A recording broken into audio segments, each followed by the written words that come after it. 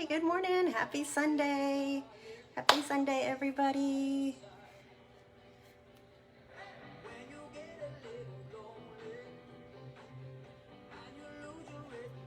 So excited to get this event started. I'm going to give everybody a few minutes to hop on. Happy Cancer Survivors Day. Who knew that was a thing? I sure didn't, but I sure am glad to be able to celebrate it with you guys this fine Sunday afternoon. What a fine day it is. This is the day the Lord has made. Thank you, Jesus. So thrilled to be here with you guys. So this is a very raw live event that we are bringing to you guys. We are Progressive Endeavors. My mom and I have entered into this, stumbled into this actually by accident. We've kind of been doing this by word of mouth, but now we're going digital, getting with the times. So we thought, well, since June 6th is World Cancer Survivors Day, why not just make this live event? So here we are. We're gonna come to you today with some giveaways, some fun games, some information. We're gonna hear my testimony and some healthy tips, hopefully, that you guys can walk away with. And I think a lot of it is just education, and honestly, we're just gonna keep these fun, keep it fun. Yeah, definitely keeping it fun. So I don't know, what is that that gets you to get your day kicked off just right? What you do? I know a lot of us women, we put in our game face, right? We put in our war makeup is what I like to think of it as. So yeah, that's one thing that I do every morning is I put on my war makeup, my face. And so I'm gonna share with you guys what it is I do to kickstart my day, get it off going just right. Of course, in the morning, I cannot start my day without first starting off with a clean, fresh glass of water with my lemon wedges in it.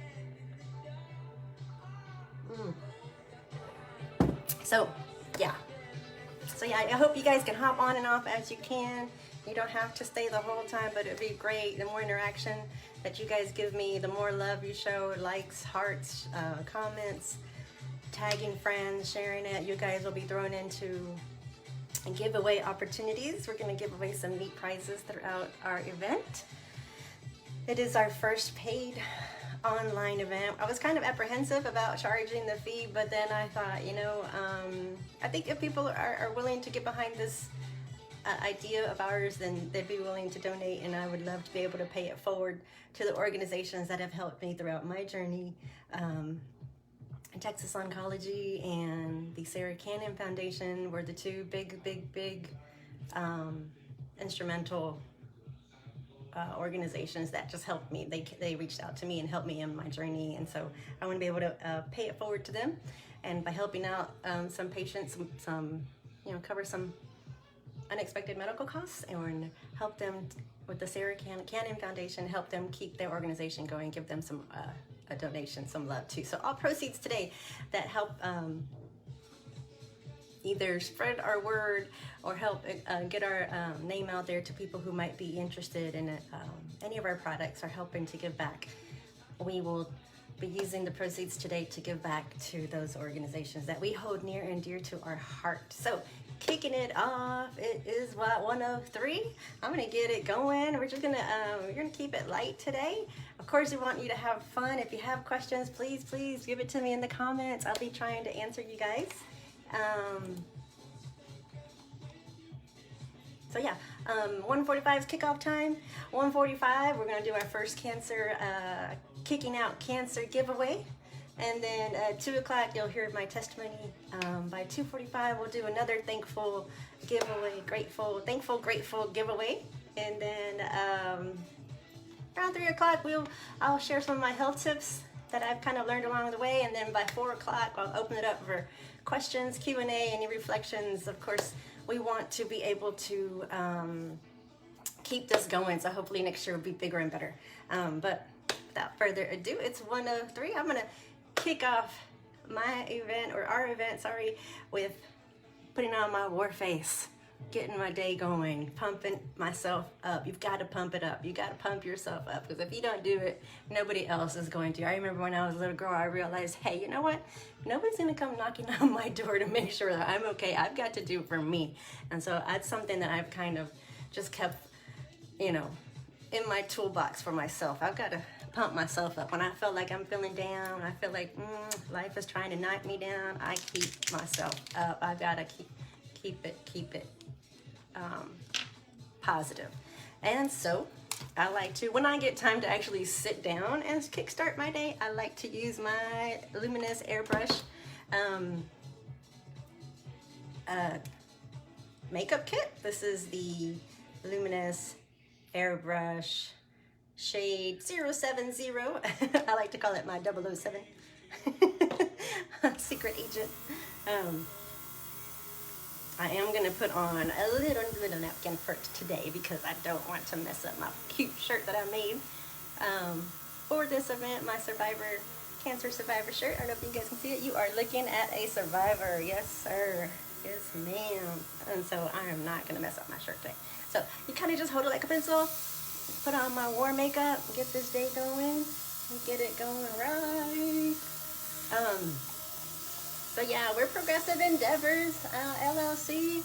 My mom and I, she has helped me tremendously through this journey. I don't know about you guys, but moms are always in your corner no matter what. And so I thought, you know, why not help? Because like I said, we were kind of just doing this on our own. You know, went through our trips to Guatemala. My mom would, you know, she loves going to shop with the indigenous women and just bring back their beautiful artisan products, and then we rock them when we go into work and stuff. And so people, you know, now and then slowly have been asking, hey, where can I get one of those? And so we've been, you know, selling them here. We are going digital now, so a lot of the stuff that what we do is we like to give it back to them. My mom likes to form relationships with them and gets to know them to see their needs, and so we'll give a care package going to them. But we'll talk more about that a little bit later. Right now, we are kicking off our Cancer Survivors Day. Who knew that that was a day? I don't know about you guys, but I sure didn't know that that was a thing. And, you know, it's not like the doctors were going to tell me that that was a holiday. So I was sitting there on my Facebook page, you know, late at night. We're all on Facebook, right? And I saw that Facebook was promoting this thing where you can have an event and they're not charging fees. So I thought, what can I do to take advantage of this? And so then I started looking, all right, let's look up holidays. And so I looked up holidays in June, and lo and behold, June 6th is National Cancer Survivors Day. So I thought, all right, let's do it. I was like, hey, you know, right now it's a one-man show. Although it seems like I'm alone, I know I'm not alone. I've got the Lord Almighty behind me. He's always got my back. He's always been there, my right-hand man. So this is what you get. You're getting me this time, but hopefully next year, I know I'm going to speak it into fruition today, that next year we will be bigger and better. We'll have other people come on who are cancer survivors to give their testimony. Or if you've been touched by someone, I know we all have someone in our lives that has been either touched by cancer, know somebody who has gone through this terrible ordeal. And so we would love to have you guys come on next year when we go bigger and better. Hey Jose, thanks for hopping on. We're just getting started. I'm putting on my war face. I don't know what you guys do to pump yourselves up. I know guys are like naturally like you know, they're good at pumping themselves up, right?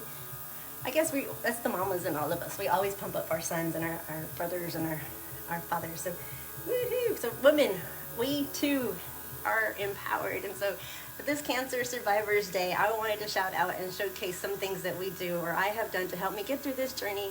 And one of them is putting on my war face, my war paint. So that's what you're catching me doing. We're kicking off our event a little bit, a little slow this morning, or this afternoon, sorry, but we're going to get it going. We're going to have some giveaways going out throughout this event, so you can hop on and off as you need to. 1:45, we're going to do the Kick Out Cancer giveaway. At 2 o'clock, you'll hear my testimony. And then 2:45, we'll do a Thankful, Grateful giveaway again. And then 3 o'clock, some health tips. And 4 o'clock, some Q&A. We'll open it up to you guys. So if you guys know anybody that you might think would benefit from hearing from the events today, or hear about the things that have helped me get on my journey, please like, share, comment, give me some love, some hearts, or tag a friend, share it. It's not too late. The more you interact with me today, you'll get your name thrown into some giveaways that I know you guys will enjoy. And so yeah, so thanks for hopping on. And so I don't know what you guys had plans for this Sunday, but like I was saying earlier, I had no idea that today was Cancer Survivors Day. Who knew? I didn't even know it was a thing, y'all. Like, I was like, if you would have told me, I would have thought, oh, get out, you're making that up. But it is totally a thing. And so we thought, all right, we're going to use our platform to showcase and to give back. So all of the sales proceeds or anything that you like today, if we're able to share out some information, then awesome. We would love to be able to help somebody out and just help make healthier choices, you know? Or if you want some personal growth.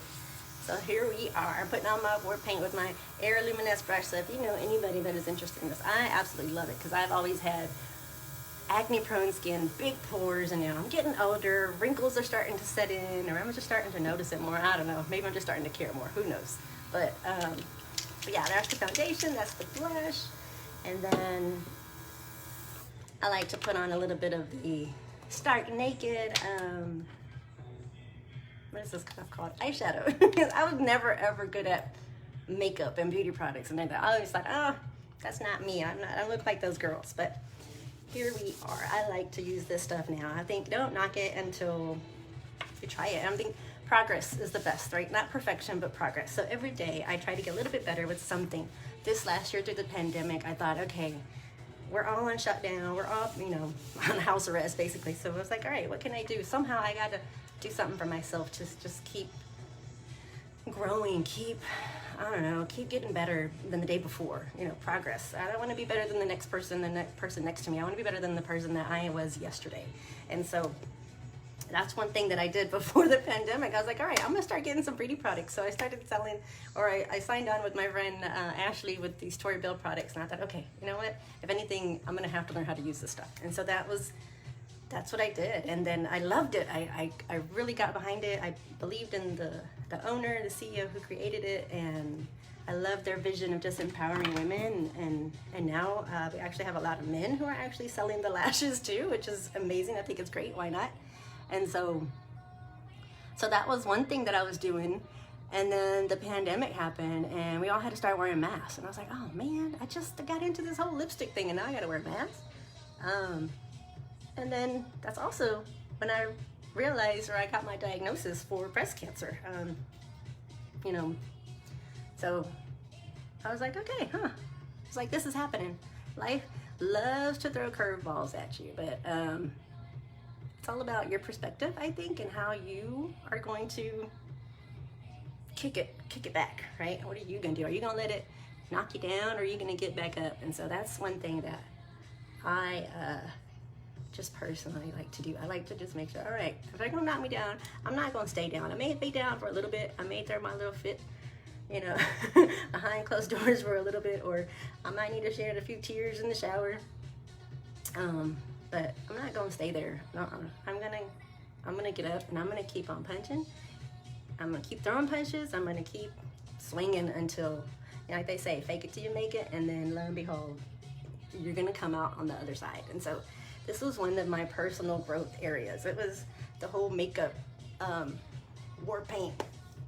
So I think I like to, if I look at it as, okay, this is my war face I'm putting on for the day. And I wasn't gonna let cancer beat me. I was like, all right, I don't know what's gonna happen with this treatment, what the doctors are gonna tell me I have to do as far as medicines or chemo or radiation or all of it. You hear, and what I knew was what I saw in movies, right? So I was like, okay, I've got to do something. So I started looking into all these things, right? I was like, what's my pain gonna be? I don't know. And so one thing was, I knew I needed beauty products. I was like, I am not going to be looking sickly, because I didn't feel sick. I didn't. I really, really didn't. When I went to the doctor, or I went to my checkup, it was just, okay, I'm 40 something. And I was like, all right, I've been putting off this mammogram for too long. I was like, I finally got some time to do it. I've got the pandemic going on. I'm forced to stay home. I'm forced to slow down. So I went to that appointment, and I just knew anyway that something wasn't right. And so they came with me, and I was like, okay, this is gonna happen. I gotta get ready. So I was like, all right, I'm going into my war paint. This is what I need to face the day. I've got to not I was like, I'm not gonna look sick because I don't feel sick, number one. So that's one thing I like to do. When I know when I was getting up in the morning before the pandemic, I would look at myself in the mirror, and just as you get older, you're just like, oh my gosh, that's who I'm looking at. And I thought, I can't be looking like that and going outdoors. So I started doing little things to help myself, and my war paint had to get better. And so here I am, and I found the Tori Bell product cosmetic lines through a friend of mine, Ashley. So I've been so thankful. It's really, really helped me because number one, it's been fun. I know as a little girl, I used to love playing in my mom's makeup and when she would let me, right? And then I used to love seeing my neighbors who just seemed to have it all, right? They seemed to have everything, and they had the, you know, the skills to put on the makeup, and I used to love watching them do it. And so all that just kind of came back. I was like, if anything, all right, during the pandemic, I have more time to just sit and play with the stuff and learn how to use it.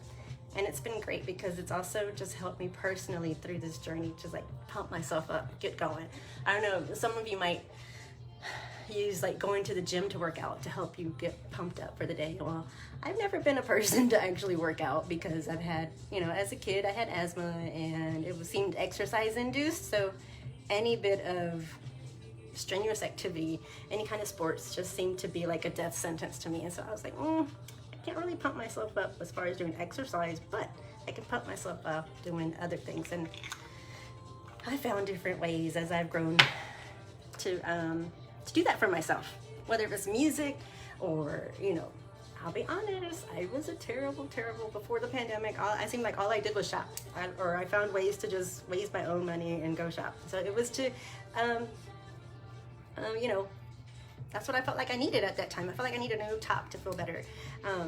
And so throughout this, you know, one way I pump myself up is by using these products. It helps me to just look at myself in the mirror and not feel so washed out. I feel more of life, more full of color. And like I said, you know I'm not perfect at all of this, but it's progress. It's progress, not perfection. And so every day I try to get a little bit better at this stuff. And if anything, I feel like I look way better than before than what I would have been doing without the makeup. You know, when I was younger, I was always makeup freak because I was young. When you're young, you're beautiful. Young is beautiful. And no matter what you're wearing, I think that's one thing that we don't realize when we're in that age is when you're young, you look good. Guys and girls equally, right? And then as you get older, you got to start doing more things. You got to go to the gym. You got to watch what you eat. You got to make healthier choices. And so that's where I am today.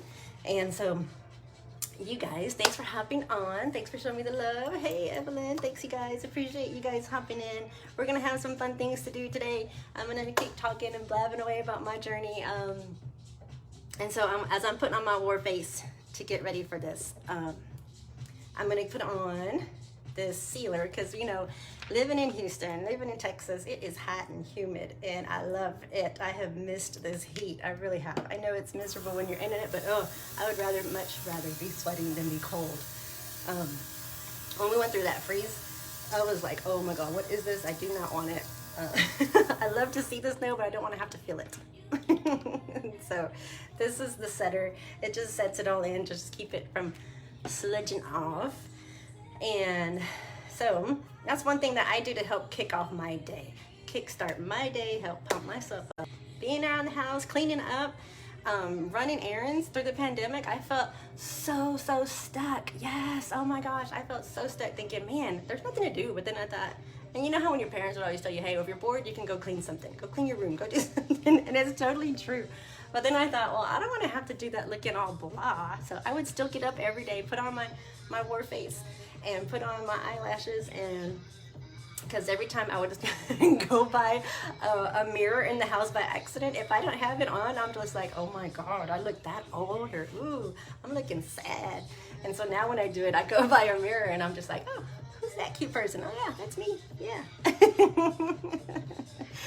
And so these Tori Bell products are really, truly they've really been my saving grace through all of this, just aging in general, and then boom, having to go through the pandemic, and then the breast cancer diagnosis. It was just like, come on, everything just, like they say, when it rains, it pours, right? And so I would still get up. I still get up no matter what, and I slap on these lashes. Sometimes I get the chance to put on my full war face, and sometimes I don't. But like today, it's Sunday. It's Sunday fun day. I don't know what you guys like to do for Sunday Fun Day. Most of the times on my Sunday Fun Day is just cleaning up around the house, playing some music. But every now and then we'll get out and do some Sunday Fun Day, you know, going to catch a ball game, going to the pool, or going to the beach. I know there's lots going on today, so I am so appreciative of you guys hopping on. I know there's all kinds of soccer and stuff going on, sports, baseball. But like I said, you guys can hop on and off as you need to today. I'm going to keep on blabbing and keep sharing. The more you interact, the more like, shares, tagging a friend, commenting, show me some hearts. And the more chances you'll get a chance to win for our giveaway prizes. Because I know I am a giver. My heart is of service. I feel like if I'm not giving back or doing something to help someone else, then what am I here for, right? That's like, I'm not a taker, I'm a giver.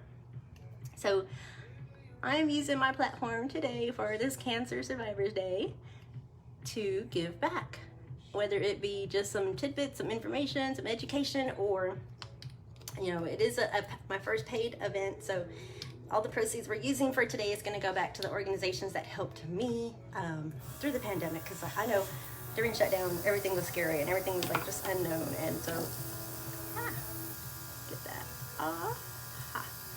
sorry about that. So I'm going to use my airbrush to kind of, this is hard to do, talking and doing it at the same time, but I almost feel like I'm back in the classroom teaching virtually. Nobody's talking back. That was hard. I know a lot of us, I don't know, I felt like I kind of missed the train too, because like a lot of the universities went virtual, and I thought, man, that's perfect. I don't even have to go to campus to do class, but oh well. So yeah, I feel like I'm just blabbing on and on today, but hopefully you guys have fun. And I tell you what, I don't know what's something that you guys like to do to kickstart your day. Whether it's get up, you have your cup of coffee, or you got to hear your favorite song, or, you know, I don't know. What is that kickstarts your day?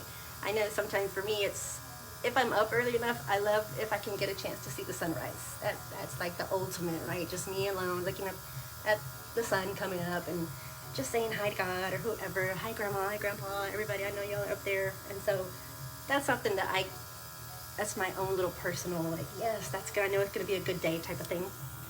Because sometimes, you know, the alarm is off, you're snoozing, you're trying to roll out of bed. At least that was me before the pandemic. I really was like, dread. Everything was just like a burden before the pandemic and before my diagnosis. Everything was like, I gotta get up and go to work tomorrow. I gotta get up and go. Everything was And then with the diagnosis, I was just like, I know we all are gonna have our number called, right? But I feel like if you don't know when your number's gonna be called, then you're kind of, I feel like you're more fortunate, because you can take advantage and you just kind of take things for granted. You don't realize, oh, your days are numbered. But once you're given a diagnosis with such a terrible disease that you don't know about, and I felt like, man, I kind of know how I'm gonna go, right? I didn't know, of course, how long I was gonna have, and so I just made a vow to myself. I was like, all right, all those things, all those times when I woke up feeling like, oh, I don't want to have to, now I'm gonna feel grateful that I get to. And so for me, waking up is one of them. Of course, going to bed every night, I give thanks and I'm grateful and thank you for all the headaches and the stresses of the day, and I'm thankful for it. Thank you for the roof over my head. Thank you for the bed. Thank you for this pillow, everything. Thank you for the family that I got to talk to today. And so in the morning when I wake up, that's the first thing. I'm like, thank you God, thank you. I have another day. Thank you. And so everything on top of that is like icing on the cake, whatever it is, whether it's something stressful or something joyful, something cheerful or something sad, and I'm just grateful for it. And so taking off my day with the sunrise, with a good morning text, my mother, my sisters, and before they would always send me texts or, you know, are you up yet? Did you go to work? And I was always just like, yes, of course I'm up. I'm going to work. I'm 40 something. Yes. And they're still texting me. And it was always like, oh, get off my back. But now it's like, when I don't get those texts, I feel like, oh my God, where are they? I miss them. And so just everything on top of that is just icing on the cake. And I know that us growing up in Texas, we've always kind of been on our own, or at least we felt that way, right? You know, you get busy. This life is hectic and you don't have a whole lot of time to like sit and talk and chat like you should. But I always know that I carry everybody in my heart, no matter what. Whether I get to call you or get to message you or text you, I know that I carry you in my heart with me all the time. And so I think a lot of times I took that for granted, because I always just thought, oh, well, I thought about you today, Mom. I'm sorry if you didn't know that. I know I was thinking about you. And so now I like to kickstart my day with little things like that, like sending them good morning text, hi Mama, I love you, or I'm on my way, I'm going to work, I woke up okay, how are you feeling? Just little things like that I think once they're gone, we're gonna realize how much we didn't appreciate them. And I know before the pandemic in 2018, when my dad died, I was just like, before, when he would call, I'm not gonna lie, I'm like, oh, I would see that call coming in and I'd be like, oh my God, what is it now, right?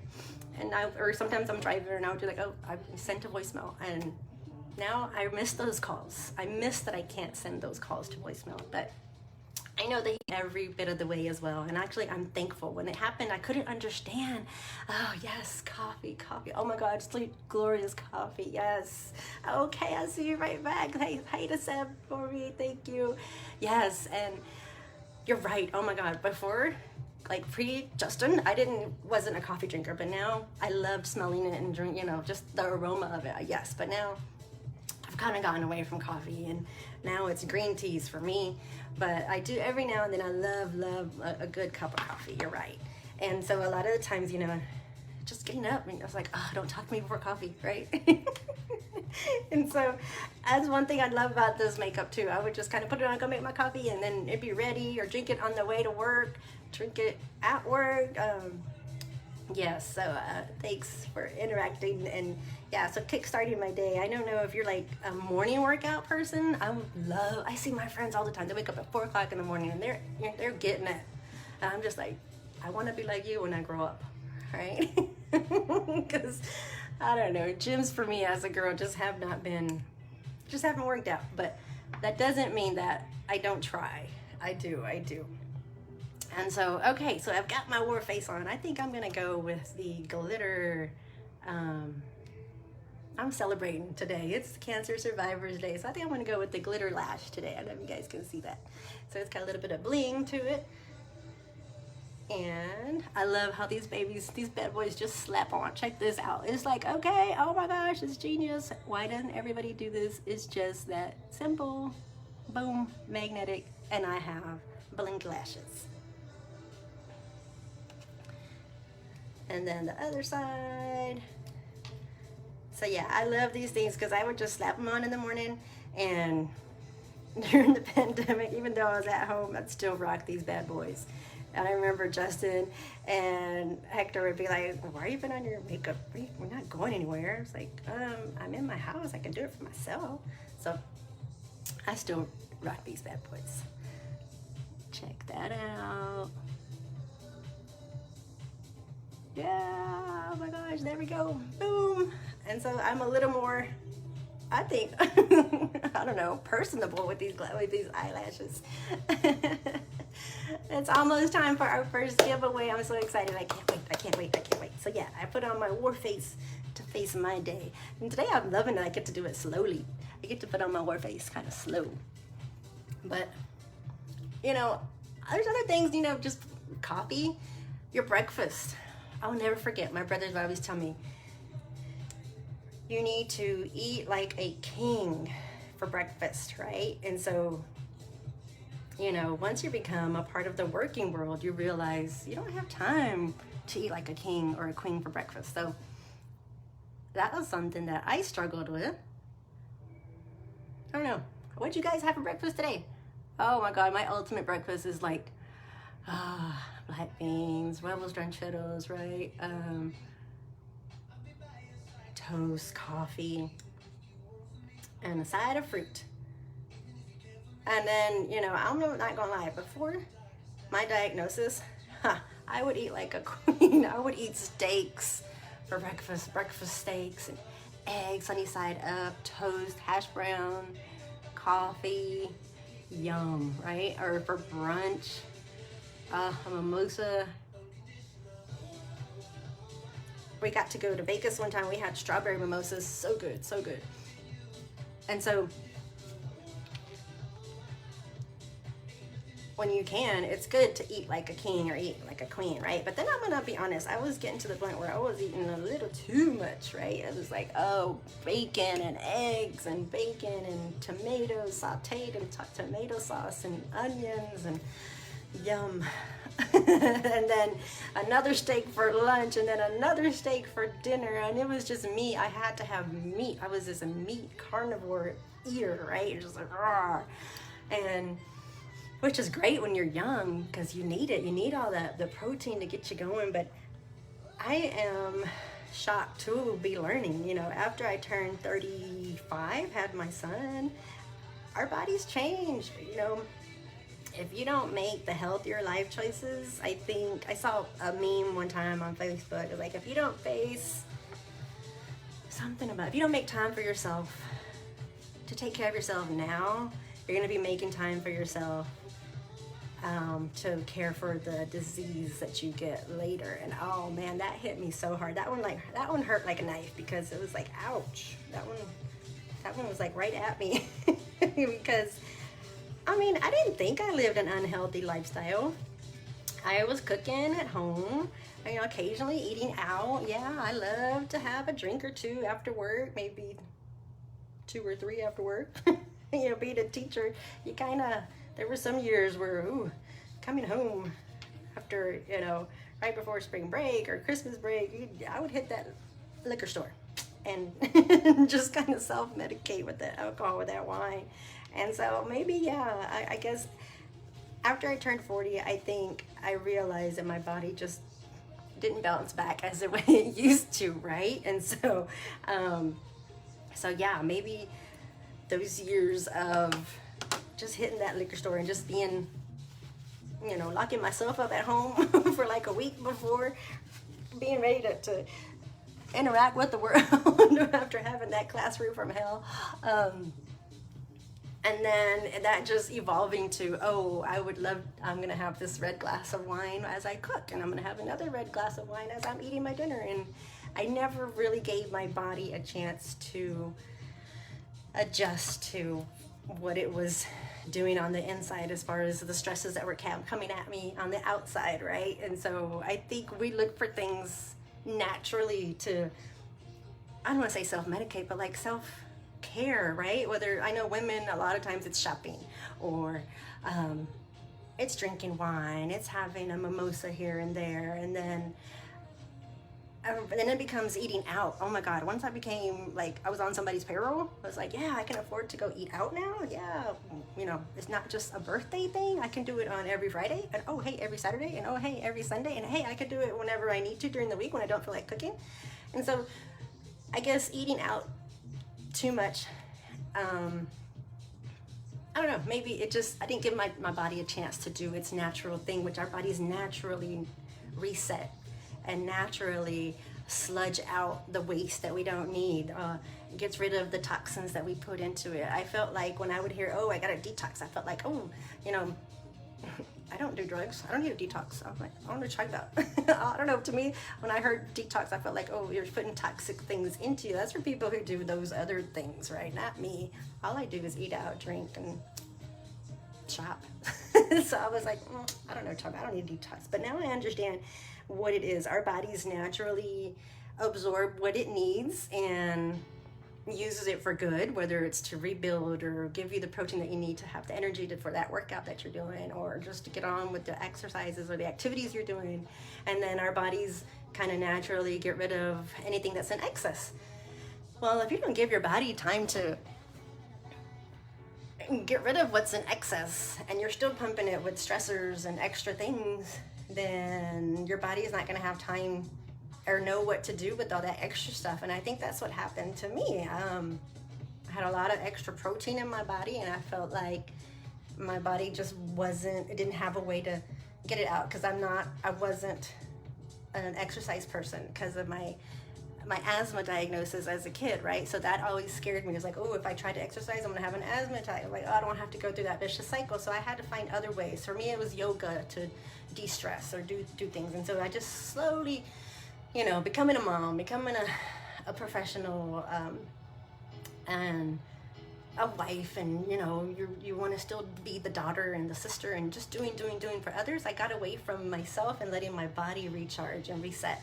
And so I think a lot of the things internally too, emotionally, the death of my father, the death of my grandparents, not being able to go see them and go do that any family just should, I think bottling all that stuff in, all the miscommunication, the misunderstandings that happen, and not being able to just express yourself. I always felt like, oh, if I show my emotional side, then I'm showing a weakness.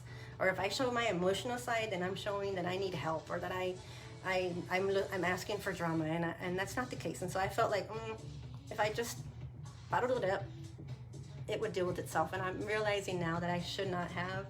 And I think that also just compounded, and you kind of just, you kind of compress it. And if you're not good about compartmentalizing things, and it just kind of grows and grows and grows. And I felt like internally that's probably what happened too. I didn't let my body deal with the the nutritional stuff on the inside, and dealing with the emotional and everything. And I think it just snowballed, and then boom, it manifested in places where I didn't think to be looking for. I just didn't think cancer was going to be on my radar, because to me, cancer is all I knew about cancer was we wear pink in October, right? And at the football games, I would see them, all right, they rocking the pink soccer cleats for world soccer, or they're rocking the football cleats, the pink socks and the pink cleats and the jerseys for NFL in October. And I thought, well, okay. And even our owner, the Texans, their wife was hit with the diagnosis. And even that for me, it was, yes, okay, she's a woman, but it was an Anglo woman, and she was an older woman, probably in her late 50s, early 60s. And so that's what I kind of identified with. I thought, oh, cancer's, I hate to say it, but I always thought cancer's a white disease, or cancer's an older lady disease. And so it was just nothing that I ever thought that we had to worry about, or I had to worry about. And so once I realized, I was educated about it, and then I just right away, I was like, oh my gosh, there's a lot of Latina women who have no idea that we need to be careful about this, and we need to be more proactive and make changes, because luckily our culture, we are natural by design. What we cook, our spices, our foods, it's by design healthy. Of course, in excess, everything is bad for you, right? But I think our culture has the advantage as far as tweaking things here and there, that we can make sure that this is a disease that our future generations don't have to worry about. Hopefully we can kick out cancer for good just by tweaking certain things and just educating and getting the word out. So then I thought, all right, if I'm going through this journey, I think it's because I was meant to share out and share that it can happen to anybody, not just women, it is men. As I was going to my appointments, I was shocked, y'all, to see how many men were in those doctors' offices, how many men were getting treatments, and how many men were going through this breast cancer journey right there, right alongside me. And some of them were young, some of them were older, but it was eye-opening. And then I couldn't help but think of, oh my God, I've got cousins and brothers and uncles, and I don't want them to have to go through this, anybody, friends at all. And so I thought, this is why. I didn't want to sit there and question God and think, why God, why this? Because I instantly saw it then when I looked around and I saw that, man, the representation on the media is not what is real life. And so that's why I'm here. I'm using this platform to just get the information out there, make it fun. I don't think that cancer should be a scary thing. I know that sometimes when I hear the C word, I'll be honest, when I would hear it and people were going through it, I would just, I don't want to hear that sad story. Oh, so sorry you're going through it. I'm going to put my shoulders on and I'm going to keep going this way while you go that way. And so this is why I'm doing it. I think that we need to be able to dialogue more about it and question why, and question things that we're put into our own bodies, question things that we see in the stores, and why are we allowing this to be just because we are in America does not honestly automatically think that, oh, if it's in the store, it's going to be good for you. Because that was my way of thinking. That was my miseducation. I thought, oh, if it's at the store, then surely it's going to be good for me, because somebody had to okay it, right? And that is not the case. I'm learning that as I go through this. And so, you know, one of the things was my makeup. I was like, all right, I'm not going to do that whole mainstream, you know, everything that you see at the store, Revlon, CoverGirl, even the MAC product. MAC, because I love it. I hate to knock down any product, because, you know, if that's your price range, and that's it. But I realized that there's other alternatives. These Toryville Magnetic Cosmetics are vegan, they're paraben free. She's really aware and self-conscious about the products that she uses, and so a lot of it is, I'm safe. I feel good about knowing that I'm using it or recommending it to a friend. If you've got a sister or a mom, a wife, a friend, anybody that you're going to be giving something to, wouldn't you want to give them something that you know is not going to harm them? And so that's where my whole mind shift. It was just like, I don't know if I could like 3D visualize all that, everything was happening to me internally, and it was just like boom, boom, boom, because it was in the pandemic, and I just saw how people reacted to the pandemic. Just, you know, being a teacher, you think, okay, surely the principals and higher ups know how to handle things, and I just saw that no, that's not always the case. And so number one is you always want to stay calm in a situation. And so that was where I was like, okay, if I'm going to go through these troubled waters, I need to draw into what I know and keep myself calm, number one, so that I can keep everybody else calm, and so that I can know and navigate these waters safely. And I know that I wasn't going to be alone. I knew I had God Almighty on my side, and my ancestors right there, right behind him. I knew all my grandmothers, my grandfathers are right there with them, my aunts. And so I knew I wasn't alone, even though I felt like I was alone during the pandemic. And I know, you know, sometimes when it's you being diagnosed, nobody can do anything for you. All they can do is pray. And so I knew I had my prayer warriors. And so I'm grateful for all of you. Thank you, thank you. Please, I know that I have lots of prayer warriors that I don't even know personally, so I appreciate them. I know all the prayer chains, everything. So this is what it's for. Our Cancer Survivors Day is to help give back and to help give the information and everything, the motivation, the positive words, the positive mindsets to everybody. Even if you aren't of age where you have to worry about this disease, at least you can make some choices now to help yourself so that you don't have to worry about this later. And so we're getting close to our first 145 Kick Out Cancer giveaway. So I'm going to showcase some of the things that you might be able to win. Okay. So I was loving this little doohickey here that I came across. It is the USB powered on the go. I don't know if you can hear that. It's a shake blender. If you got your protein shakes that you make in the morning, or you just want to take something with you. I love that it's USB powered. I could take it with me on the go. I could throw it in the gym bag. And so, yes, or even in work. Yes, I am too. Oh my God. And so I want to be able to give away either one of these to a lucky winner. And don't worry, it's not going to be pink. It'll be, if for my guys out there, my guy cousins, guy friends, my little boy loved it. When I got it, he's like, ooh, I want that. And he took it from me. He would throw his blueberries in there, and he'd walk around the house. He was maybe 3 or 4. Gosh, it's been that long. Yeah, so he would throw his blueberries in here. And yes, oh my God, breakfast tacos do me in every time too. Hey Julia, thanks for hopping on. It is 1:45-ish, almost 3 minutes. I'm just showcasing some of the things that you might be able to win today in our Kick Out Cancer giveaway. This was one thing that really saved me on many a days when I couldn't get to work early enough to make a shake. I would take it with me on the go. I love that it's USB powered, so you can get one in pink. My little boy took it from me, and then my husband, he would be like, why is Justin walking around with a pink blender? And first of all, I was like, it doesn't bother him. He can use it. And so he was loving it, that he didn't care that it was pink. But then I was like, okay, well, maybe I'll get him a green one. His favorite color is green. So he has his very own. His is green. So if you are not feeling the pink, don't worry. You can pick your color. For the giveaway, you might win this cool USB powered. I love it. I love it. You can take it with you. You can, your protein shakes and natural drinks or water with fruits in it, whatever it is you'd like, you can get that, or you can get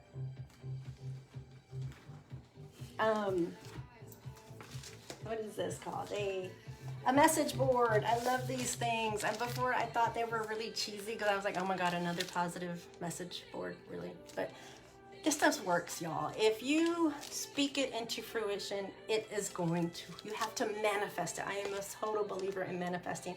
When I was a kid going through things, I would pray in myself internally, and I would just speak the strength into things, and I knew it would work, and sometimes it would. And so somehow I got away from all that. I don't know, just the negativity of life, the ugliness of things happening around others, you know, negative Nancy's, negative Ned's just getting to you. So I got away from those. And so I think this is important. So a message board, you can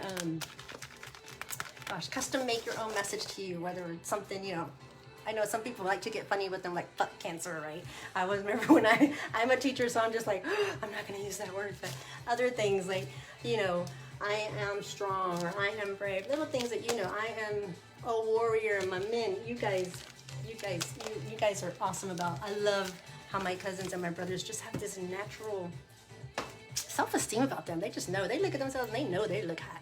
And so I don't know, I need a little help in that that department. There's certain things that I do or think of that I don't really see. So yes, you can get a USB powered blender. I love this one. Or you can get your message board to help you motivate yourself, pump you up, kickstart yourself, kickstart your day. And so how do you get to win? You can like, share, comment, tag a friend. It's not too late to get people on board to this. Or if you know somebody, how about we use our code word, kick out cancer.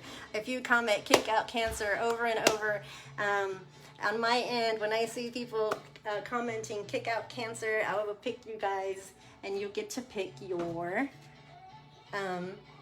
prize. And then so I also want to know, what is something that you have had to kick out in your life? Did you have a pet you had to kick out? Did you have a significant other, somebody you were with that you had to kick out? What was it that you had to kick out once? Was it a habit? Was it something that you were eating too much of? I know mine, I had to kick out jalapeno chips.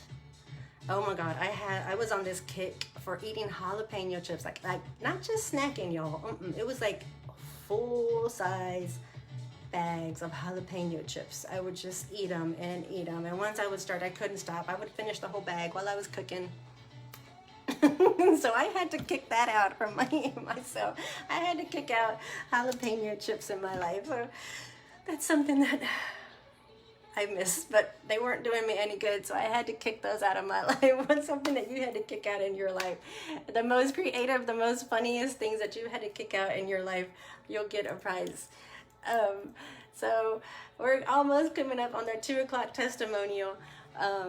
Thank you guys for hopping on. I am wearing you are looking at a Survivor t-shirt. So the proceeds to today's event, you are going to get a t-shirt. You should have received a Google form to fill out to register for your shirt. If you know somebody that is interested, please help us share. We're going to use the proceeds today to go towards helping patients at Texas Oncology cover their bills.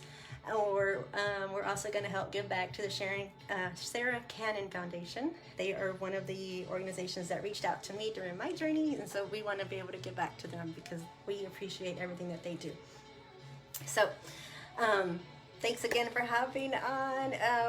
Thanks, Jose. It's been wonderful and participating. Thank you guys. So I have put on my war face today using my Tory Bill product, so hopefully you guys, if you didn't get to catch that, you can go back and look at the replay later. I am going to also share out some things that I do in the morning to help kickstart my day. And I love to kickstart my day with these B12 Focus shots. I found these at H-E-B. It is blue algae. I don't know if you guys have heard the rage about blue algae, but I love that it has all these natural vitamins, and the B12 has been something that I don't know, there was this one year where I was just in this funk. I just could not get out of this mood where everything just was drab and I didn't see the purpose of the point in things, but I was just kind of just going through the motions of life. And then I was still living at home, and my mom saw me, and I was just kind of like shutting myself out from the world. I gave my mom my cell phone, and I was just like, here's my keys. I just kind of stayed on the couch that whole summer, and I told my mom, I was like, you know what? If people want to come see me, they know where I live. They can come see me. And it was, I don't know why, I was just in that funk. And then my mom, she you know, she was, bless her heart, she would come home from work, and she's like, do you want some money to go out? Here, go do this. And I was just like, no, I'm just here. I'm watching TV, or here, I'm reading this book. I'm okay. And so she got to be worried, and rightly so, right? Because it was not like me. And so she came home one day with these B12 injections. And I mean, it was a struggle. It wasn't cute. It was ugly. She was like, here, take this. And, you know, I was like, no, Mom, I'm fine. Leave me alone. And finally, you know, she helped me. She got a hold of my hip and my buttocks, and she got the shot in me. And I'm just, you know, upset. I'm just like, oh, I don't need that. Why'd you do that, Mom? And of course, we always blame moms for everything. And I'm just like, oh, you're doing your mom thing again. But then the next day, or actually within like the next, like a few hours, I just felt this difference in me, and I felt this fog just kind of leaving, and I felt like, you know, there's these commercials of like show depression, and you're just kind of like this shell of concrete of gray just breaking off of you, and that's kind of like what I felt. And so that's when I realized that there's something to B12. B12 and vitamin D are so crucial to our well-being, our balancing of our hormones and our emotions, that I wish our education system would do a better job of teaching us about nutrition and just in general of what we need to put in our bodies. And so B12 is something that, well, I know when I start to feel like I'm not feeling myself, I'm gonna get into a funk, I start thinking there, number one, all right, am I eating enough B12? Do I need vitamins? Do I need those injections? Do I need something? And so this is something that I do daily. It's a B12 focus. It's called a shot, but it's not like an injection. I love that it's called a shot, because it's like, shot, right? shots. Everybody. But I love it because it says it's a concentration lift, memory booster, mood and energy enhancer. And it is cold. You have to keep it refrigerated. It comes in this cute little box. You get 6 bottles. They're at HEB. And they come in these little glass containers, and I saved the glass containers. I love that they're glass and not plastic. So much out there that is claiming to be healthy for us is still being packaged in plastic containers in the name of saying that it's BPA free, which is great. It's a step in the right direction, but I still don't trust that it's in plastic. So this I love because it comes in a glass container, and I reuse my glass containers. I put my pills, my vitamins, anything that I need. I can throw it in my purse and take it with me if I don't take it in the morning. This one I've actually used to fill with chia seeds. I use chia seeds in my nifty little blender. These are my chia seeds. Hey Evelyn, thanks for hopping back on. So it was 1:45 giveaway, kickoff giveaway time. So if you have liked, shared, commented, tagged a friend, or even commented, what is it that's something that you had to kick out in your life? I was just sharing that I had to kick out jalapeno chips in my life, like for good. It was a toxic relationship. I was eating full bags of jalapeno chips, y'all, like daily as I was cooking, as before I went to bed. And so I had to kick out jalapeno chips in my life. And so this is something that I was sharing right now, the B12 focus shots. I love them. It has cinnamon, it has B12, it has blue algae, and I feel the difference when I take a shot of these in the morning, first thing after I have my lemon water. These B12 shots have really helped me to just feel like I've got the energy to take on the day. Thanks for the hearts, thanks for the loves, yes. And so these B12 shots are something that, you know, once I start feeling like I'm getting to a funk, I'm like, I need more of these. And so I get these from HEB. There's 6 of them that come into your little box.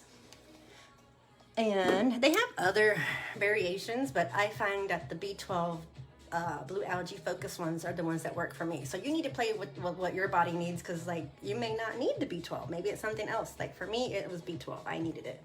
And so I realized that summer when my mom helped me with that B12 injection. So thanks, Mom, for always knowing what to do.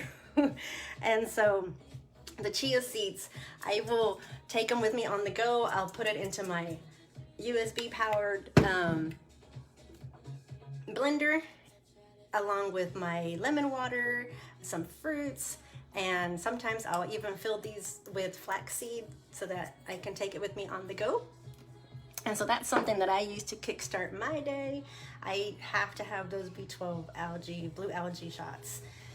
And for breakfast, oh man, I loved eating steaks for breakfast, y'all. I was eating steaks for breakfast with eggs. But not anymore. I had to kick that out too. I had to kick out the breakfast steaks. I had to kick out the bacon. I had to kick out the ham. I had to kick out meat. I just decided, you know, when the doctors gave me the diagnosis, none of the doctors really asked me, what is your diet like? What is your day like? They just asked, okay, when was your last physical? How much do you are you a drinker? Are you a smoker? That was the only thing they actually asked. Are you, or do you take recreational, I can't even say that. Recreational drugs? I don't understand why it's called that. Recreational? Really? It's like, it should just be illegal, right? Anyway, so those are the only questions that the doctors really asked. And so it was mind-blowing to me that as I was starting the journey, my biggest fear was pain. I didn't want to have to feel the pain. I feel like I have a high threshold for a level of pain, but I was still concerned that I was gonna have to deal with pain. And so right away, I was proactive and I started looking for things, and one of them was the CBD oils, right? You see them all over the place. Texas is starting to legalize certain things. I know California's been, instrumental on getting that rolling. And so that was one thing that I started looking into. I was like, okay, maybe there's something to this. It's a natural plant. It grows naturally, and there's got to be something to it if people are speaking about it. And so I did. I signed up, and I had started to, I thought, you know what? If I'm gonna need this stuff, I was like, I'm not just gonna buy it and make somebody else richer off of my purchases. And so then I thought, I'm gonna become somebody who, what do you call it? It's like a representative? I don't know, a brand ambassador or something like that. So then I signed up to sell, oh gosh, I can't even think of it right now. Oh, I just had a mind moment. I can't remember what it's called. Anyway, and so I thought, okay, if I'm gonna need these CBD oils, which I started to do, I would do that in the morning. It was green tea and a hemp extract. This one was like 1750 milligrams. And so yeah, I started doing that. It didn't give, I think this one is a TH free. So it didn't give that high feeling, which I honestly don't even really know what that is, because I still to this day, I cannot even tell the difference between cigarette smoke and marijuana smoke. Like, I just can't. I don't. My husband can. He smells it, and he's like, right away, we got to get out of here. So I'm just like, why? It's just somebody smoking. He's like, no, they're not just smoking. And so anyway, I didn't feel the effects. I didn't feel like it was altering anything in me, but I felt like it helped. I don't want to say it helped keep my pain away. It helped me, I think, just keep me calm, because I was really anxious about having to feel pain. And so I did that for a few months. I don't still do it now, because and I'm going to get into this more once I start talking about my testimony coming up in a few minutes. 2 o'clock testimony time. But so yeah, I still have it just in case, because that's like my biggest pain, is like the ultimate thing I like on our bodies, that as you get older, you just start to feel pain. Your muscles and your joints naturally just start to not move or glide as easily as they once do, as when you're younger. And so it manifests into things like joint pain, muscle pain. And so that's something that, if you're constantly living with that little bit of pain, I think it starts to eat away at you slowly. And I don't think we realize that a lot of people are walking around in pain, whether it's muscle pain, aches, or joint pain. It's emotional pain. It's internal pain that they're inflicting on themselves just just by compressing things and not dealing with them. And so that was one thing for me that I started to look into, and so I did that. I don't so much do it anymore because I've done with my pain yoga, breathing techniques, breathing. Oh, thanks for that question. Oh, my diet now. Yes, I'm going to talk about that in a few minutes. That's a great questions. Yes. Oh, really? What makes you sick? What smell? Are you talking about the smoke smell? Oh, these B12 shots, great questions. Yes, I love the taste of these because it kind of just tastes like a fruity, like a natural juice, or I don't know if you go to like Smoothie King and get juices. It's green. I probably should have showed y'all. I could have got one from my fridge. Yes, hi cuz, thank you, guys are awesome. So it has like a little bit of a cinnamon taste. So I don't know if you're allergic to cinnamon, you might want to watch out for that. I know my brother is allergic to cinnamon, so if like he would have like a swollen tongue and everything. But the cinnamon is like in it replaces having to use sugar. So the cinnamon gives it like a sweet taste, so it doesn't taste so sour or tart, or you know how you take some healthy things just don't taste good. But it's really a sweet, good flavor. It's like, I would say it's, to me, I think I taste, let me see the ingredients in this thing. Maybe that can help. Oh yeah, okay, it's got organic orange, organic wild blue-green algae, organic cinnamon. So yeah, it's like taking a little bit of natural or a little orange cinnamon with like, I see a little bit of lemon in it. And so it's really good. I love these B12 shots.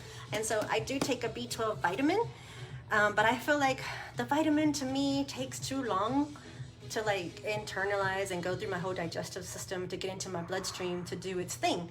And so to me, I prefer the injection. So I found, my mom used to go to Mexico and get the B12 injections and bring it back, or if we heard of somebody that was going, we would get them and ask them to bring it back. But I actually found this place that does, I think it's called like lab stuff. Like they normally do like, I keep going back to this. They do like drug testing for like employers. And so they'll also do these B12 injections, and they do these cocktails of B12, B6, B12, and all the Bs.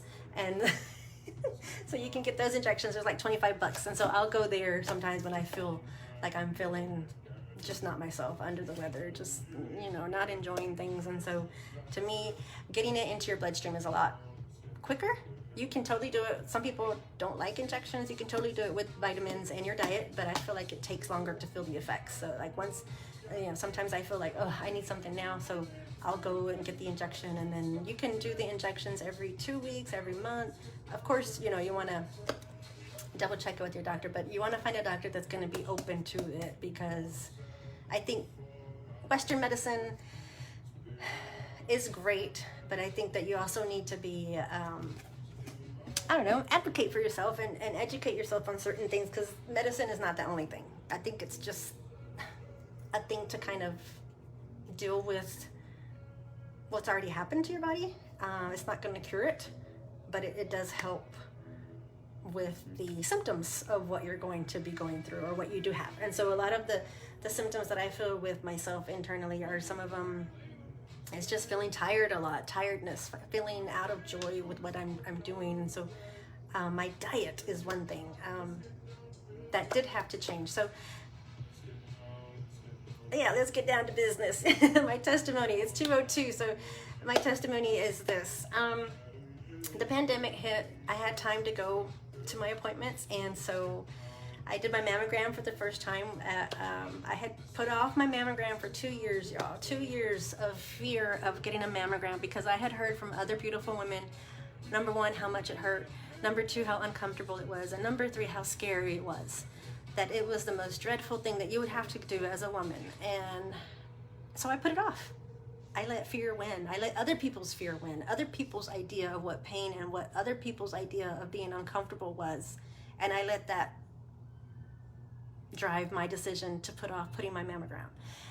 That and the whole pace of life that we keep, having to go to work. And I'm a teacher, so finding a substitute was more hassle for me than taking time to go take care of my health, I thought, which not anymore. I've done a whole mind shift there. You know, if you don't make time for yourself now, you're going to have to make time to deal with the disease later.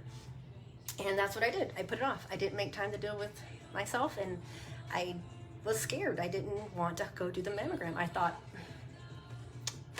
I don't feel like I need it, so I'm not going to do it. And so I always thought that if you did the mammogram, it was because you felt like you had something wrong. You had to go do it, which was false.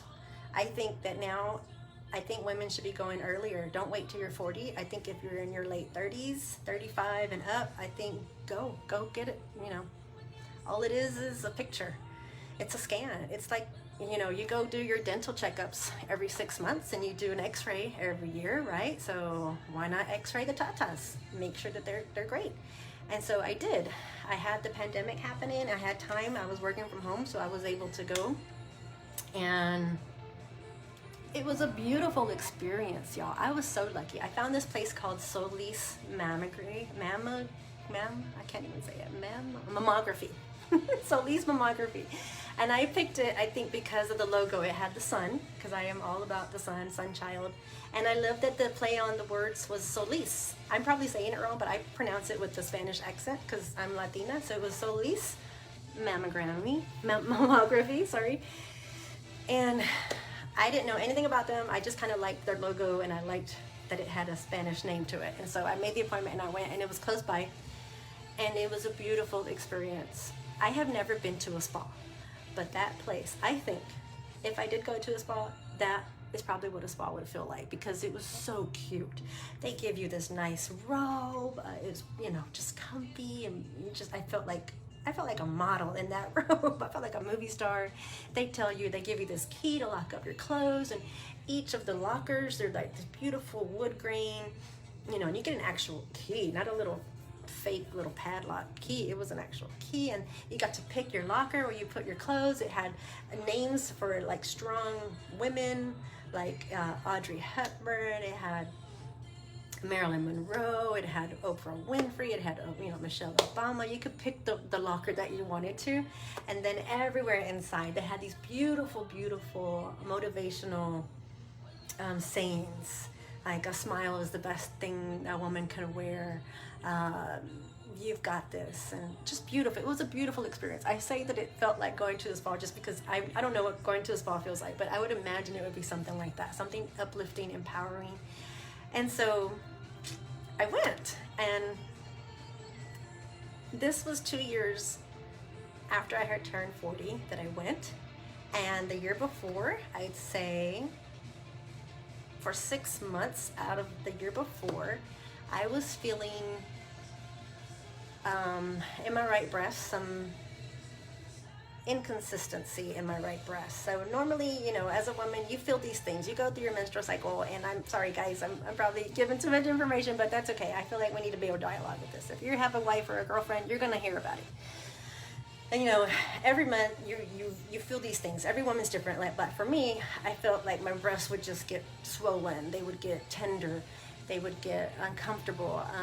You know, of course, the bloating would happen, and the cravings for food would happen, and so to me that was normal. And then, you know, one year when I want to say it was my first year in college. My first year in college, it was stressful. I wasn't eating right. I was drinking lots of sodas. I was drinking like a 2-liter gallon of soda a day. I was drinking Mountain Dew, Dr. Pepper, Coca-Cola, Pepsi, you name it. And that year in college, I had gotten this lump. It was a golf ball size lump. And so, you know, at the time, I'm a college student, wasn't working, didn't have, you know, health insurance. So luckily, the college universities who offer clinics on campus, because I went to that. Yes, the smoke smell. Yes. Oh my God. Yeah. Okay. Yeah. See, lucky. I don't know what the marijuana smell is, but yes, you need to go get your mammogram. You know, don't put it off. So I had that lump happen.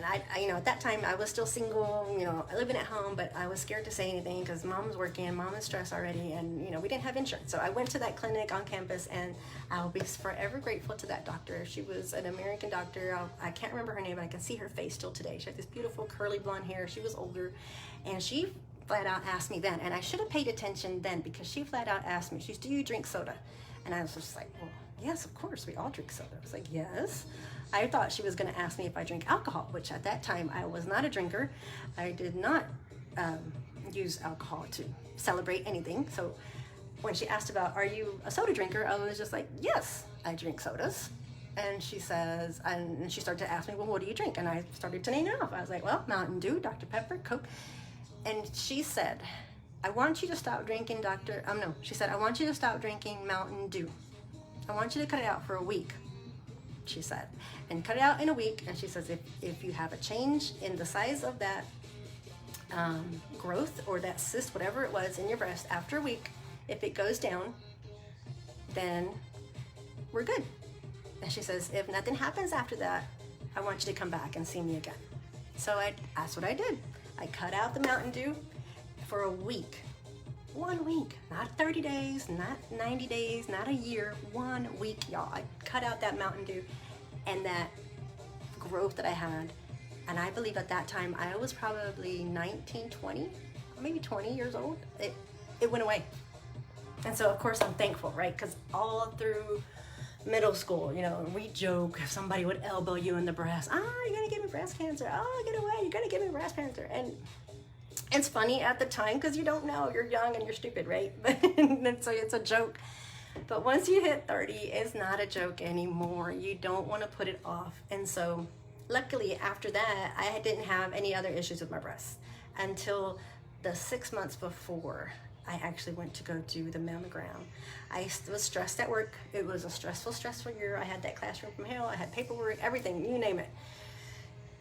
And I wasn't eating right. I was stopping at the liquor store on my way home lots of times. I was going to happy hours with the fellow teachers to deal with things, to vent.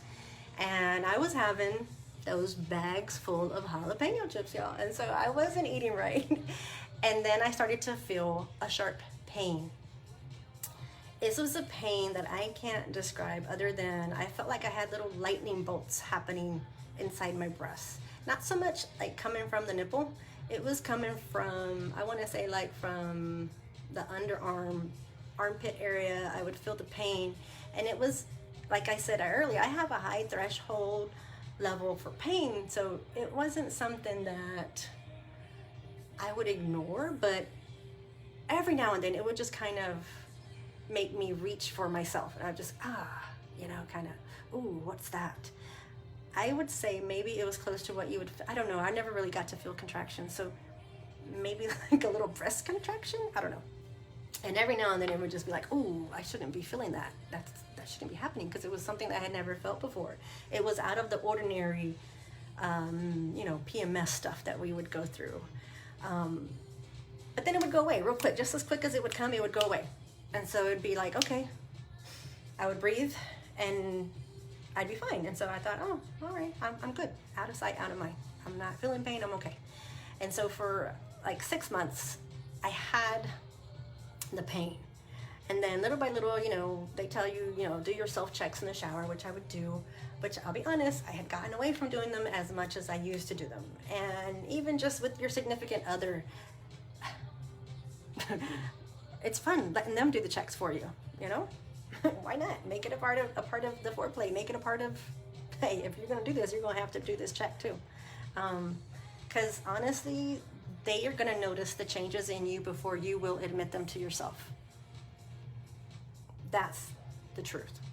And so we had kind of gotten away from that. And, you know, life is fast paced, and it was just, okay, you know, bam, bam, thank you, ma'am, gotta go. And so we got in the shower just checking myself. But then with all the stress of that year before the pandemic, I started to feel, no, oh my God, no, do not let that doctor tell you what you need to do. You need to go now. Yes, Mountain Dew. Mountain Dew, when you look at the ingredients, if you just think of like when you pour it into a glass, Mountain Dew it's neon in color. Have you ever thought about that? It's like glowing. They use that in their marketing to get kids, and it works because kids love fluorescent stuff. We love glow in the dark sticks that we bend, and and it's fun, and we think fun is good. But yeah, Mountain Dew, I cut it out for a week when I was in my early 20s, and that growth disappeared. Never had any problems until I was in my 40s, 20 years later. And I had that growth again. And again, it was golf ball size. And I'll be honest, because I had felt it in my 20s and I kicked out the Mountain Dew, and I felt like, oh, this is probably just because I've been wearing the wire underbras, because a lot of times I was terrible at treating myself to brand new bras. And so I would wear that bra out until that wire would poke me. And so that's kind of what I thought that pain was coming from. I thought it was from that underwire bra. And then I thought, oh, it's probably because I've been wearing this bra too long. I thought it was like a clog from the deodorant.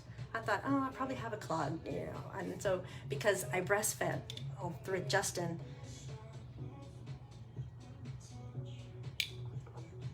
and so I experienced through breastfeeding that our ducts, our milk ducts could get clogged. And so that's what I thought was happening. I thought, oh, I'm probably just clogged from the deodorant, the underwire. And so I thought, well, it'll just fix itself. And I put it off. And the pain that I would feel every now and then, it would remind me, because I would reach and I would feel that lump again.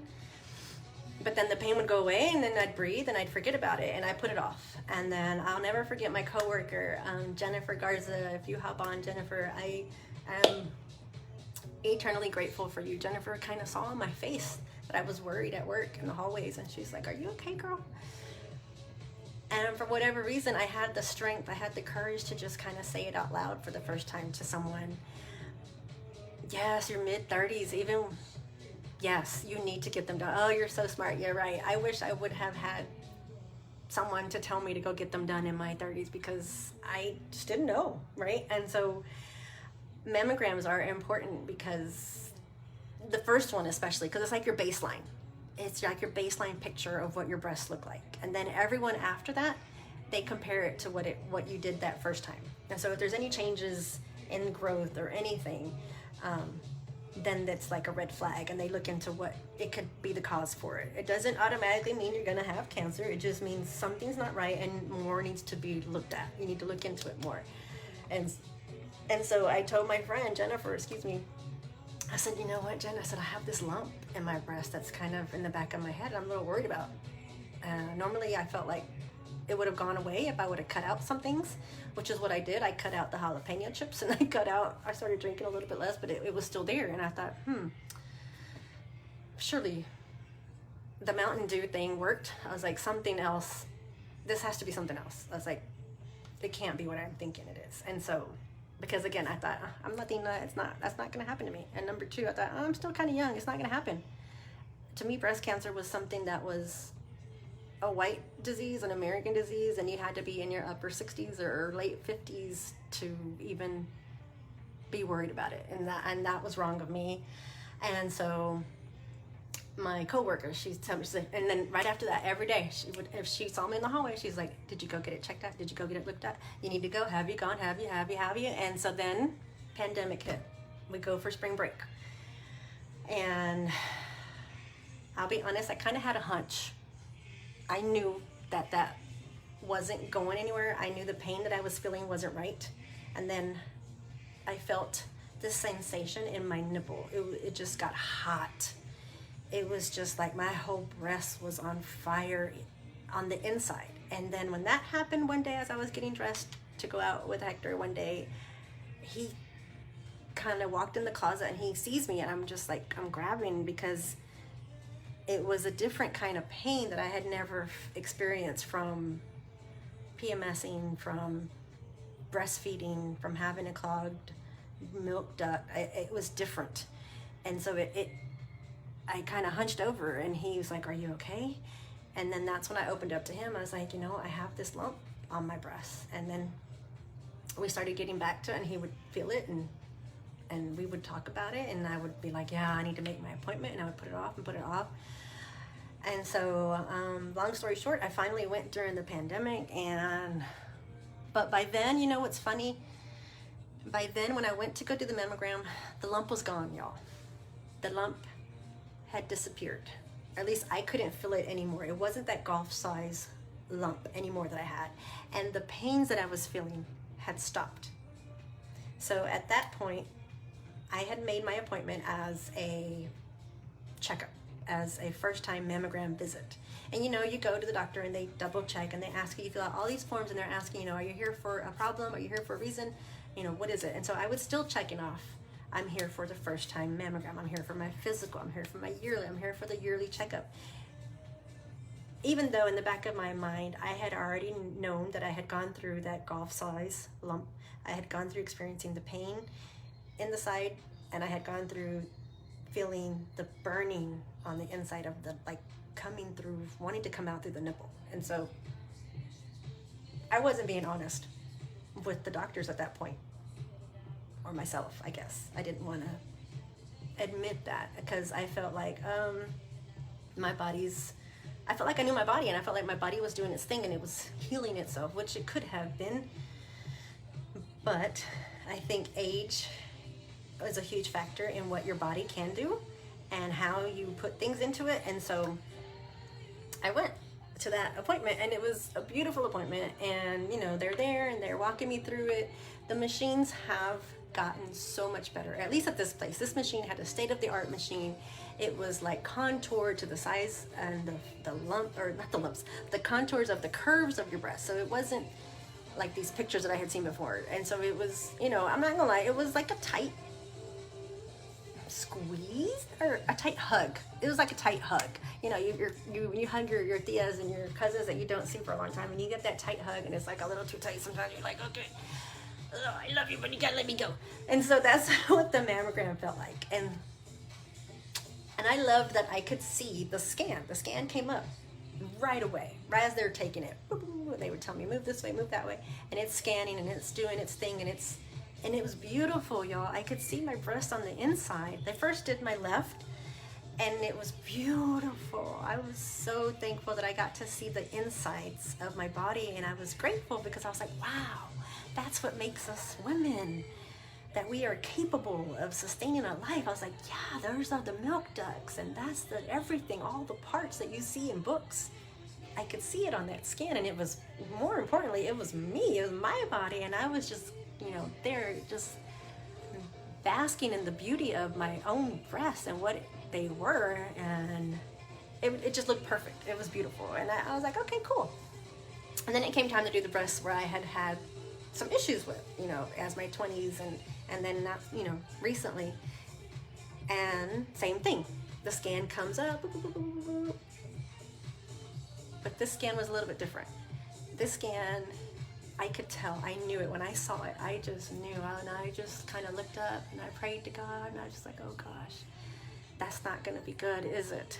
And it looked on the scan, I could still see the insides of the breast, the milk ducts, everything, just kind of its own little like world of neurons and synapses, and just beautiful, beautiful atoms coming together.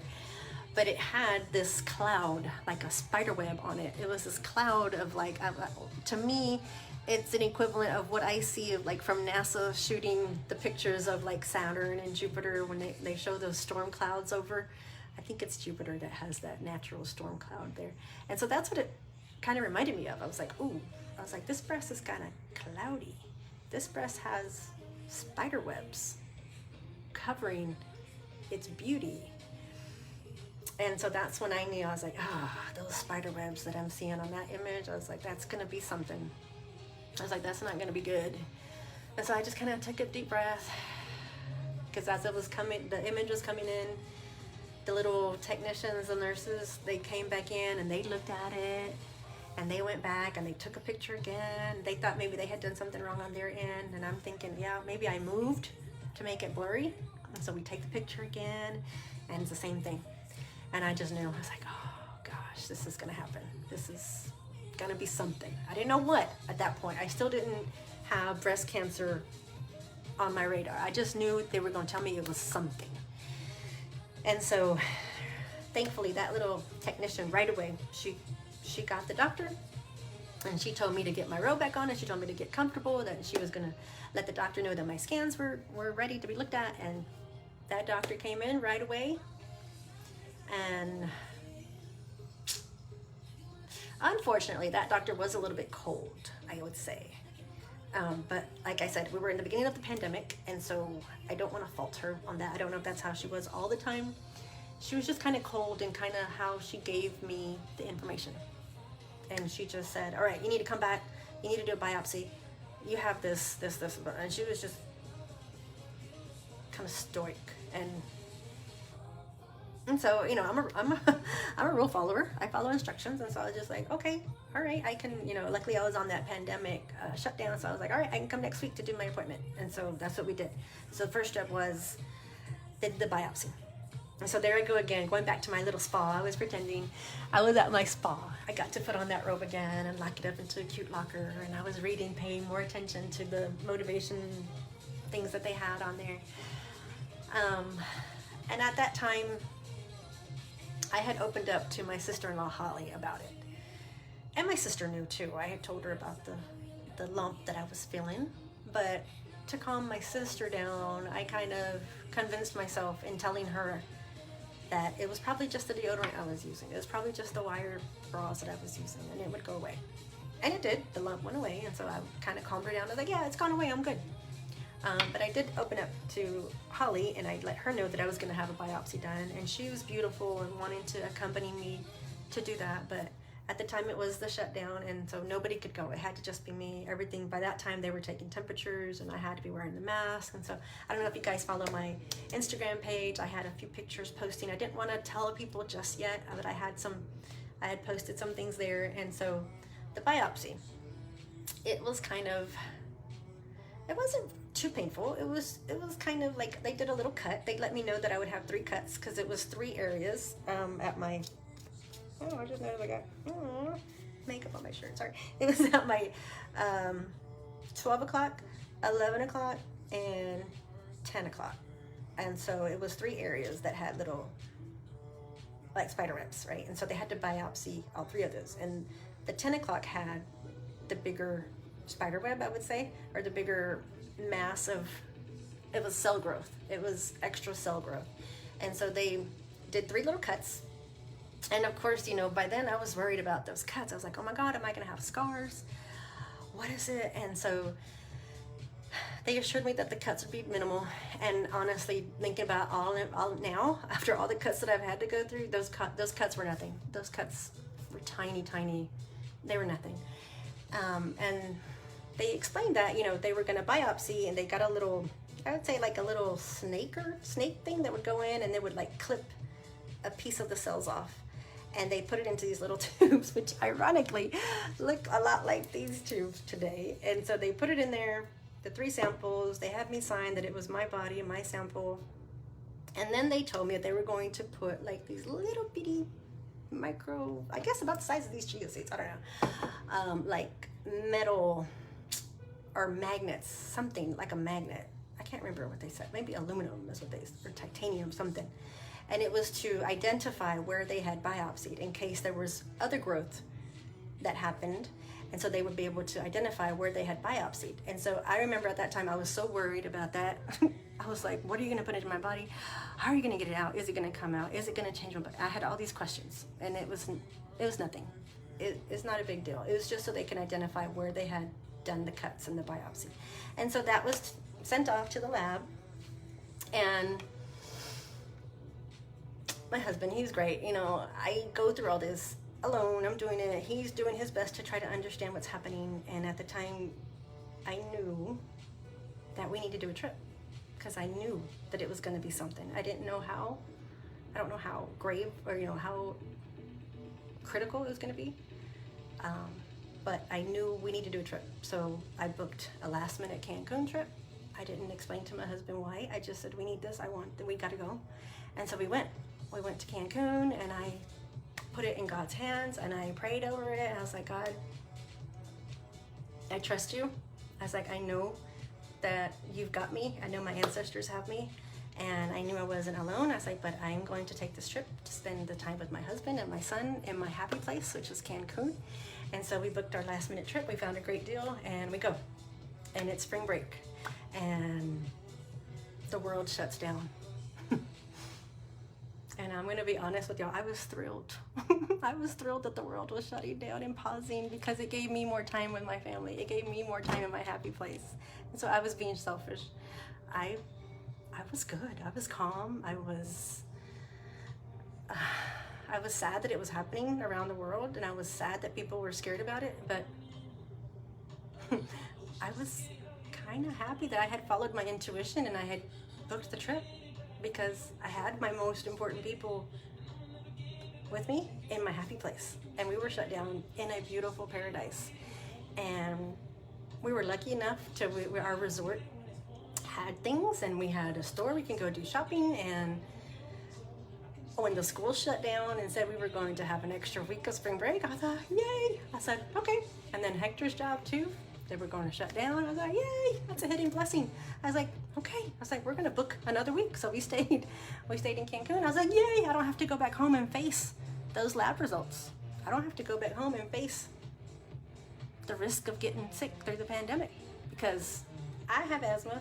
And so I knew that I was gonna be the one that was gonna have those X's all across my face, right? All across my eyes. And I will never forget, I feel bad that I explained it to Justin there. I was like, I don't want to go home, because if we go home, then I'm going to be the one that has those X's across their eyes. And he didn't understand. And I was like, yeah, you know, in the cartoons, when they put those X's across your eyes, that means you don't get to wake up the next day. And so he was afraid. And I was like, you know, mommy, that's going to be mommy. And, you know, Hector was like, well, I'm fine. I'm good. Let's go home. And I was just like, I'm here. I'm at the beach where it's natural and there's air and there's salt air and salt water. It can naturally heal you. And so I was like, no. And I was already prepared to like tell him, I was like, you can go home. I'm going to stay here with my son and we're going to stay here. But I came to my senses. I drew into my inner strength and my inner bravery. I knew after spending some time at the beach and just gazing and praying into the sun, I knew God had my back. I knew my ancestors had my back, my grandmas, my grandpas, my tias. And so I knew that I could go home and I could face this. And so we did. We came home. And again, you know, classes started up virtually. I had this in the back of my head. I had this on my heart. And I was seeing how the pandemic was affecting people just professionally with my colleagues, my own administrators, my own leaders who are leaders, and we were supposed to be looking to them for guidance. I could see that they were falling short and they were using words that had negative connotations. And so that's what I realized, no, I've got to be the light in this situation for my students, for my coworkers, for my own family. And so I realized, you know, we had to do things to motivate our kids to stay positive and our families to stay positive and through all this. And I didn't want to share. I wasn't ready to share my scare. My lab results didn't come in yet, and so I wasn't ready. I didn't want to have to ring that false alarm, right? And so I didn't. It was just something that Hector and I kept to ourselves. I hadn't told anybody other than Holly that I was going to have the biopsy done. And so I'm sure she was praying profusely for me. I know she gave my name to the church and some of the prayer warriors there at New Life Lutheran Church here in Pearland. Thank you for that. And so I had to just wait. I had to wait. And then it was April. Hector's birthday had come around, and then they called me back for the lab results, and they made me go into the office, and that's when I knew. I was like, if they can't give me the lab results over the phone, that means it's something.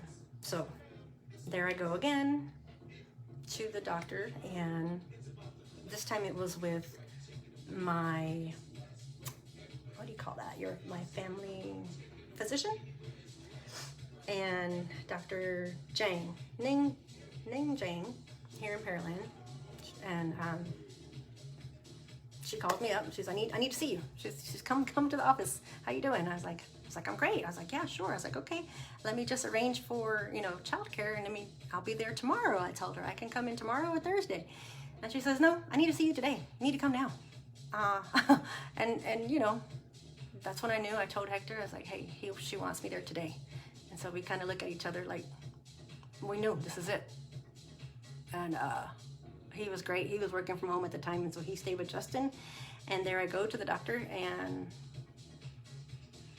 first thing she says, she's looking at me. I could just tell the look, just the way she looked at me. It was different than the other doctor visits,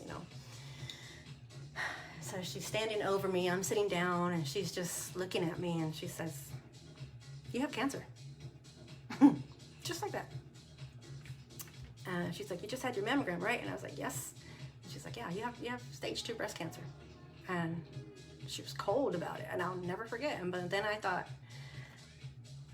for one, my first thought was,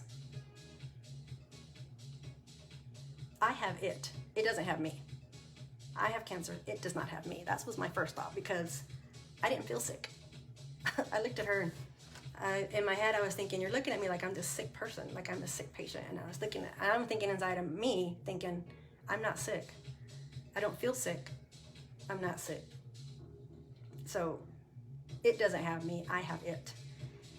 And I laughed at her. I'll be honest. I laughed at her. I chuckled, because I thought, this isn't a disease that I can get.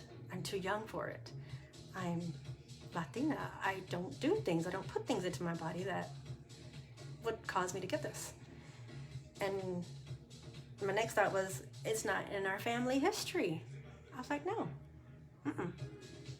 But then I quickly had to stop being selfish. I had to think of my son and my family, and I thought, okay, I don't have time to waste with going back and forth with this. Because I saw the scan, I felt what was going on with my breast, and I went in for the biopsy, and the lab results are back, and that's what it says. So I told myself, okay, this is happening. This is happening, and I cannot ignore it. This is happening, and I cannot fight it. This is happening. I am gonna beat it. And I thought, and I will never forget that doctor. She gave me a number to call. It was to call MD Anderson. And she told me to not waste time. She told me, don't wait. She's called today. And I did. I didn't wait to get home to call. I went to my car, and I called from the car.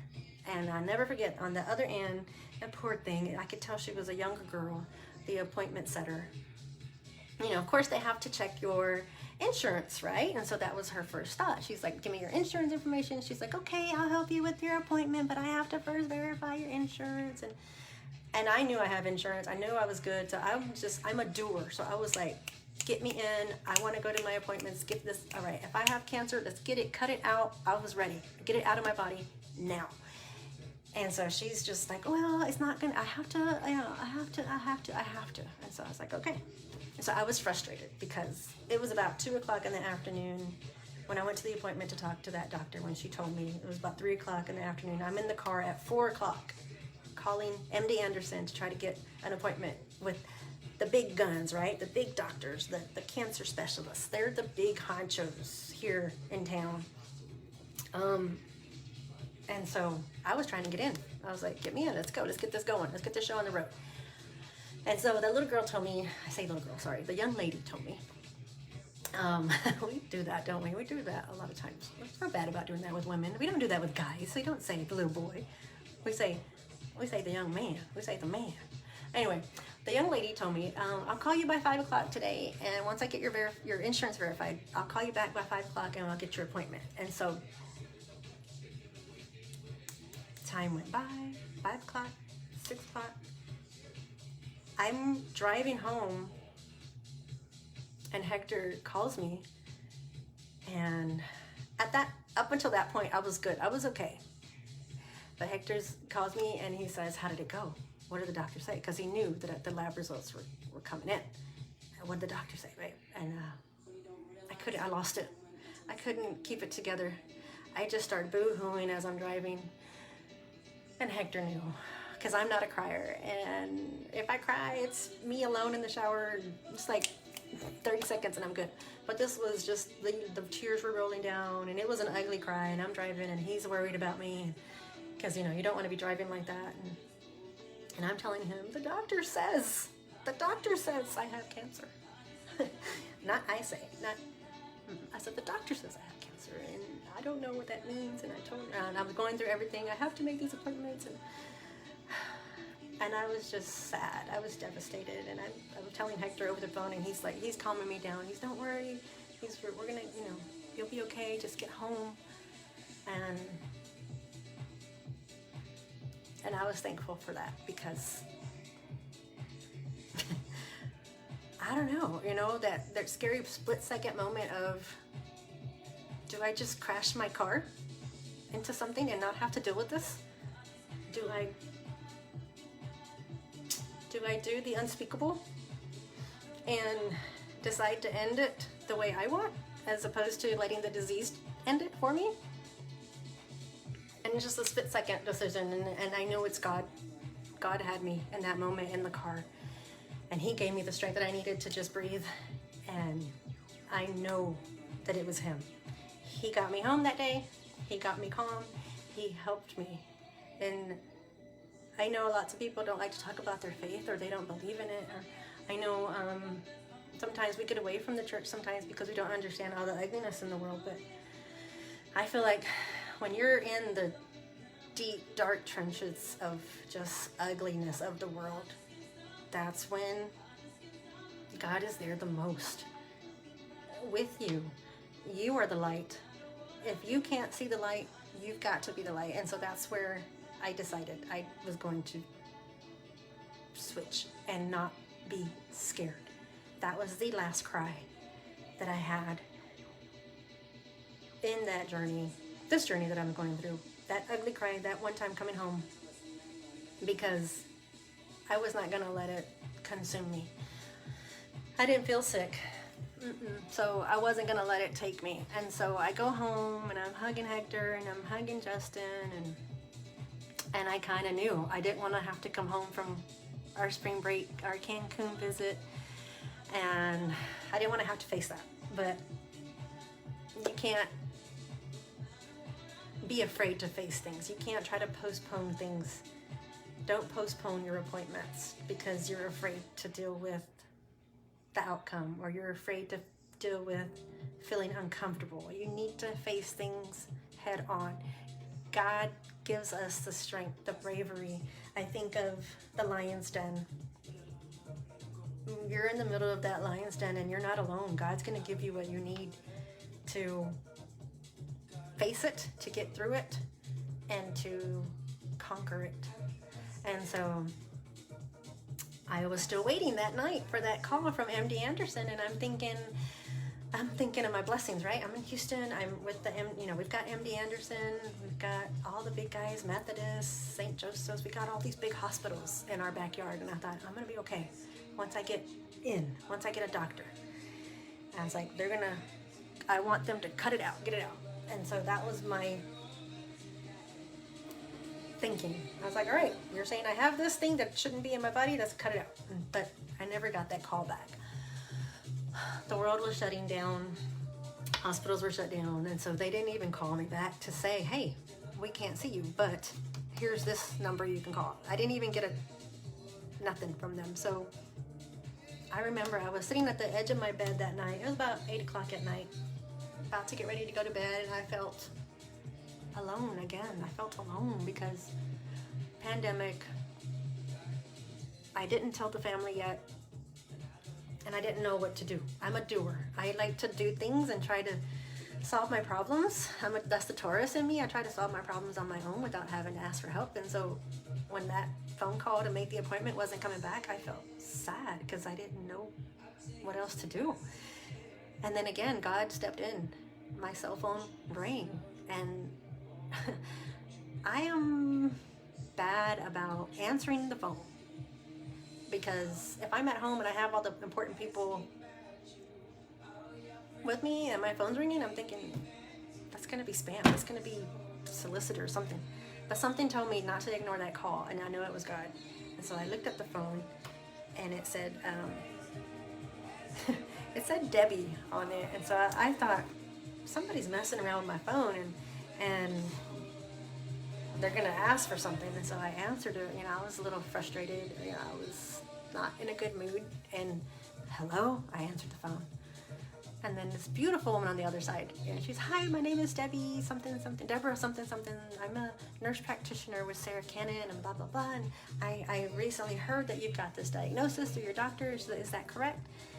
And then I was just shocked. I was like, oh my God, how do you even know who I am? How do you even know what I'm going through right now? It's like, but now I understand that it's all through the insurance that we carry. And this organization, Sarah Cannon, Deborah, this nurse, she had been a nurse for 20 something years, and now that's what she does. She reaches out to people who are newly diagnosed with cancer to help them with the next steps.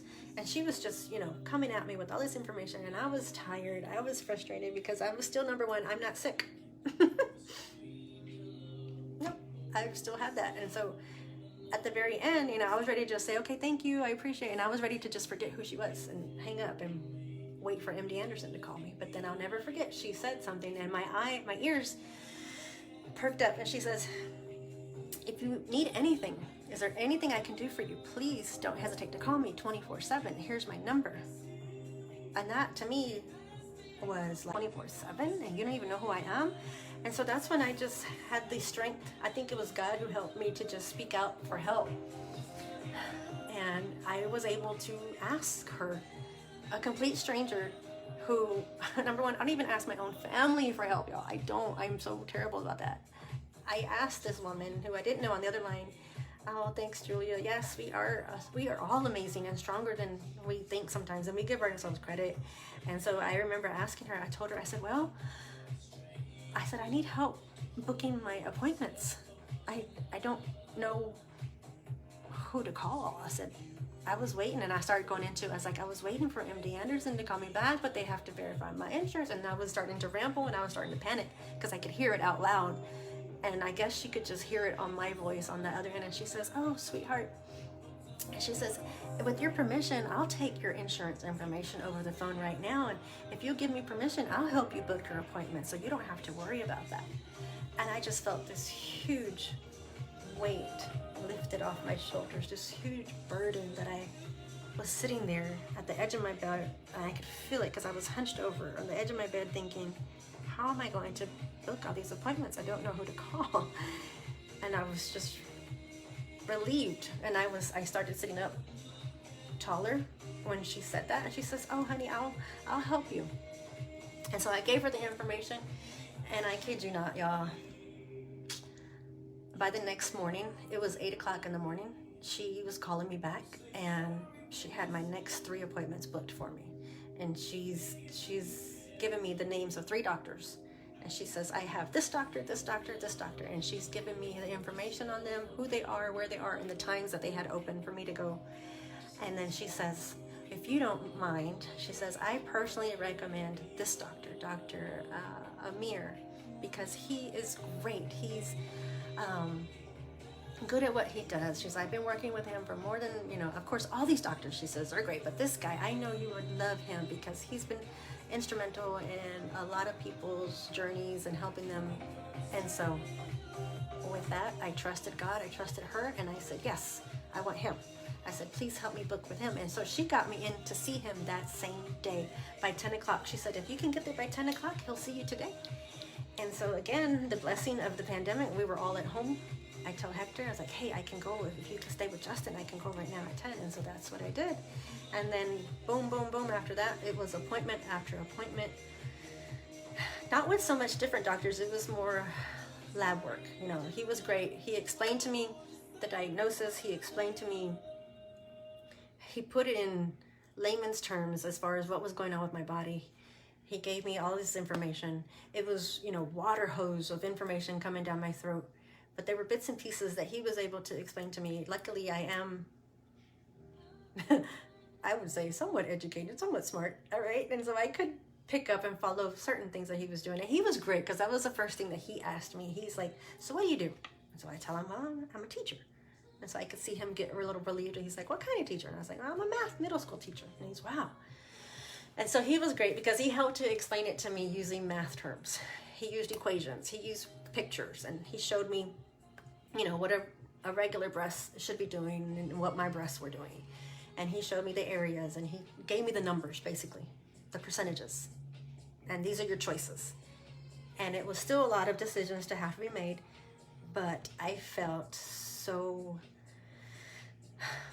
relieved. I felt so hopeful that I was gonna come out on the other end stronger, a fighter, and I was going to beat it because I had the numbers in front of me. And first thing was, okay, he asking me, do you want to be a part of a study? He's, I happen to have this study. And so, of course, I know doctors,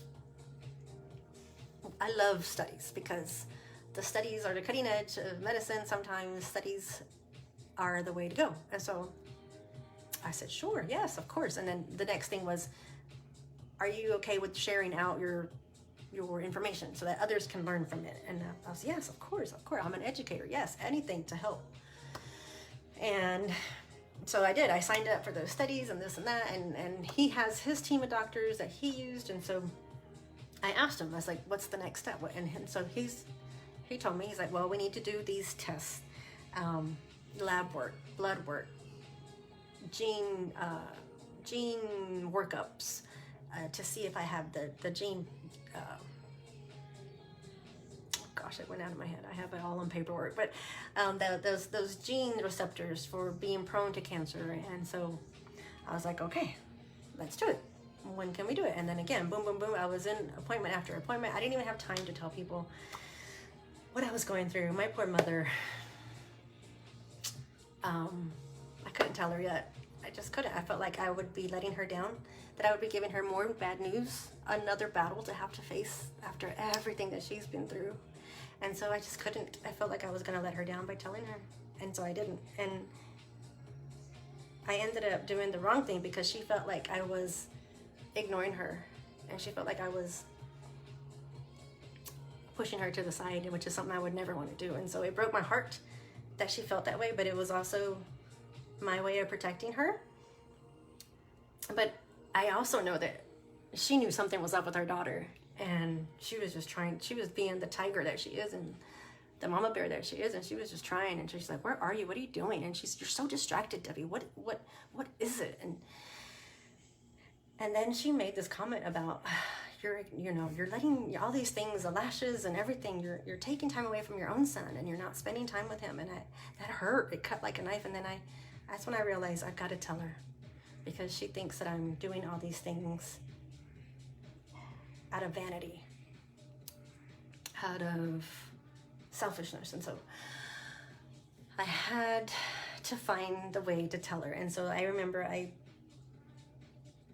shared with my brother first, Ricardo, because he's helped me so many times with just being the example, the role model. I know he's gone through his own personal struggles of just believing and being a fighter and what you can do. And I remember one time I was going through a terrible self-esteem issue. And so at the time, I remember he called me and he told me, I don't think it was in California at the time, and I was just a blob of mess on the other end, and I didn't believe in myself. I never thought anybody would ever be interested in little old me. I was like, I'm not good enough for anybody because this one person didn't want me.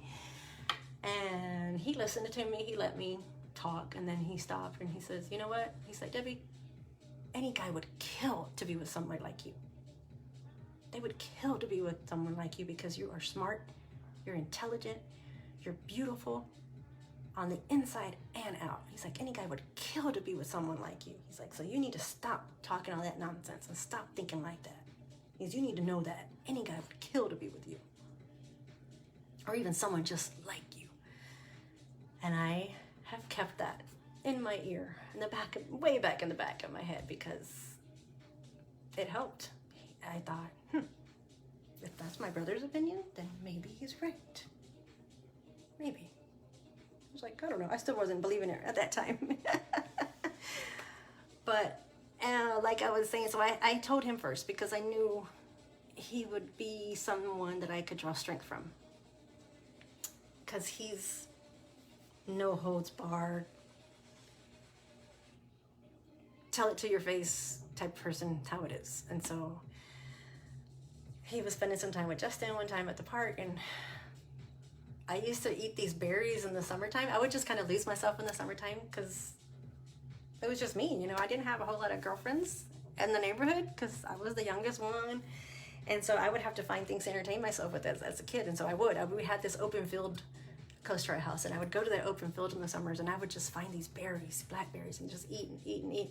And I'd come home drenched with like berry juice on my white shirts that would stain. And so I remember Ricardo, he had found Justin, and he took Justin in to go get those berries. And I thought, I used to eat those same berries as a kid. And so he doesn't know. I'm there, and I'm trying and looking for the ways to find the words to tell him what I need to tell him. He could kind of tell something was up, that I wanted to say something. And so he's looking at me, are you okay? And I remember again, I prayed to the sun. I looked up for God into the sun rays, and I just prayed to God, and I asked for strength and the right words to say what I needed to say. And I knew I had my ancestors with me too. And one of his, are you okay questions, I kind of looked at him and I said, I have breast cancer.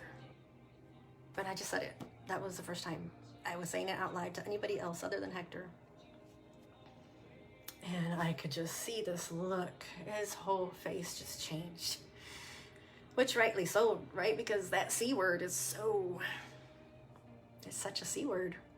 Like, you feel like cancer is going to cancel you out as soon as you've got it, or you're told that you have it, right? And so his whole face just changed, and he just cursed, and he's just, fuck, right? And I was just like, oh man, I know. Yeah, you're right. Fuck. I was like, I'm sorry. And he was supportive, and he was just like, okay. And I told him, I was like, this is what I'm gonna have to do. I have these doctors, I already had this happen, and I'm bringing him up to speed as to where I am. And I'm telling him thank you, and I'm, thanking him for spending time with Justin, and I'm asking him for help, that I'm gonna need someone to spend time with Justin while I'm doing whatever it is I have to do, whether it be chemo treatments or whatever, appointments or surgeries. And so I'm asking him and telling him so that he's preparing himself for that. And so I'll never forget, he told me, he's just do me this one favor. He's like, oh, anything you need. He's like, just do me this one favor. And I'm just like, okay, yeah, what is it? Sure, I'll do it. He says, just don't tell Mom yet. And he was right. I knew. I was like, yeah, you're right. I know. I understand. I don't want to tell Mom yet. I was like, yeah. I was like, okay, I can do that. I won't tell Mom yet. And my mom was at the park with us too, and so she sees us just kind of chit-chatting and whispering to each other. And again, she feels something is up with her daughter, and she feels like I'm keeping her out of the loop of something that I don't know. Sometimes I think, and it's just my interpretation, maybe she thinks I'm talking bad about her. I don't know. But she could just tell that she wasn't being included in it. It wasn't a good feeling. And so that was wrong of me and my brother at that time. But that's what I thought I was doing in the right way, right? And so I didn't tell her. Not yet, anyway. I waited and waited and waited. I don't think I told her until early May, right before my birthday. I think I told her. I finally just had it. I came back and I told Hector, I was like, I don't know, I haven't told him. And Hector's like, you gotta tell people, you gotta tell them, they're your family. And he didn't understand. I just couldn't. And I didn't want his family to know either, because I didn't want to put more bad news on people. The pandemic, the shutting down of the world. I felt like, no, people are dealing with their own things already, and I don't want to have to put that on their plate as well. And so I was just like, no, please don't tell people, because I could tell as people's their faces change as soon as you tell them you have a disease, number one, and then that it's cancer. I was like, no, I don't want people to be looking at me like I'm dying tomorrow. So I said, no, I'm not ready. And I didn't. I didn't even tell my employer. I just couldn't. And then I had to, because then I realized, okay, I'm going to be missing some meetings because I'm going to be going to doctor's appointments. So I had to tell my employers. And I did. And I'll never forget. I had to tell them in person. I couldn't tell them over the phone. I couldn't tell them through a Zoom meeting. I couldn't tell them through Teams. I had to do it in person. So I went to my job. We were packing up the lockers for the last day of school. And I didn't know how to put the words together because I'm not, you would think, right? I'm not a talker. I don't know how to talk to my admin. Sometimes I avoid the office like the plague because I feel I'm like the one that's in trouble. But luckily the principals were coming down the hallway towards my lockers, and I was like, okay, I gotta tell them, this is it. This is my chance. And so I prayed to God. I was like, okay, give me the right words. And so I did. He gave me the right words, and I told them, I was like, hey, I need to let you guys know that, I was like, I gotta tell you something. And they're like, yeah, sure, what is it? I was like, I need to let you guys know that I've been diagnosed with early stage 2 breast cancer. And they just, again, you know, the looks on their faces were just like, one of them, you know, she was real sweet. First thing she did was hug me, and I'll never forget her. Thank you, Angeline, for hugging me. And she's just, oh, Debbie, I love you so much. And she's like, I'm sorry I'm hugging you, because, you know, we were wearing masks at that point. And I was just like, no, it's okay, I understand. And she's like, whatever you need, please let us know. We're here for you. You're in the right place. We're family here, so if you need help getting to appointments, please let us know. And then my principal, completely 180 reaction, which I don't fault her for it, that everybody has their way of dealing with bad news or things, right? And so she was just like, you are sick. And I just kind of froze, and I looked at my assistant principal thinking, no, I'm not sick. I've just been diagnosed. And I was just like, okay, if you say so. And so she's like, oh, Debbie, you are sick, and I anything you need. And she just started right away wanting to take things all off my plate and like stripping me of things. And I was just like, I was like shocked. I was devastated. But at the time, I didn't understand that she was just trying to be helpful, because she knew that I was going to be hitting some forks in the road where I was going to have to make some choices for myself. And at that time, I didn't understand. She was like, well, if you don't want to be department head, I can give to somebody else. If you don't want to be this, if you don't, if. And I was just like, I stopped her right there. I was like, no. I was like, please. I was like, I can still do what I need to be. I can still do what needs to be done. Because I didn't want to change anything. I needed to keep things the way they are, right? The way they were going until then. And so, and that's when I kind of learned there too that maybe I shouldn't tell people, because the way they react, or maybe it's the way I was delivering the news, I don't know. You never know how to do things the right way.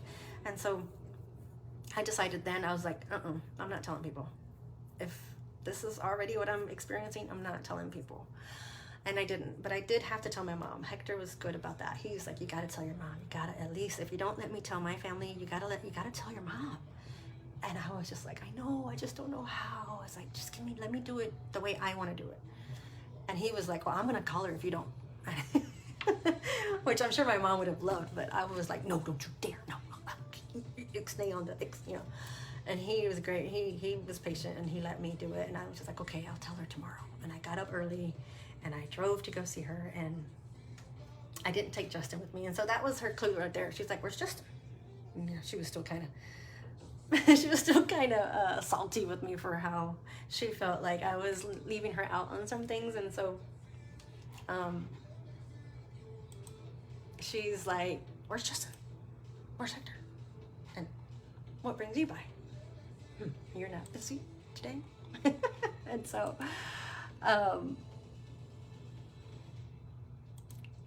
I sat down on her little outdoor swing, and I was like, I'm here because I wanted to come see you, Mom. And I gave her a hug, and she's looking at me like, right, you want to come see me, huh? What's going on? What's the really thing? All right, what's going on? And so I had to just, and my sister was there by accident. She happened to be there, and I was just like, okay, great. I can kill one bird with, what is it? How do you say that? Kill two birds with one stone. I was like, I need to tell you something. And they were just doing their thing, you know. My sister was in another room. My mom would come out and sit with me, and I couldn't find the time to sit them both down together and tell them in a sweet way, right? So I just said it. I was like, Mom, I have cancer. No, I said it in Spanish, of course. I was like, me dicen que tengo cáncer. I was like, so the doctors are telling me that I have cancer. And she was just like, what? And so her initial reaction, God bless her. I know moms aren't perfect, but she's the mom I've got. I wouldn't trade her for the world. Her initial reaction was self-defense, right?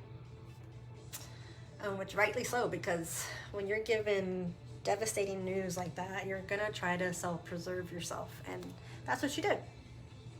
And so that's when I learned too. I was like, okay, if this is the reaction I'm getting from my immediate family and just my inner circle, right? I'm not gonna take this out into the rest of the world and the rest of the family. It's like, no, I can't. And so I told her, I was like, okay. I was like, look, I'm just telling you because I don't want you to feel like I'm ignoring you or I'm doing things out of vanity or you know. I was like, I'm just letting you know.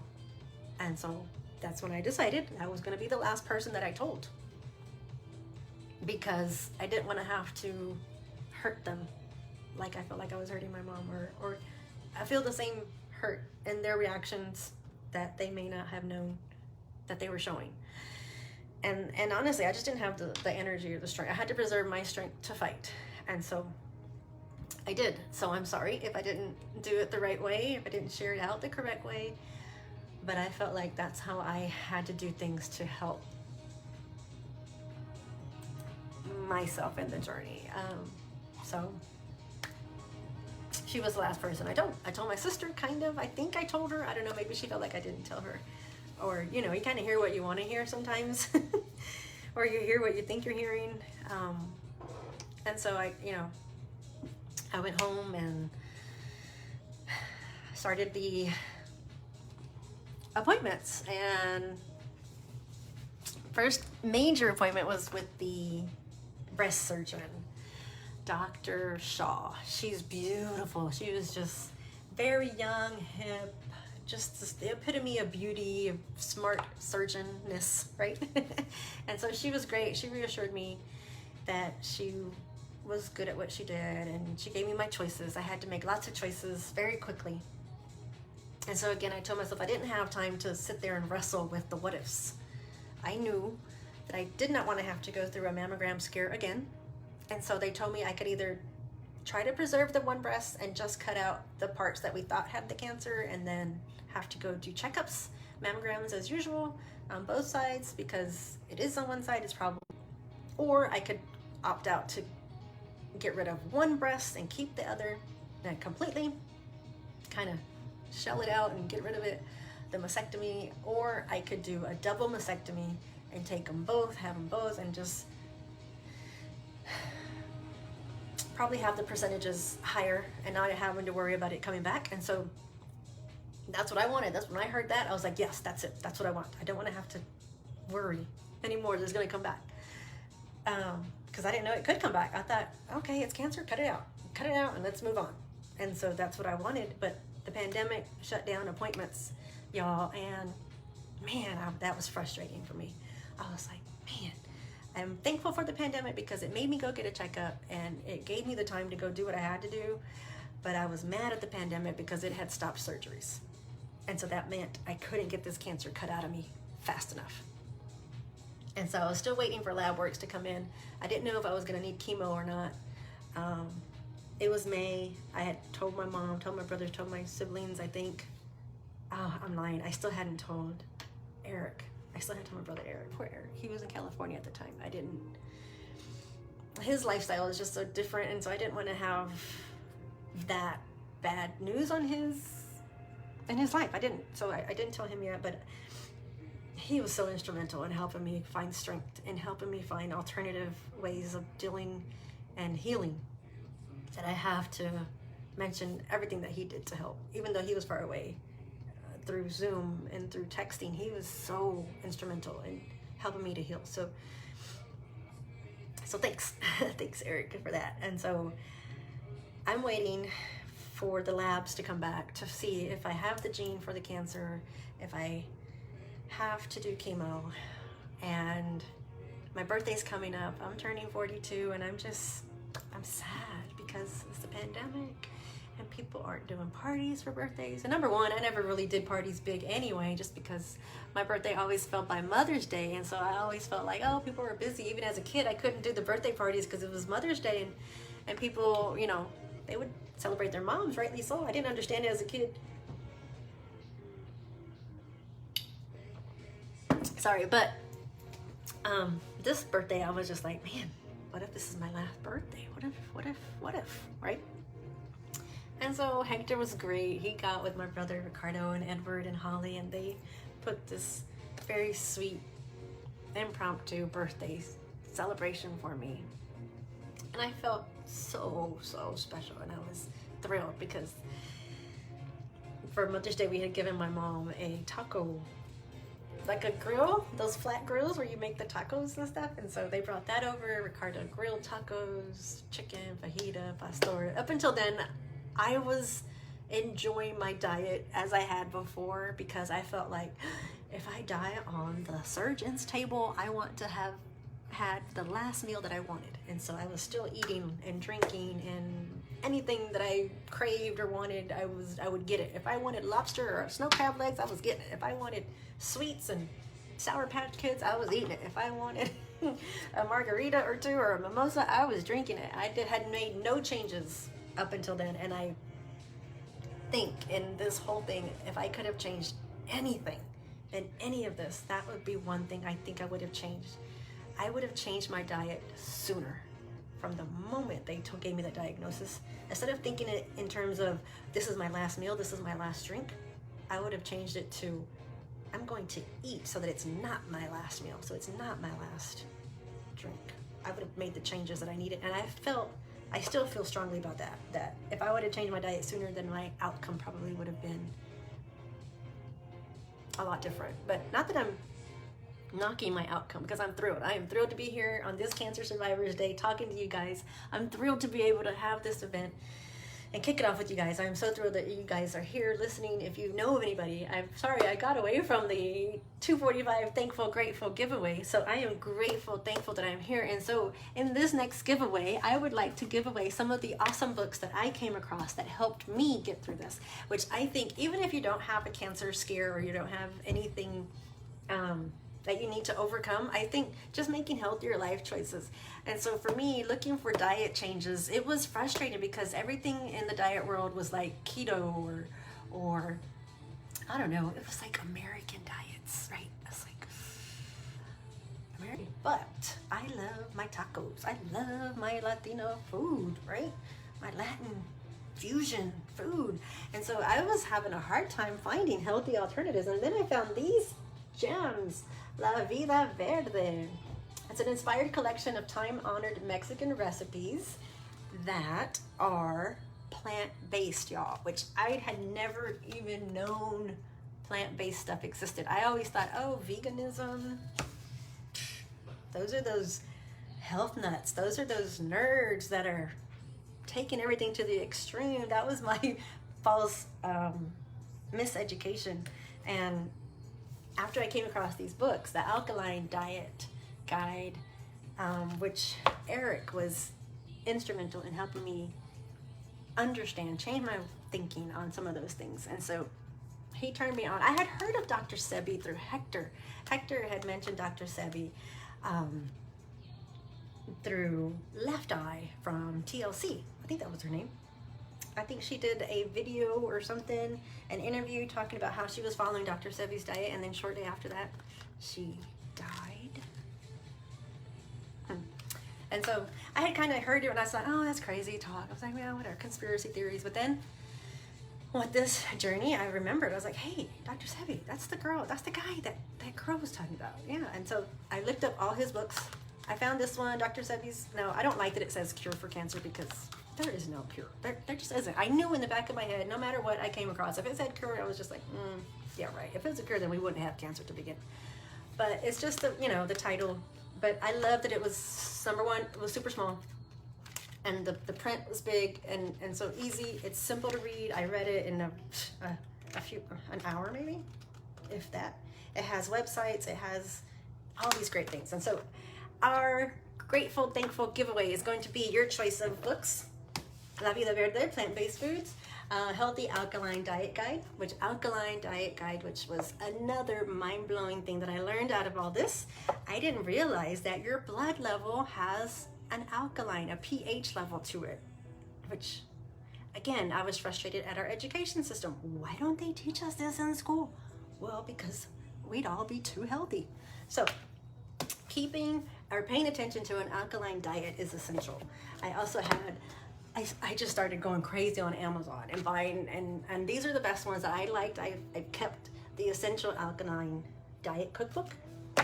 And then this one is super cute. It's my favorite. This one's called Salud Vegan Mexican Cookbook. I loved it, loved it, loved it. It's got so much in here. And so as I'm reading all this stuff, my mom thinks I'm crazy. She thinks I'm going overboard. But my mom was my biggest cheerleader. She was helping me with my diet and helping me. Oh my God, I struggled because food is my love language, y'all. Food is it. I, as a kid, struggled with certain times in my childhood where I couldn't get a meal if I wanted it, I'm not gonna say I couldn't get a meal. I couldn't get the meal that I wanted. I had to get the meal that was given. So, or I had to piece together some ingredients to make a meal. And I'm not knocking it. I wouldn't change it for the world, because I feel like if I didn't have that experience, I wouldn't be able to go through other things that happened in my life. But because I went through that as a kid, I realized, hey, I've got to figure out how to make food to taste good so that I can keep going.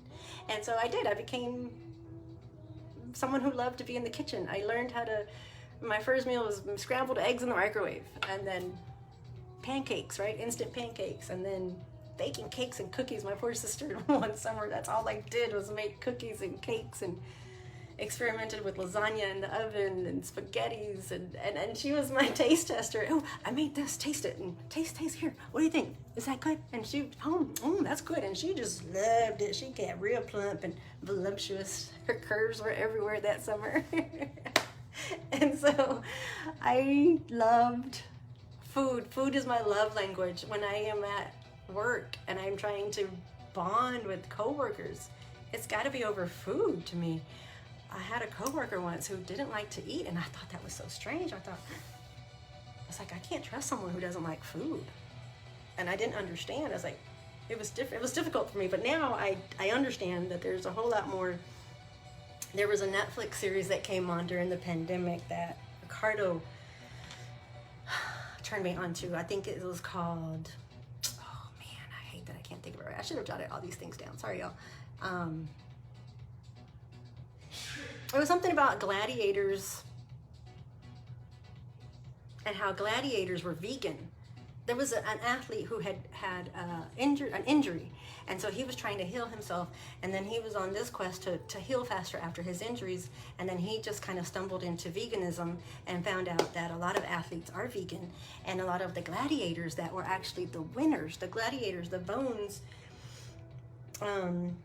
Game Changers, there it is, that's what it's called. I knew it would come back. It's called Game Changers on Netflix. So Game Changers was huge. I had heard of it, people had told me to watch it, but then once I had this diagnosis and we had time, that's all we had was Netflix. So I sat down and I watched it, and then Hector would come in and out. Poor guy, he was keeping himself busy, keeping himself from worrying. So he took to doing handiwork around the house, and I don't blame him, got to keep busy. And so he was coming in and out on one of those days, and he saw me watching Game Changers, and they were talking about how veganism and so he decided, I want to watch that with you. And so we watched it again. So I think I've seen it about 3 times already. And so that's where I learned about how the gladiators that were winning at that time, when they looked at their bones, the researchers, when they excavated their bones of the vegan gladiators versus the bones of the carnivores, meat eaters, gladiators were night and day, y'all. Like, same age gladiator, just as big, but their insides, their bones, the way they were preserved, the vegan gladiator was like, you would say like their body would be like the body of a 40-year-old maybe, or 30, 20s? I'd say 20s, right? 40's a new 20.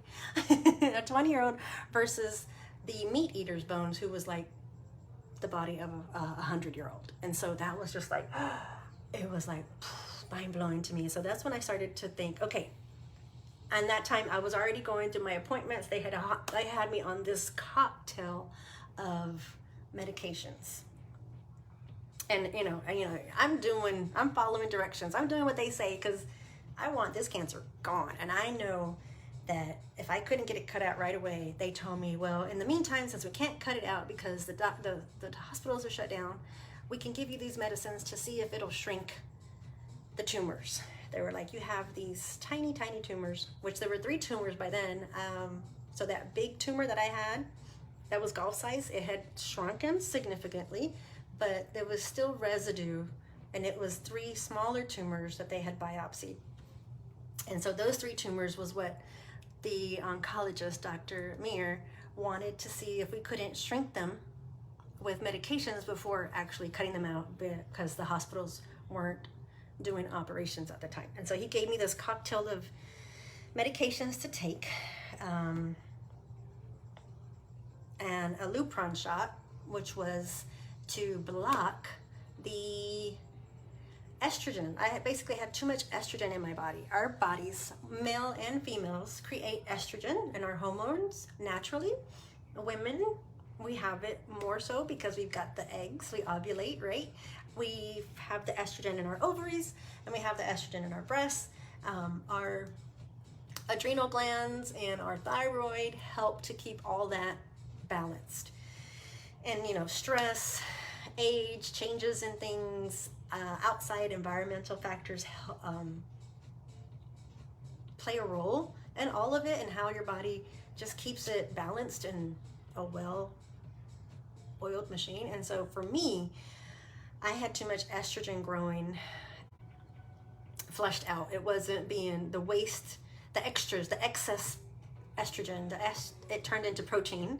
And so I had too much protein in my body, and which manifests itself into these extra cells that were growing, and those extra cells can grow into cancer cells. And so that's what they were testing, to see if those extra growth cells were just extra cells that would be sloughed out anyway, or if they were actually cancer cells, which multiply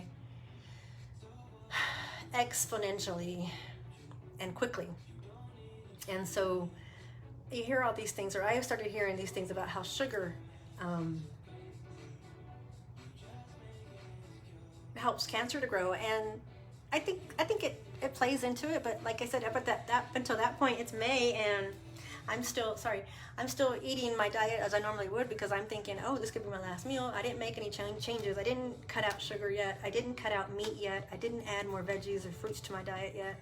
I was still drinking sodas and alcoholic beverages, and I was still waiting to get the appointment to have it cut out, because I thought, if you can cut it out of me, I'll be good. And wrong.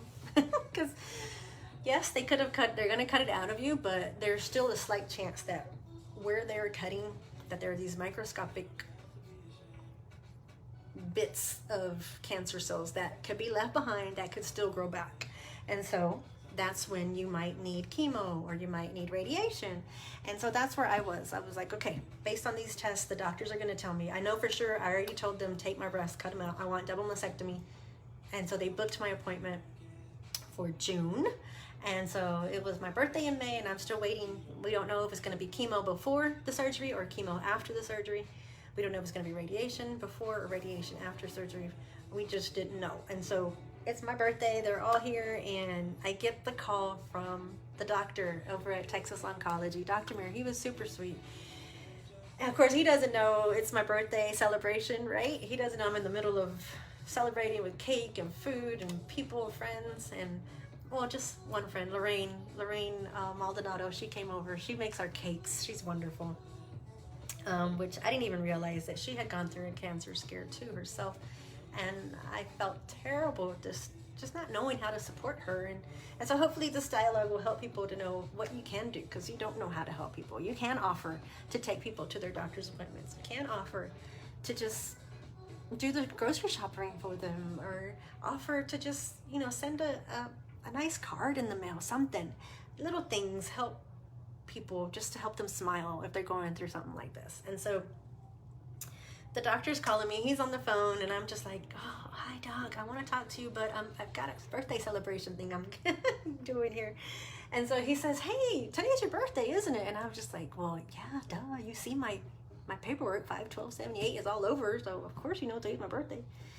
And he says, well, I wanted to give you a little birthday present, a little birthday good news. And he says, you don't need chemo. We got your lab results in, your gene workup says you do not have the gene that says you're going to be prone to have breast cancer or any cancer after that. So you don't need chemo. And I'm just over the moon, over excited on the phone. Woohoo, hallelujah, praise God. Thank you, Lord. Thank you, Jesus. Allah, all of them. I was just praising all the gods that I wasn't going to need chemo, because that was my biggest fear, just because you see the pictures and how devastating chemo is. And I'm so thrilled that I didn't have to do that, but I do pray still profusely for the people who do have to do chemo.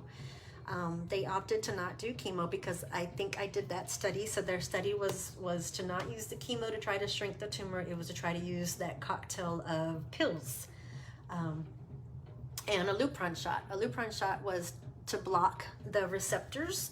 Your brain has these receptors that create estrogen, and so it was to block the estrogen receptors. And so that Lupron shot every month basically kicked me into early menopause, which I was already perimenopausal, I think, but that Lupron shot just did it. It put me into menopause. And so starting from April, Hector's birthday, I was doing those shots and taking that cocktail of pills and in hopes of shrinking the tumors, so that maybe they could save the breasts a little. But it didn't work. The tumors stayed there. And I think it was because I didn't change my diet up until that point. I was stress eating candies and cakes and margaritas and wine. And so all those things, I wasn't giving my body the fighting chance that it needed. My pH levels in my own blood were skyrocketed, and I just didn't understand that your blood level, your pH blood level, has a lot to do with what's going to manifest in your body. And so I just didn't know. I didn't make those changes soon enough, but I did make the changes eventually. After I got the news that I wasn't going to need chemo, I did do the surgery in June. I had the double mastectomy, so I'm coming home, and I, before the surgery, once you know you have this, you start Googling. You go straight to Google. I went to Google for everything, the medicines, the suggestions, the diet, and I didn't do diets yet, but I was looking up everything. Google was my go-to. And then double mastectomy, I looked up that. What is it? What does it entail? What am I gonna look like? How?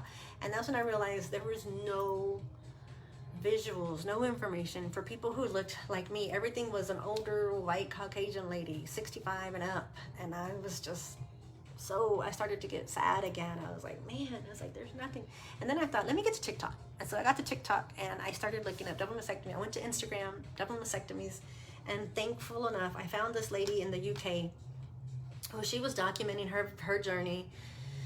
It was some years ago, but she documented everything, her double mastectomy, everything, and there's these graphic pictures. And I'll never forget, I saw these pictures on the computer or on my phone, and I thought, first of all, like, how can you put your breasts on the computer? You're letting everybody see. Stupid me, right? But then I thought, thank goodness for her bravery, because she gave me insight into what I was going to have to face. And that helped to just make me strong and help me be brave. And so,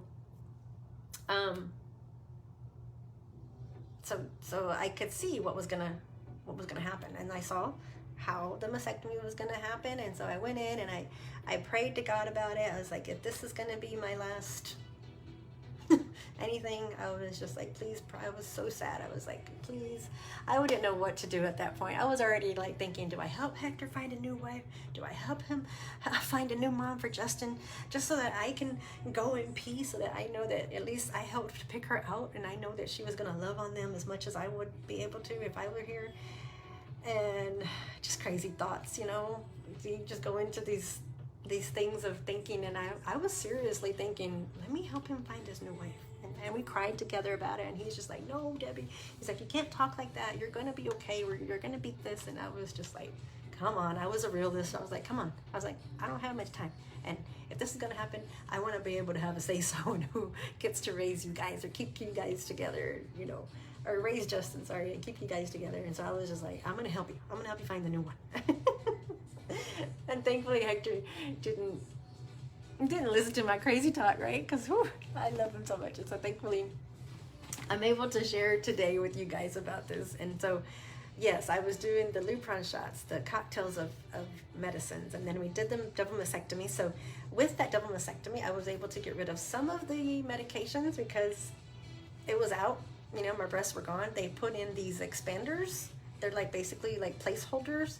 Almost look like an implant, but they have these ports that they call them, basically like these little holes, magnets, that you can inject saline water into. That later on, after I healed, they were going to slowly inject saline water into them so that they would grow or stretch my skin back to somewhat the size of breast that I had before they were cut out. And then since we knew I wasn't going to have to do chemo, the next big question was radiation. Do we do it? Do I need it? Do I want to do it? Do I not? And I'll be honest, radiation scared, for whatever reason, the radiation scared the bejesus out of me because I felt like it was something that was not natural. I was doing more harm to my body than I was in healing it.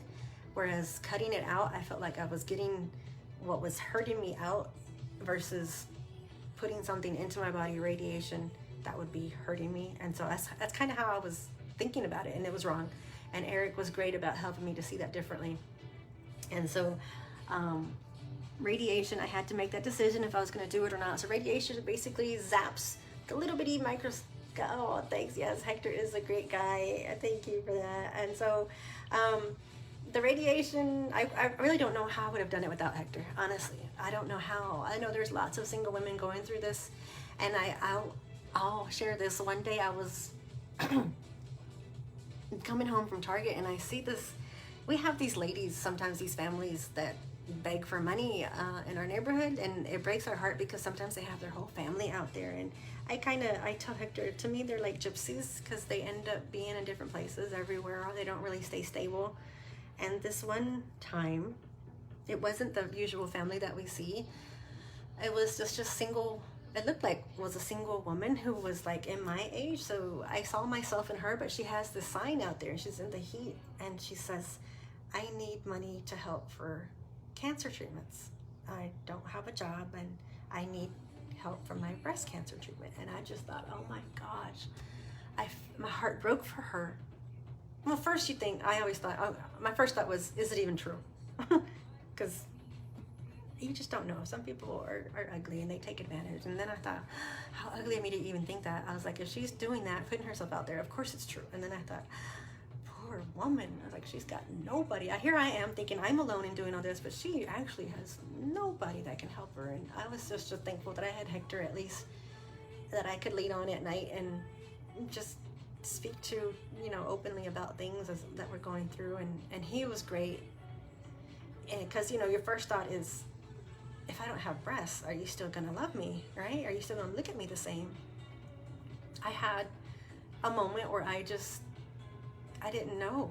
I was afraid because, you're a girl. You wait for that time when you're 12 and you wait for your breasts to come in, and you realize the power that breasts have when you walk into a room. And that's the first thing people look at sometimes, unfortunately. And media, social media, TV, they glamorize these perfect false body images and make you think that you need to have this full set of voluptuous breasts in order for you to even have a chance at having a husband or boyfriend or significant other. And so I had a moment where I was sad. I was like, oh, I love my breasts. I love my body. I had finally gotten to a point where I was okay with my own body image, wherever it was, and then I had to get rid of them. I was devastated. And I was like, these breasts that helped me to meet Hector and helped me to sustain Justin alive, I had to get rid of them. And I was like, these breasts are now trying to kill me. And then that's when I was like, okay, yeah, these breasts are now trying to kill me. It's time for them to go. I gave them the praise and thanks. I thank God for them for helping me to sustain Justin in life, and I thank God for letting me have them you know, so that I could experience boys and men and meet the love of my life, Hector. But I had to let them go. So I prayed up to God again, to the Son, and I said, thank you for them. I was like, but you've got to go. I've enjoyed our journey together this far. I'm gonna cut you out, and you're gonna have to go, because I have more to do here. I have more to fight for. And so I did. I let them go. They cut him out. Unfortunately, the surgeon, who is just a surgeon, there's no difference between the surgeon and a plastic surgeon, y'all. A surgeon would just cut you to cut, because that's what they do. That's them. Whereas a plastic surgeon will cut you to keep you beautiful.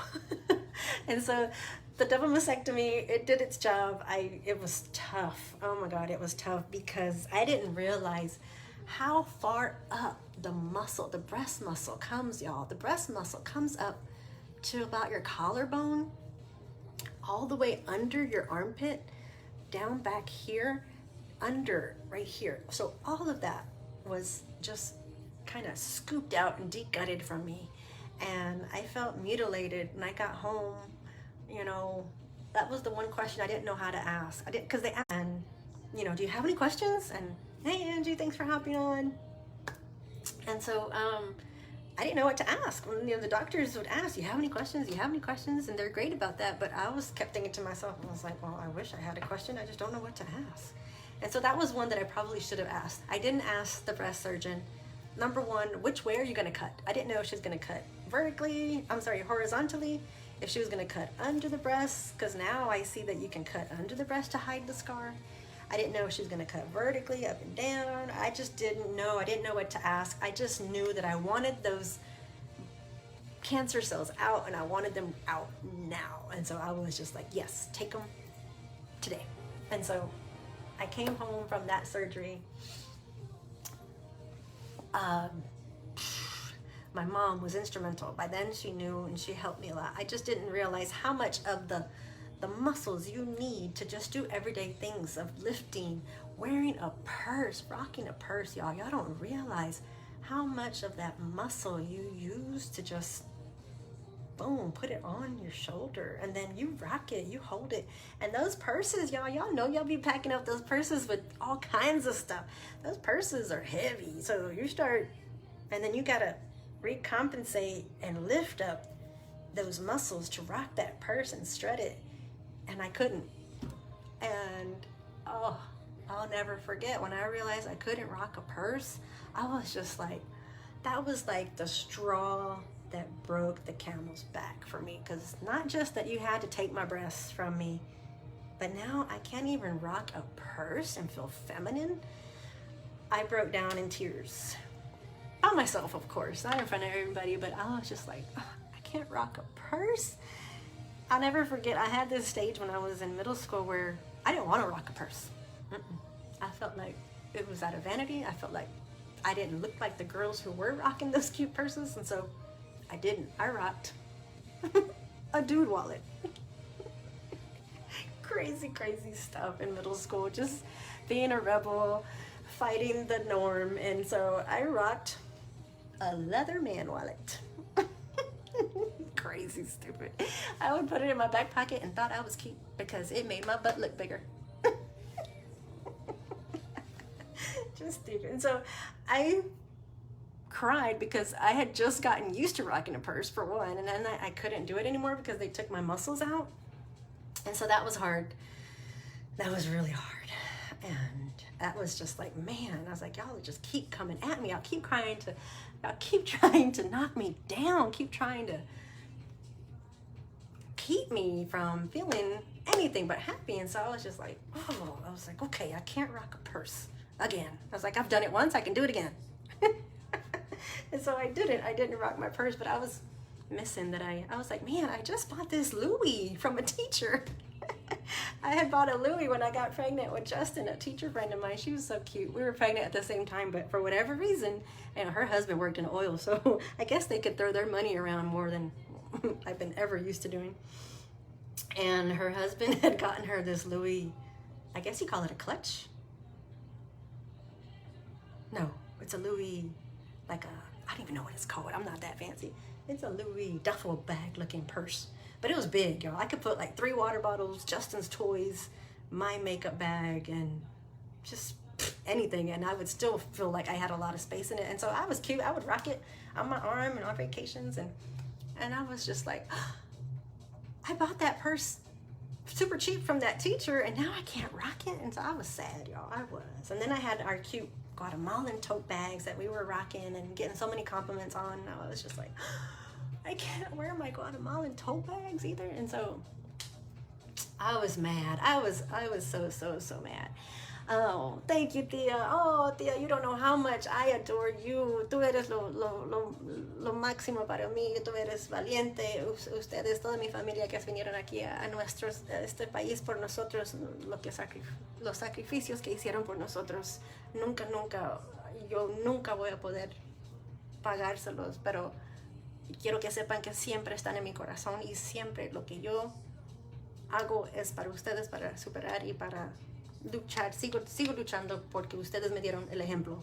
Ustedes se vinieron sin saber, y no solo vinieron, sino que se quedaron y siguen luchando, y todo lo que no se vio, lo que se habla, lo que no se dice, yo sé que existe, y yo siempre son muy especiales para mí. Es mi familia de Los Ángeles, California, Guatemala, todos son lo máximo para mí. Yo sé que ustedes todos están orando por mí, y todo lo que yo supero es en el nombre de ustedes. Así que gracias, tía, por participar y escuchar mis locuras.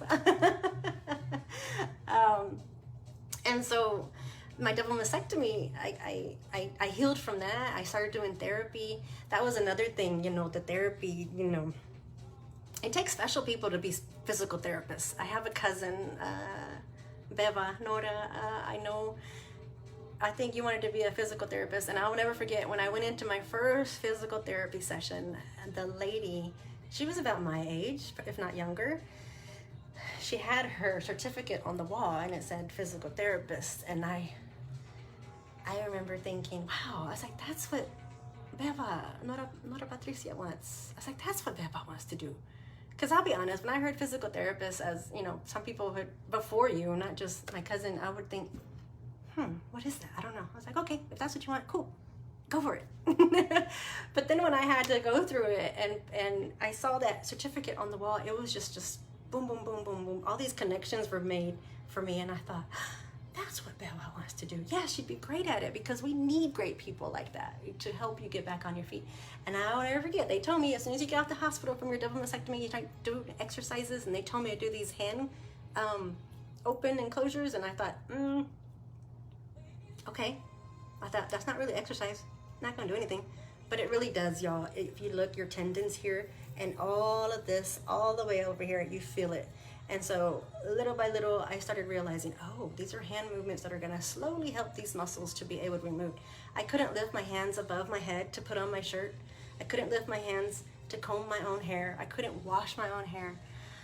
I just couldn't do all these things that I was so used to doing, and that was hard. Being so young and not being able to do certain things that you felt like you shouldn't be able to do as you grow older, right? And so I had a hard time asking for help. My mother was great, because mom's your mom. Mom will come over and do anything you need. So my mom helped with laundry and cooking for me, and making my diet changes that I wanted to do after that. Because going to the doctors, it was every three weeks. Hey, Glenda, thanks for hopping on. So every 3 weeks I would go to the doctor, and they would do this blood work. They were taking all this blood from me, and I was thinking, okay, cool. You guys are checking on me, thanks. But I never really got like the results from all that blood work. And then I knew, I was a part of a study, so I was like, okay, they're just checking on my level, making sure I'm taking the medicine. And then I started to ask, I was like, hey, can I get the results? Because they were like right there instantly. Like as soon as they took my blood, 30 minutes later, they had the results. And so I started taking them home, and I started looking at all the counts, and I started looking them up on Google. Google was my friend again. And I told my mom, I said, I was like, I went to this acupuncturist because I was afraid of the pain that I was going to feel from the double mastectomy. So I went to the acupuncturist, and she started doing, I told her my story. She started doing acupuncture on me. And the first thing that acupuncturist told me, she had been here in Houston for over 20 years, her whole family is doing it. First thing that acupuncturist asked me, she's like, what do you eat? What's your diet like? And I told her, and she's like, no. I want to know, what do you eat daily? Tell me, what do you eat in a week? And she starts writing down, and I start, for number one, I'm like, well, I don't know. I just eat whatever I crave. And so I was like, how can I know what I eat in a week? Then I started, taking it seriously. I was like, okay, think about it. What did you eat last week? And so I told her, I'll eat eggs for breakfast. I'll eat steak for breakfast. I'll eat steak for lunch. I'll eat a steak salad. I'll eat baked potato, barbecue. Everything had meat with it. If not bacon, meat. It had something 3 times a day. And she's just shaking her head. And I'm just like, okay, well, what do you eat? And so she tells me, she's like, okay, is this it? This is all you eat? And I told her rice, beans, broccoli. And she's like, what about processed foods? What do you eat? And I was like, what do you mean processed foods? And I was like, oh, those jalapeno chips. Yeah, I eat jalapeno chips. And she's like, anything else? I was like, no. And she's like, okay, good. She stay away from the processed foods. She's anything in a box, anything that comes in plastic, stay away from it. You want to, she's like, and she told me, she said, no more eggs. She told me, no more eggs right now. You've got estrogen, too much estrogen in your body. And the eggs, if you think about it, you're eating the egg of the hen that's going to grow into a life, which is a chicken, which could be another hen or another rooster, right? So she's like, think about it. You're eating all that estrogen. You don't need it. She's no eggs. And so I was like, okay, no eggs. I was like, great. What do I eat for breakfast now? And and she said, no meat. You're eating the meat of a cow that is being injected with hormones. And you have too much hormones. You have too much estrogen. She's like, no meat, no more red meat. And I was just like, but I love red meat. But then she broke it down and explained to me how they're being injected with hormones, and I thought, okay, I'll try. And she said, but chicken you can do. She's like, very minimal chicken. Chicken's okay. She's like, I don't like chicken, but it's okay. You need protein. You can do chicken if you need to do meat. When she said it like that, if you need to do meat, I was just like, huh. I was like, okay, I just saw Game Changers, and now this acupuncturist, which is a doctor, she had her degrees up, and she's telling me about meat, and I don't need it. And I was just like, huh, okay, I'm listening. And then she said, no processed foods, no meat. She said, you can do chicken every now and then. And she said, no shellfish, which y'all know. I love me some crawfish, some shellfish. I love it, love it, love it. Shrimp, She told me, if you're gonna do seafood, make sure that it's freshly caught seafood. It's not farm raised. And she said they're injecting things in those farm raised pellets that they feed them. And she's like, it's not good. And she's like, think about it. She's like, even in my own country, she's like, I think she was from Vietnam. She's like, even in my own country, everything that's being pumped into the ocean, the oil spills, the gas, oil, everything. She's like, the trash, the everything, all the chemicals. She's like, the fish are eating that, and then you go get the fish and you're putting it into your body. And I was just like, oh, yeah, you got a point there. We did have that oil spill in the Gulf a few summers ago, and I was just like, yeah, I don't really know if I want to be eating oysters that summer. So I kind of stopped that summer, but I do. I love oysters. I love shrimp. And so I eat salmon, and so now I don't just buy any salmon. I buy the wild caught Alaskan salmon. Or I even started trying to get, she told me don't do tilapia, so I don't do tilapia anymore. I do halibut. I think I say that right, halibut? And codfish. She told me codfish is good. And so first of all, I was just like, great, codfish, what in the world is that? And then I realized, oh, that's like that Long John Silver's food, fish. And so I was just like, oh my God, embarrassed. Like, I have to relate food to like takeout restaurants. And so I came home and I told my mom that day, I was like, you know what? I've been going to all these blood work checkups and nobody has ever asked me about my diet like this acupuncturist has. And I told my mom, I was like, I want to see if I change my diet, if there's something to it. I was like, they're doing my blood work every 3 weeks.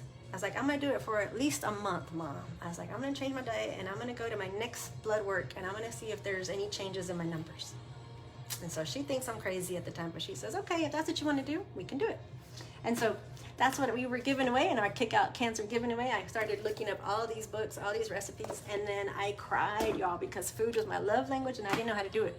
When I learned how to cook, the first thing that I would think about was, okay, what cut of meat am I going to use to then cook my meal? If it was a steak, then it was, okay, a potato or some rice or some broccoli or something, or a taco. It all started with the meat. And so I was just like dumbfounded. I didn't know how to do it. I was like, if I can't think of meat, how am I going to cook? I had to change it, but it happened. Yes, girl, Long John Silver, that codfish. And so, of course, that's fried, right? So she told me, bake the codfish. She's like, bake codfish, a little bit of lemon, and she gave me some herbs to put on it. She said, put rosemary, put lemon, something. She said lemon pepper salt, which I laughed at that because I thought, lemon pepper salt, I haven't touched that stuff since I first started trying to learn how to cook, work in the kitchen, right? And so I was just like, okay, I'll try that again. I was like, lemon pepper isn't good on anything. I remember that meme I saw. They showed a pantry of this white pantry, or a white family pantry with their spices. It had it had two things. It had lemon pepper salt and salt. And then it had like a Latino pantry, which had just rows and rows and rows of spices. And so the meme was something like, if this is your pantry, I'm not coming over to dinner. And so when she said lemon pepper, I was just like, okay, I'll give it a try. And it's true, on the codfish, lemon pepper did work. It worked good. And so I made it one day. I was nervous because I had to come home and cook for Hector. I was just like, oh, Hector loves meat. What am I going to do? Is he going to like this codfish? But luckily, he's been so helpful, supportive, and he did it with me. He went completely vegan for a week. A week, y'all. Woo, woo. I was so proud of him. Of course, now I've slowly relaxed. I would sneak in meatless spaghetti. I would sneak in the Beyond Burger meat. Sneak in what's the other one? Beyond Burger. I forgot the other one. I can't think of it right now. But anyway, so I snuck in that cod. I bought it and I came home and I made it, and Hector loved it. We put some cayenne pepper on top of it to make it spicy, and he loved it. So I was just like, whew. So he liked it, and honestly, I was like, it's not Long John Silver's. It's not fried. But I ate it, and so it became a part of our rotation, our menu. And so I did it. I went completely vegan. I did it in steps. I went cold turkey with sugar because I had read that sugar was like a breeding ground for cancer cells. And so I knew if I had cancer cells that were growing in my breast that I had to give it a fighting chance. So I cut out all sugars. I cut out everything I was drinking, no sugars, no more sugar. Well, I had given up sugar in my coffee long ago because I had read that black coffee would help with your metabolism. And so back then I was just drinking black coffee, but then I even got rid of the coffee because, coffee, the caffeine, it affects your adrenal glands into thinking that you're like in this fight or flight mode. And so your adrenal glands are constantly altered. And so your body is in this flight or fight mode too long, into where it doesn't know what is harmful and what is good for your body. And so those extra cells that I had in my breast, instead of attacking them and getting them out of my body, it was thinking that I needed them, and so they were multiplying. And so I cut out the coffee. I went to green tea, and again, sugar-free, no sugar, not sugar-free, no sugar at all. I had no sugar in my diet other than what was naturally sugar in the fruits and the vegetables that I was eating. And so, of course, I was eating a watermelon a day. My mom was helping me cut up pineapples. I was eating pineapples, papayas, anything we could get our hands on in that, whatever was in season that summer. So when I was healing from the double mastectomy, I think that helped me a lot. My mom was instrumental because I couldn't even chop. I couldn't cut with a butter knife. I couldn't do those motions. I'll never forget, I couldn't even reach for a glass from the cupboard Hector was, moving and grooving, doing his thing, and I'm sitting there looking at the pantry thinking, I want a glass of water, and I'm looking at that cup. And it's not like Hector's a jerk. He's not, because he'll totally get it for me, but it was me. I couldn't ask or admit that I needed help. I couldn't say, hey babe, can you reach that glass down for me? Which he totally would. He went like maybe 4 times past me. I was staring at that glass for, I want to say, what felt like 20 minutes, y'all. And then finally he kind of just stopped and looked at me. He's like, you all right? And I was like, trying to ask, I was like, I really just want that glass. Can you reach for that glass for me so I can get myself some water? And so I said it, I was like, I'm trying to get this glass down. Can you get it? And he's like, oh yeah, sure. He grabbed it like nothing. And I'm just looking at that glass, and I looked at him, and I was just like, it's that easy? It's that easy to just say what you need? And so that was my first lesson in allowing people to help me. I had to be honest and more open about what I couldn't do with my own hands, because I didn't have those muscles anymore. The muscles they were cut out, decutted from me, from my collarbone all the way down to almost the rib cage.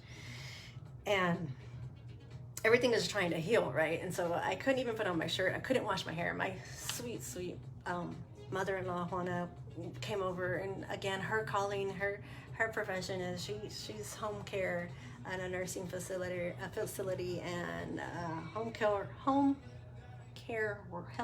worker. And so she knew how to help me wash my own hair, and I'm still sitting there being bashful and silly, trying to cover it, but silliness. She was great and helped me to wash my hair, and my mom was great in helping me to blow dry my hair.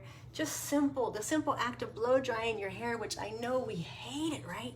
Because when you have the luxury of not having to worry about not ever being able to do it again, you can take it for granted, and you complain and like, oh, I have too much hair. Oh, I have so much of this to blow dry. I would kill to be able to just blow dry it and straighten my hair right now. I still can't. From this reconstructive surgery, I still can't use my hands above my head yet. I haven't been cleared for that just yet. But what I was trying, I'm rambling again, and I'm going over the time. I'm so sorry, y'all. The Thankful Grateful giveaway is going to be one of these alkaline books, one of these vegan cookbooks or diet alkaline books. All you got to do is comment to me, what is some kind of recipe, some kind of meal that you just wish that you could make healthier because you love it so much, but it's not healthy? Comment to me in the comments below. Let me know what's the meal that you wish you could make healthier. And I bet you we could find it in one of these books. So like for me, one of them was, what do you call them things? They're fried buffalo wings, hot wings. I was just like, ooh, if I can't do meat anymore, I'm gonna miss those buffalo wings. And lo and behold, there's been alternatives. So we found some things that we can do for buffalo wings. And so that's one thing that I would like to make healthier. And so I did. My mom helped me cut out meats. I did it little by little. At first I cut out sugar, right, for one day, and I was like, okay, I can do it for another day, 3 days. And then I cut out one meal a day with meat. I cut out my breakfast because I figured my breakfast steak had to go. And so my breakfast steak went, and I changed my breakfast to be toast, because I like toast, right? But I made it wheat toast, and I made it to be, so now for breakfast I'll have avocado toast with Himalayan salt, and I'll have a banana, an apple. It's always been on the go for me, so I would always just grab an apple. They say the caffeine that you feel from a cup of coffee is the same from eating an apple. And so I'll eat an apple to help me feel awake in the mornings.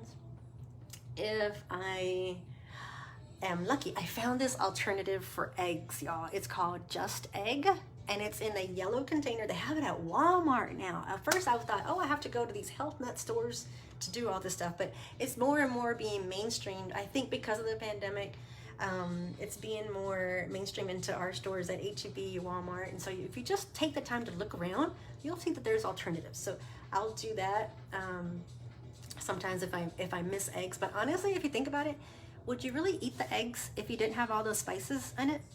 The hot sauce, the salsa for the huevos rancheros? Would you eat the scrambled eggs if you didn't put butter and salt and pepper and garlic salt in it? You wouldn't. Would you eat that meat if it didn't have all those spices? No, because it would taste nasty. And so that's what they do. I realized that some of the stuff that we eat, like ketchup, number one, as a kid, that's like the number one thing you're taught to eat. You eat ketchup with your meat, or some of us eat ketchup with our eggs, and it's ketchup was invented. If you look at the history, ketchup was invented to help mask or hide the taste of the rotten meat that was going into the markets or being sold in the markets, because they didn't have ways to keep things fresh. And so the Heinz family came up with this recipe for ketchup to hide the bad taste of meat. And I thought, if they were doing that way back then to try to make meat sellable and make people do it, then I thought, man, the Heinz family has, if you think about it, they have gotten rich off of selling ketchup, out of selling something to help cover up the bad taste of something that we shouldn't be eating anyway. And so when Justin came along, and he just naturally just didn't like ketchup, and I thought, I need to start paying attention to Justin more, because I think he was trying to tell me things way before I even knew. I was so stressed about having to feed him and thinking that he had to eat meat. And he doesn't. He was getting everything he needed from the foods that he was eating anyway. He loves his black beans. He loves charo beans, pinto beans. And so he's getting his protein in other ways. He loves broccoli, thankfully, and so he gets it that way.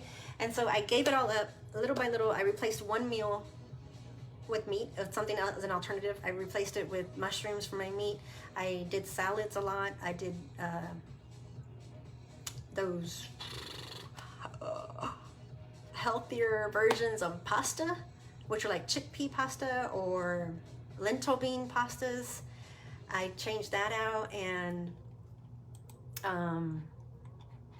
just little things. And so then one meal became 2 meals, and then it became a whole day of being meat free. And then I was like, yay, I could do it. And then I did, all right, let me do 2 days of having no meat, 3 days, and then I did a week of no meat. And I was like, yeah, I can do this. And then that 1 week became 2 weeks, and then slowly it became a full month, and then it became 2 months, and then 3 months. And then I went to that 3-week checkup for my blood work, y'all, and it was night and day. And so I told my mom, I was like, there's something to this not eating meat and not eating sugar and changing your choices of what you put in to your body. There's something to it. And so I kept at it, and I really think that helped me too, to know or helped me to be able to come and talk to you guys today about being a survivor. I changed my diet. I slowly have relaxed a little bit more, because I did go through with the radiation. The radiation was something that was scary for me, but I had to give my body more of what it needed. My mom went back to work. I went back to work. And so I was not with the luxury of being at home, be able to cook for myself. So I had to find ways to keep up the healthy diet, but on the go. And so that was where I found this, and I kept that going. This was one of our first giveaways for the Kick Out Cancer giveaway. If you liked, shared, gave me a comment, tagged a friend, gave me some hearts, give me some questions. If you're participating in the questions right now, it's our Thankful Grateful giveaway. We're going to give away one of the vegan books, or you can choose and get this message board. We also have some of the products that I have been using. One thing, being into menopause was the hot flashes. And so, man, those hot flashes were no joke. My good friend, her daughters, they make these oils, and there's this one that they make for hot flashes. I forget the oils that they mix together, but this stuff has been amazing. You just spritz that on and it cools you down. I also use this Calm roll-on, so if you like that, we can give that out as a giveaway as too. I use this in the classroom a lot, because a lot of times I get that classroom from hell and I have to keep calm. Especially this year in the pandemic. And then this frankincense, I like this one because it reminds me of church. I love it. It keeps me calm, and I feel like I've got a little bit of church with me everywhere I go. And so our Thankful Grateful giveaway, I was asking people what's something that you would change as a meal to make it more healthy. So comment to me what's one of those meals that you would do, and we'll throw your name in for that giveaway. And I have been rambling, and I haven't even made it to like everything, right? Our health tips. So I think the number one health tip if I could give you guys is water, and the B12 shots for me have been lifesavers, and the chia seeds, fiber in your diet. Oh my God, I did not realize the importance of fiber in your diet. Like, I know you're supposed to go, but I didn't realize why you need to go. I just figured we go because we go, right? But your body naturally, it gets rid of excess waste, right? And so going is important. And so if you don't have enough fiber in your diet to go, you're not allowing your body to reset, to detox and get rid of everything that it has in excess. And so the chia fibers in my drinks, chia seeds. So just right now, my lemon water, I always thought you were just being cute, asking for lemon in your water at the restaurant, or being a little bit bossy. Yeah, I'll take water, but with some lemon too, please. But no, you're actually being health conscious. You're giving the vitamin C. You add some chia seeds to it. It looks fun. I love it. And so that's just extra fiber that I put whenever I can on my salads, in my drinks, in my shakes that I make. I throw some chia seeds in there. I throw flax seeds into my shakes as well.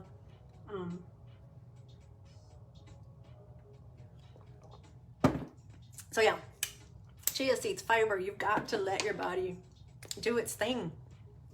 I have, so I was full vegan 6 months. And then after the 6 months mark, after I did the radiation, I cried a little bit because I didn't want to do the radiation. But my brother, Eric, helped me a lot because he would do what he does. I didn't realize there's a thing called chakra. Like auras, chakras, like you have different colors in you, and they do different things. And so he helped me to learn a little bit more about that. Obviously I need more work because I don't know. And so he would do what he called these sweeps. And so he would help me to do these visualizations. I had to have my hands above my head so that they could do the radiation. They marked me up. They put some tattoos so that they could put the radiation where it needed to be. And he helped me to understand that radiation was like a little like an x-ray, like what they do for your teeth and for the mammograms, but it was more concentrated. And I thought, well, radiation is the sun rays, and I have been looking to the sun. I love the sun all the time. So I thought, okay, I just need to visualize in my head that I'm at the beach. And that's what I did. I'm at the beach, and I was taking pictures at the beach, and I was letting the sun rays, and I would pretend that I was back in my happy place in Cancun, and letting the sun rays from Cancun heal me and get those last bits of microscopic cells, cancer cells that might be in my body. And I was letting it do its thing. And at first I didn't see anything, I was like, oh, it's not a big deal, I don't see anything. But then I had to do 6 weeks of radiation every day. And luckily my job was so instrumental. God put me in the right place at the right time. They helped me to just have the last period off, so I would just be able to leave quietly and do my radiation without having to ask for time off. So thank you. And so I would go do that. At first it was no big deal. But then I would say like the halfway mark, after 3 weeks of radiation every day. And again, I'm still doing this on my own. I'm driving myself to their appointment to see the effects. It was like I had a sunburn, a really, really bad sunburn. And I could feel that. Ajá, chata, papá majada. Yes, oh my God, cauliflower. Sí, es bien saludable. Cauliflower es bien saludable. Oh, yes. Cauliflower pizza. Yes, thank you. Yes, you need that spray, Angie. I'll send you the link. This spray is wonderful. I just, behind my neck. Like even when I get nervous, I start using it now. And so the radiation, as it got more and more, it was painful. I felt like, I don't know if you ever go into the attic and you have the insulation, that pink fiber that has like little bitty glass, feels like little bitty glass particles or inside of my skin, and anything that touched it, I just felt like it was the glass particles were like scratching or ripping away at it. And my underarm, it was like my skin was just sludging off. I felt like I was that Netflix movie Chernobyl. Did I say that right? I felt like I was in that, and I had gone to a radiation plant, and I was just slowly sludging away, and it was hard because I would have to go to work, and I still wanted to look cute, and I still wanted to wear these tops, but I couldn't. And I would come home, and I'd want to put on my t-shirts, and I couldn't. So I had to cut a lot of the armpits and the sleeves off of my cute cotton shirts, and so I was just open, and because I didn't want anything to touch it, you know what it's like to have a sunburn. And so that radiation, after healing, 6 months after that, I had to let my body, my blood count, I noticed my blood count, again, the blood work, my white cells and my red platelets were extremely low because of the radiation. So I wasn't being good about the alternatives in cooking. I was just doing salads and soups, and so I wasn't doing a whole lot of beans, and so I wasn't giving myself the protein that I needed. So I slowly started allowing myself to do chicken one time a week, or I slowly allowed myself to do beef fajitas one time a week, or a different type of seafood one time a week. And so slowly, as I was preparing for this next surgery, I let myself have a little bit more of,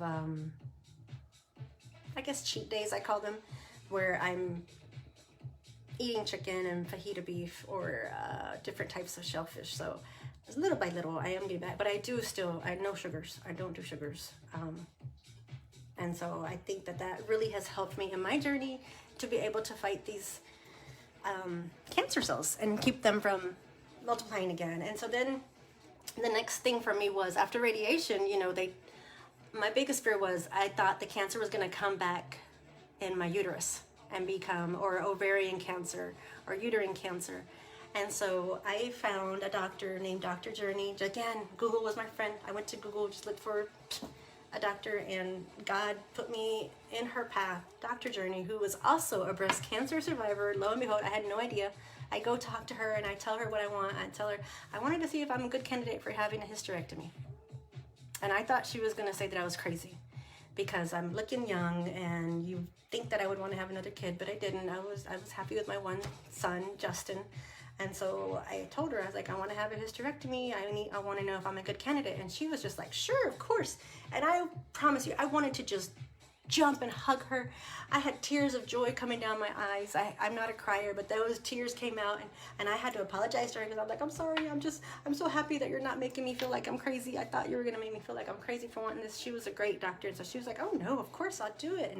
And she shared with me her journey and what medications she was taking. And so that's when I knew I was in the right place, because I was still doing the Lupron shot, which was hurting me, I felt, more than it was helping me, because yes, it was blocking the receptors in my body, but every time I went and got the shot every month, I felt like it was deteriorating my bones. I have never felt muscle and bone pain like that before. I felt every vertebrae in my back due to that Lupron shot. And I couldn't do it. I was supposed to be doing 5 years of Lupron shots, and I couldn't. And I told myself, if I can do this hysterectomy so that I don't have to do the Lupron shot, because it was all in the name of giving me into menopause, I was gonna do the surgery. And so luckily I found her, and she said yes. And so they said okay to take in my 2 ovaries. I had a full hysterectomy. And so I don't have to worry about it coming back there, and I don't have to do that Lupron shot. And you have to do another injection, all in the name of, for a 50% chance of it not coming back. And so it's another injection, which I haven't started yet because I'm not ready to. I'm praying on it. I don't know if I want to deal with the effects of that injection. Because they told me that if I was going to do the injection, that I would have to go get all my dental work done, because they said that it could deteriorate the calcium in my jaw. And so that scared me, and I just thought, if the injection is going to do all that, then maybe it's that the positives outweigh the negatives. And so I'm not ready for that. I'm not doing that. I am currently not taking any medications because the cocktail of medications that they were giving me were to shrink the tumor, and they cut it out, and then the radiation was to zap the cancer cells that might have stayed, and so the radiation went great, and so I don't have to go back to the radiologist to see the radiologist until 3 months out, and I think that's just to check the skin to see how it's growing. And so the skin is a little bit darker. I don't know, you can kind of tell it's a little bit darker. It's just kind of like I have a suntan. When they told me that was going to be the effects of radiation, I thought, oh yeah, sure, I would love to have a free tan forever. So it's the plastic surgeon that they worked with, her name is Dr. Kendall Rell, when I saw her first name, Kendall, my cousin married a beautiful, beautiful woman named Kendall Pratt. And when I saw her name was Kendall, I thought, yep, she's my surgeon. She's my plastic surgeon. And so she's from Texas. She studied over at UT and did her residency at UT Galveston. And so when they told me the effects of radiation being, just the darker skin cells, I said, yeah, sure, okay, I'll do it. And that maybe I couldn't be in the sun for like a full year.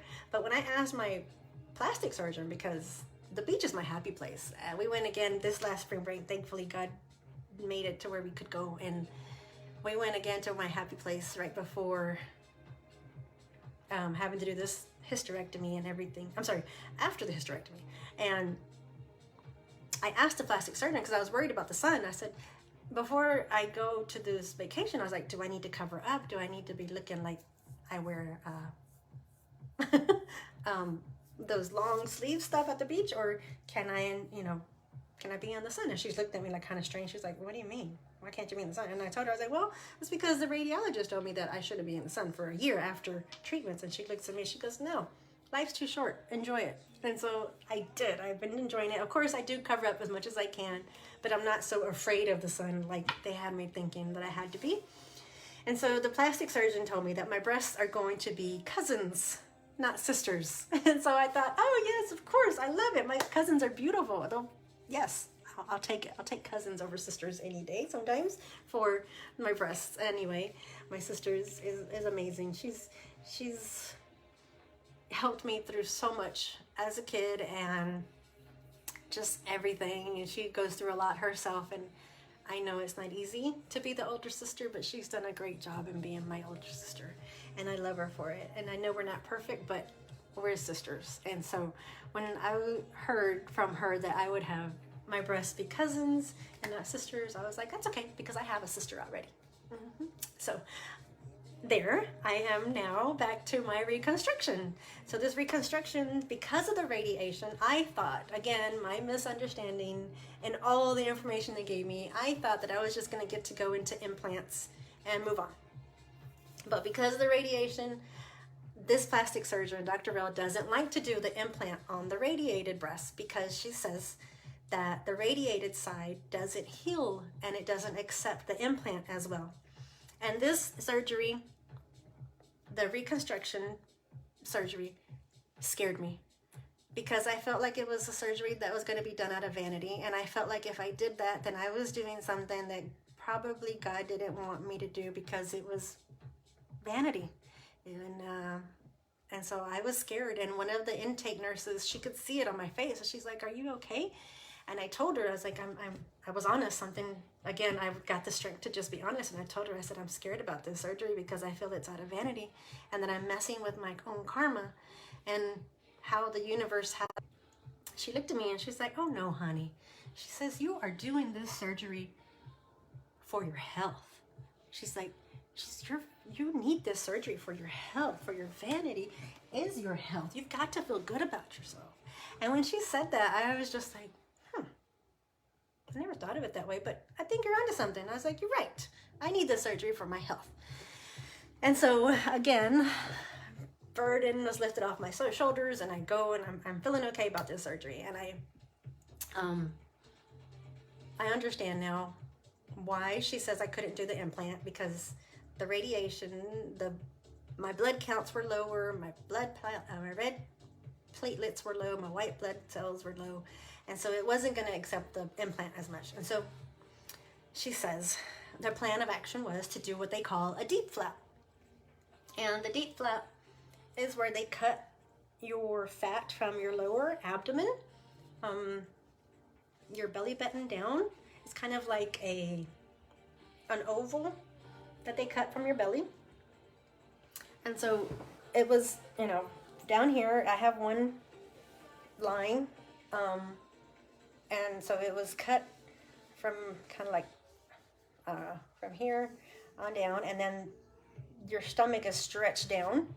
So she had to reshape my belly button. And so I kind of feel like an accordion that has been smushed. So sometimes I'm still healing from this. I'm only 2.5 weeks out from that surgery. So I still feel kind of like I'm stretched down. So I'll be kind of walking like a little old lady, like I'm hunched over, because I feel like I've been stretched down. And so the fat from the abdomen has been replaced in my breast. They took out the expander. They filled in my expander as much as they could until the radiated breast couldn't take it anymore. It was too tight. It wasn't going to stretch anymore because of the radiation, so we had to stop. And so she replaced that and put my belly fat in the radiated side. And the left side that didn't get the radiation, that they just kind of shelled out, degutted, they put the implant to match. She matched it a little more and the size, excuse me. So I have cousins. And I'm just amazed at the surgeon, because the first breast surgeon, when she cut, I did get the vertical cut, which is okay. I guess at the time, if I would have known better, I would have asked to cut under just so there wasn't any scars, but it's okay. They're my battle wounds. This breast reconstruction surgeon, my plastic surgeon, she has fixed that ugly scar that I had. I had this big ugly scar coming down my breast that it was embarrassing to me. But now she's like made it like paper, like almost hair thin. Like, it's amazing what she has done to just fix that scar. And so she has told me that after this surgery, in about 3 months, I can go back and, you know, we'll look at how everything's healing. I'm still kind of swollen. She says this breast will still be a little bit darker because of the radiation, but once the swelling goes down, I'm still kind of swollen in the belly. I had 2 tubes, the JD drain in the breast and the JD drain in the abdomen. So it's like a tube that they put in to kind of have all the blood and the fluids from inflammation kind of drain out, and that really helps with the healing. And so that's been the hardest thing for me, is like those drains. Oof, they drained me. They were stressful, because I always felt like if something was gonna yank them out, and but they got them out. I was able to get rid of those drains a lot sooner than they thought. And so after 3 months, once the swelling goes down, the doctor says, the plastic surgeon says, that we'll take a look at how things healed. And there's still going to be one more surgery for touch-up that I have to go through. It just depends on how my body heals. She says that if I would like, or if we can look at, maybe one option might be like liposuction from the love handles to kind of put it back into the breast to see which side, either side, to kind of make them more symmetrical.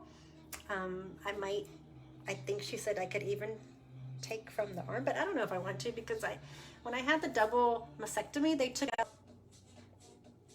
4 lymph nodes, which I didn't even know what these were. I was mad at our education system, but explaining what the lymph nodes do. The lymph nodes take out all of the excess waste and water, and it just drains it out through your kidneys and everything, and it helps to flush out all of the excess waste. And so they took out 4 lymph nodes to test to see if they were cancerous, because if they were cancerous, then that meant that the cancer would have spread to my lymphatic system, which we have lymph nodes all throughout our body.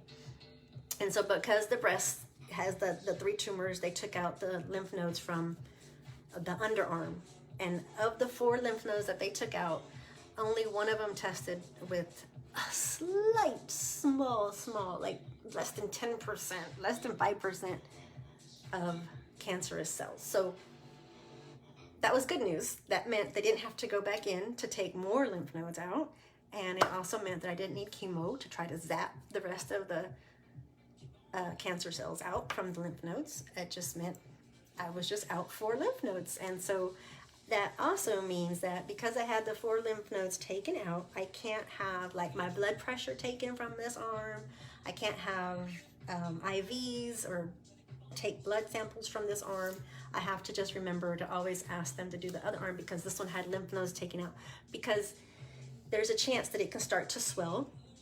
The liquids may not drain out the waste, and so it could accumulate, and then it'll start. One of the signs is the swelling. Thankfully, it hasn't. I've just been able to keep an eye on it, keep doing exercise. And so when they tell me that, when they first told me that, I didn't understand. They tell me my arm's gonna start swelling. I'm freaking out thinking, oh my God, I need to start looking for signs it's swelling. And then right here, I noticed that it was starting getting to swell up, and it was mostly because I was using my hand to do those exercises that they told me to do. And so I was freaking out thinking, I'm swelling, oh. But no, I'm fine. It was just panic mode. And so, so yeah, okay, so that brings me to like other things that I've decided to do for myself. Besides just the lashes, y'all. The lashes went with me everywhere, even the MRI scans, the CAT scans, lashes. The doctors okayed my lashes through everything. And so these lashes have been my saving grace. I took them to Cancun with us. We did snorkeling with them. I probably shouldn't be, but I did anyway. The only time I couldn't wear my lashes was when I was being cut open on the table. I had to take it all off. But I bet if I would have asked, they probably would have let me. But I didn't ask. I probably should have. But I didn't ask. But you bet your bottom dollar, as soon as I was waking up from anesthesia, that's the first thing I did was I popped on my lashes. And I won't forget this one nurse. She's from Minnesota. And I was just thought, oh, that's so cool. Because my tia had given me, my tia Gladys had given me a bag from Minnesota. And she saw it because I went and grabbed my bag to get my lashes out of it. And she's like, are you from Minnesota? And I was like, no, this is just my aunt's living there. She's there right now. And so she was like, oh, I'm from Minnesota. And then she starts looking at what I'm doing. I start putting my lashes on, and she was just like, huh, what are you doing? And so I was telling her, and she is so cute. She was like, oh my gosh, don't show me one more thing I need to be spending my money on. But I told her, I was like, the lashes have been totally worth it, because it's depressing to go to any facility to be treated for cancer, because you walk into that building and you just smell death in the air, in the vibes of people that are there. They're up in age and they're not feeling great, and it was just hard. But the lashes helped me to feel better about myself, helped me to feel beautiful. And so I'll be eternally grateful for them. So I try to share them out. And so with that, we are at 4 o'clock. I'm 26 minutes over my time. I'm so sorry. I didn't get to share out some of the things that I started to take on. I needed to find hobbies. They told me, you're going to need hobbies. And I thought, I don't have hobbies. My hobby is shopping. I realized that in the pandemic. I was like, oh my God, I don't do anything more in life but eat, shop, and procreate. And I thought, I need to fix that. So I did. I started doing things to better myself. I started reading more books. One was reading these vegan and alkaline diet cookbooks to try to just make healthier choices for my family, help my son to make better choices growing up. And it was learning how to sell these lashes, how to be I came across other products like this beauty counter. This beauty counter is a way for you to clean up your act, is what they say. It was actually through Erica Garcia, which is one of Hector's cousin's wives. Erica Garza, I think that's her name. I forgot. I don't know, Garcia. Erica Garcia. Yeah, Erica Garcia. And she was having this event on Facebook, and it was a spring clean event. And I thought, I don't want to clean. I have my own house I got to clean. I don't want to do a spring clean event. But little did I know it was to clean out your beauty products, to look at the ingredients in your beauty products. And so I loved it. I looked into it. The owner of this Beauty Counter Cosmetics is, it's not cosmetics, it's Beauty Counter Beauty Products, is Greg, and she is an advocate. She goes onto the Senate floor and she advocates for healthier products, for healthier ingredients to be made in our products, and they're made in the USA. And so this was one, it has 10% vitamin C, it has turmeric, it has 10% vitamin E, and I can't pronounce that last one, something like cucumber. And so I've been using that. It's helped my skin. The radiation, I felt like it aged me. I felt like my skin was dried out. I felt like my wrinkles, my skin was just dry. Everything on top of big pores was noticeable. And so I have also been using their overnight resurfacing pill. This has been great. You use 2 to 3 pumps. It's actually made out of in Santa Monica, in California. And so you put that on and it peels the dead cells. You put it on overnight, and I say it peels, but it's not like it really peels. It washes away the dead cells. And so I love the idea of this product. And so you can clean up nice. If you're interested in any of their product, I bought their deodorant. The radiation therapists, the technicians guys, they were like, you need to stop using deodorant. And I was just like, that's not gonna happen. And so I found alternatives to deodorant that don't have aluminum sulfates and phosphates and all kinds of other eights. And so this Beauty Counter, I've become a consultant. I just loved it. I fell in love with it, using it. It's a reusable container. It doesn't have all the harsh chemicals. If you think about it, your lymph nodes are right there in your pits, guys. And so we've been blocking it using all these harsh, hard deodorants in the name of not smelling, which I'm okay with that, but still there's other alternatives. I didn't know there was alternatives and why you should look into the alternatives. Again, I thought the people who were doing this kind of stuff were like those hippie, nerd, eco-friendly people that were just over my head, and that's not the case. It's just about choosing products that are not going to harm your body, that are going to help your body do its thing, which we need to allow it to do. We've learned that through the pandemic. We need to allow our immune system to work, and we need to pump it with things that it needs, with vitamins, anti-inflammatory. Turmeric is another pill that I bought off of Amazon. Turmeric pills. I take 3 of those a day to help with inflammation. And I also got the sea moss pills. Sea moss, I've heard sea moss was like the big rage right now. And so I thought, okay, let me try this out. So I bought sea moss pills, and I was taking those once a day, which I feel like it helped me a lot with my inflammation and helping with the swelling to come down. So I try to remember to take those. I'm not great about remembering because I have not been able to find a cute pill box. So that's like my next thing. I need to find somebody or some product, or maybe just invent it myself. Who knows? A cute pill box, because I don't like what's out there. They make you feel older than what you need to feel. They make you feel like your days are numbered. I mean, even though our days are numbered, but let's number our days, not have our days numbered. And so for me, every day is the day one of resetting, day one of being better than the day before. I'm going to do better about adding SPF to my face. I've always been in the sun, and I've never been able to find a SPF product that has helped my skin and protect it against the sun and not clog it and not make it more oily. And this Beauty Counter product, it's SPF 25. It has done for me what others products haven't been able to do. It's given me the light protection under the beauty product and not make me feel like I'm wearing sunscreen. It doesn't. And so that's Beauty Counter. That's the 3, or 1, 2, 3. I have another product. Oh, it's the After Sun, because Edward, my brother, and his wife, they have a pool now. So we've been we've been spoiled and we've had the VIP status. Oh yes, yes, yes. I will definitely put the names of the books, and they're going to be given away as prizes today. So that the more you ask questions, the more you interact, you have more chances for your name to be thrown into the giveaways. I will definitely put those into the timeline. And I have my sites on the Facebook right now. I do Tori Bill. I do this beauty counter. I even have done, oh my gosh, y'all, I'm a little embarrassed. I didn't want to say this. Pure Romance.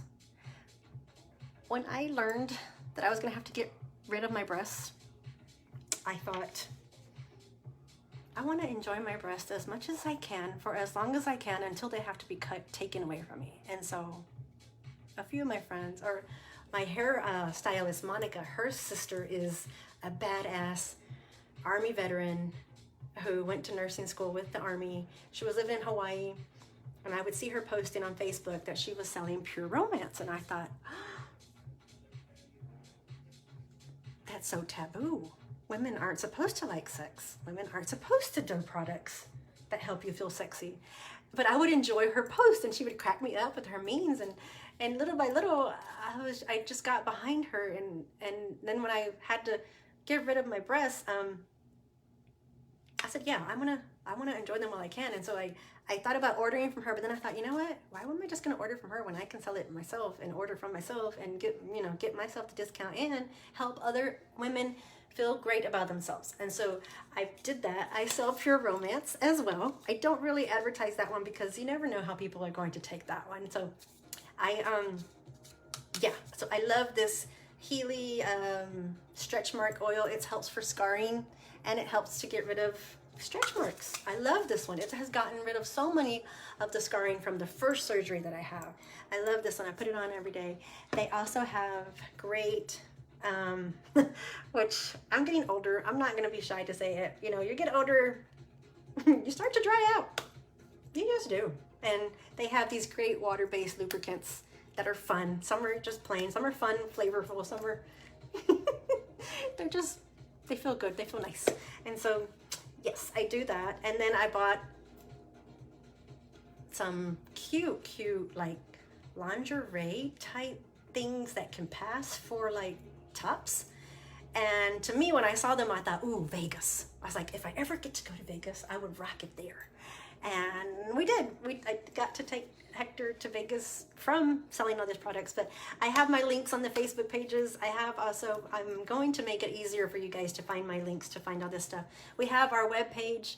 It's progressiveendeavorsllc.com, where I showcased a few of the products. I don't have a lot of them. A few of the products that I do help sell.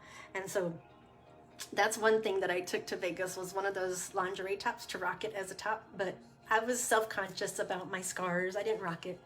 It just traveled with me. So hopefully this plastic surgery will help me feel better. But then I found, they sell these cute little like petals that you can put on the nipples. And so I was like, oh, I can rock it with that. So maybe I'll work up my courage to do that. And so I sell Pure Romance products. And also along the lines with these books, I thought I need to do better about learning how to be a better cook. So I have teamed up with Pampered Chef. Pampered Chef has lots of things that a friend of mine had a Pampered Chef party online too. And I thought, oh, this is cool. I like that. And then again, I thought, why am I going to do? So I signed up to sell Pampered Chef.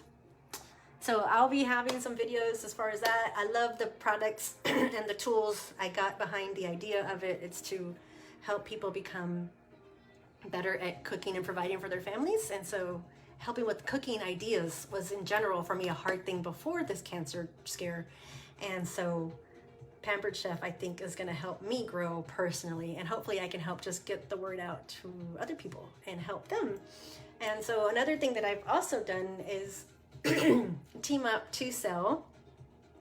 It's called Closet Candy. And again, a friend of mine through Facebook, I just loved her personality, and she posts all these cute things, and I thought, I didn't know. I first thought she just sold makeup, but I didn't know she was actually selling the clothes that she was wearing. And so I looked into that company, and again, that's something I could get behind. there's some things that I was trying to get behind that I couldn't. There was one teacher friend of mine. She was perfect. She's from Ecuador. Her personality was just bubbly, positive, and I loved her. I felt so refreshed every time I interacted with her, and she asked me to join her team. And I made Rookie Mistake 101. I said, yeah, I've signed up without even trying the product. And I don't want to knock the product because there's some people who do like it. She apparently loves it still does it. Her and her sister teamed up to do it. Her sister was a teacher. She was able to stop teaching. That's all she does now. It didn't work out for me. I tried the product after throwing lots of money into it, and it didn't work. I couldn't get behind selling something that I didn't feel worked for me. And so I just cut my losses, and I had to apologize to her as a friend because I felt like I let her down. I didn't join her team like I thought I was going to be able to, but I just couldn't after I tried those products. And some of on the back of the products, it had like a warning that it wasn't even sold in California. So then I thought, if it's not being sold in California, then it's got to be something that's not good for you. So I just couldn't. I ate that one. I ate it. And I still have some of the products that I just won't use. I did give away some products like as Christmas gifts. So that's kind of where I've been doing now. A lot of this stuff that I have been able to try and love. A lot of the things that when they do come on sale, I like to pick up extras, and I like to, sorry, there's a gnat flying. I like to give them away as thank yous for, I'm at work and sometimes it'll be somebody's birthday and I won't have a gift, but I've been able to, give out some of these gifts and say, hey, it helps me to give back. These earrings I'm wearing is another friend of mine through Facebook. She was actually selling the lashes, but her main gig is she sells paparazzi jewelry, which I think was great. I was like, at first I thought, oh, that's cute, costume jewelry. But every time she would get into her lives, she would just crack me up. She's just so funny. I wish I could be as entertaining as she is. Hopefully with more practice I will be, but I just would order something from her because she would do her lives and just crack me up through singing and, just making references to early 90s. And I was just like, yes, here's my $5.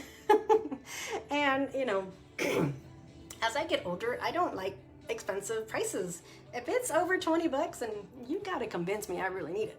And so the paparazzi jewelry is $5. I could do that.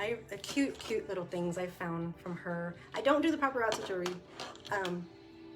I just don't. I don't know. I just haven't been able to say yes to that one yet. But I do get on her. I guess because she entertains me so well, I don't want to take from her. I'll miss listening to her lives. So Pampered Chef, beauty counter products, closet candy clothes. I have a bunch of cute clothes that just came in. I can't wait to show those off. And Pure Romance.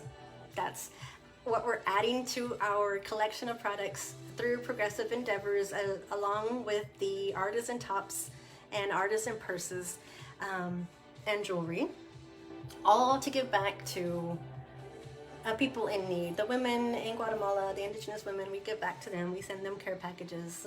We get to know them. My mom does. I say my mom goes every year before the pandemic, and she likes to get to know them, and she helps to get them what they need just by talking to them. We helped to give one family a stove because they were cooking off of wood, and so my mom helped to send home. Oh yes, I would love that. I would add the links to the beauty products. So yes, I'll do that as well. And then, the sales that we get from the lashes, the beauty products, the beauty counter products, and Pure Romance, all those, the proceeds go back to give to organizations that here in the states that I have held near and dear to my heart. I know Salvation Army is one that I will be giving back to because Salvation Army helped my mother when she was going through her ugly divorce. And I remember we had to take shelter one night with them, and I will never forget that. And so Salvation Army, thank you.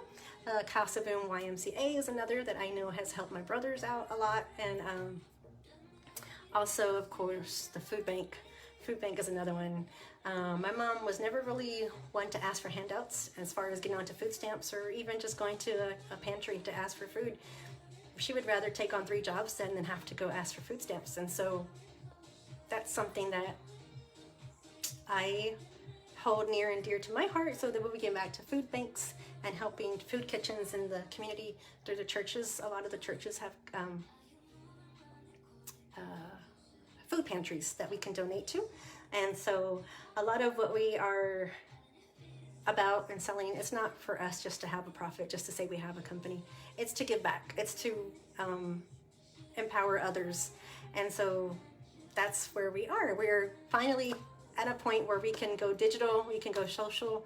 And so we've got our website going, we've got our Facebook pages up, Instagram, if you're on Instagram, and I'm getting better about doing Snapchat now and TikTok. So like I said, we've been kind of doing this just slowly, word of mouth, little by little, one family at a time. My mom and I, my mother started this. And so I wanted to be able to leave a legacy for my mother in her name. I pray to God that I get to go first before my mother goes. I just do. I know she doesn't want that, but moms are everything. And so I know it was hard when my mother lost her mother and I wasn't able to go to that funeral. It still hurts. But I want to be able to at least leave this legacy in her name. So right now it's Progressive Endeavors LLC. We're on our way to making it a nonprofit so that it'll be in her name, or the Via name. Slowly, surely, little by little, I feel like God is putting things in my path and helping me to believe in myself so that we can make this dream, this vision come to life. And so thank you guys for hopping on today. If you have any other questions, or I know I'm going to reflect on this, and I know next year for Cancer Survivors Day, I want to go bigger and better, hopefully have some more people come on, not just me, and talk about their journey and how they are able to beat this ugly disease, and hopefully one day we can finally kick out cancer for good. So our 2 giveaways, our winners will be announced. Oh, it's 4:44. I love that. I love seeing those numbers. Our angels are watching over us. Our ancestors are here. I just know it. And so I'm going to show the live giveaway, through the app. I'm going to post in the discussion of this event later on. So be looking out for more fun games, more ways to interact. You'll be able to still share. If you know anybody who's interested in giving to our cause for a t-shirt or rocking our shirts, this is the Survivor t-shirt that I'm wearing. It's a dry fit V-neck.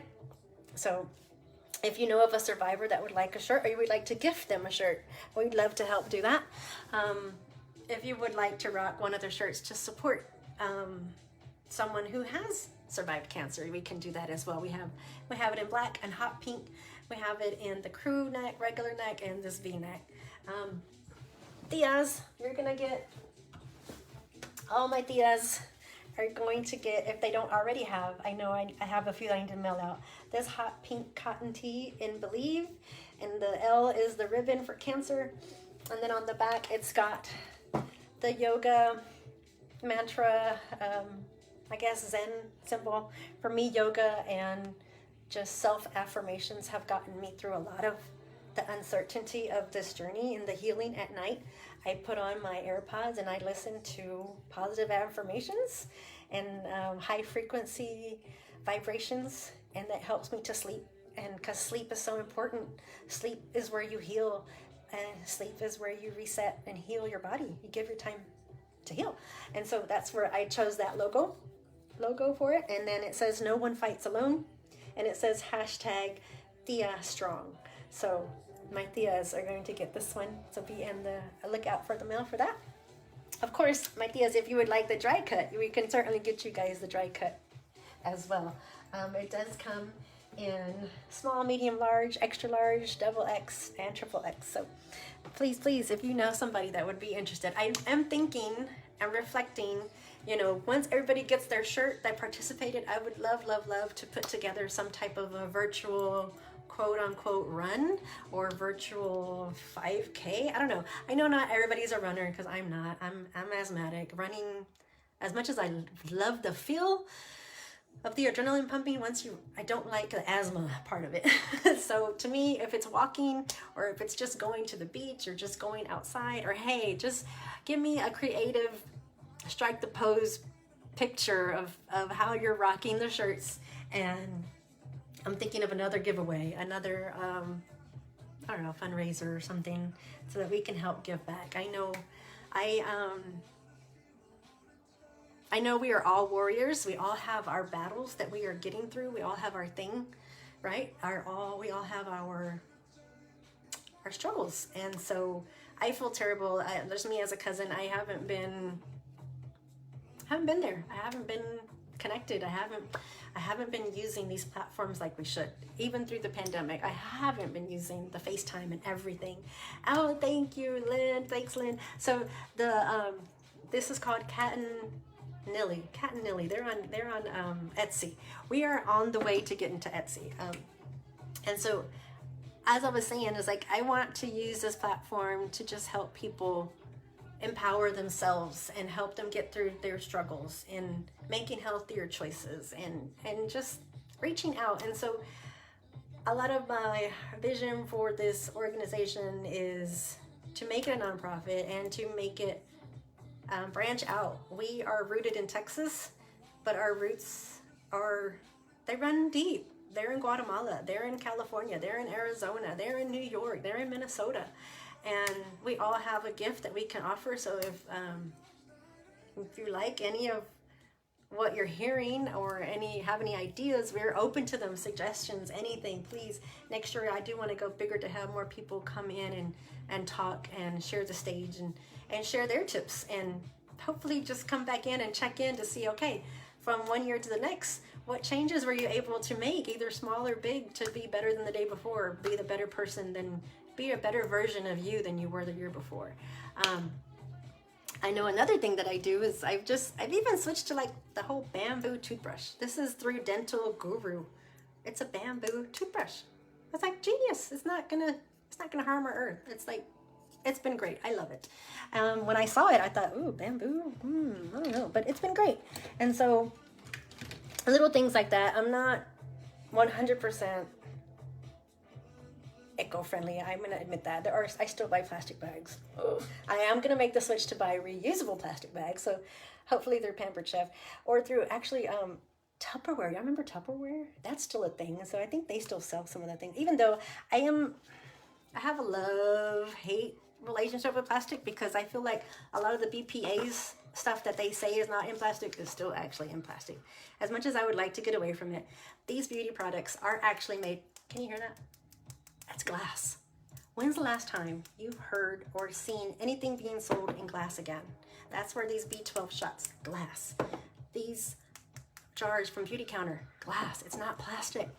And I've even tried to get away from buying or drinking from plastic cups. I bought these mason jars to hold my water in.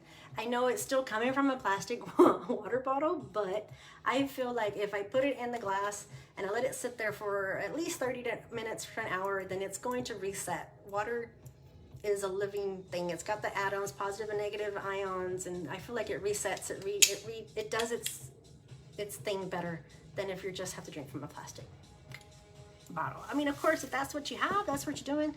I don't want to knock it. Do it. But I am making little changes to that. Trying to do glass instead of plastic. Definitely trying to use silverware instead of plasticware. Plates, glass plates instead of paper. Actually, the paper plate versus a styrofoam plate. I try to do the paper plate. A lot of our takeout is given to us in plastic, so we can't get away from that. But hopefully, little by little, we'll find alternatives to having to use plastic. Plastics are cheap to make, but plastics are hurting our earth and they're hurting our bodies. I've heard that the moms that are giving birth today, the babies that are being born, they already have more plastic in their bodies than any of us have in our whole lifetime. And that's heartbreaking because I know a lot of the things that we're putting into our bodies, we think that it's okay because it's in the store, and it's not. And it doesn't have to be. I think we've gotten away from our old ways that were the good old days of homegrown homegrown common sense stuff of using glassware and packaging. The gallon milk used to even come in glass containers, and they don't anymore. They come in plastic containers now. So now I try to buy the carton That's another thing. I'm sorry, I didn't share that. I went cold turkey with sugar and dairy. I forgot. I knew there was something else I had gone cold turkey, but I just couldn't remember. It's been so not a part of my diet anymore that I don't even mention dairy anymore. Eric has always, when he comes home to visit, he's always shared recipes that he picks up along his odd job restaurant jobs. And he's always shared these recipes with me. And he's always tried to tell me, get rid of dairy, get rid of this. But I've always taken it as, oh, you're my big brother, you're trying to do that for me. But he's not. He's onto something. The dairy industry is for profit. And it is huge. It's major, especially in Texas. Cows, meat, and cows and milk, and cows and cheeses. It's huge. It's global. It's worldwide. A lot of our cultures have cheeses that we love in our diets, but there's alternatives. So I cut out dairy and sugar cold turkey. I switched from what is that, 2% milk to almond milk. And I've tried cashew milk, I've tried oat milk. My favorite, I think, is the oat milk, but for convenience, I buy almond milk some of the times, but I have cut out dairy. No more milk from a cow. It helps. It has cut down with phlegm.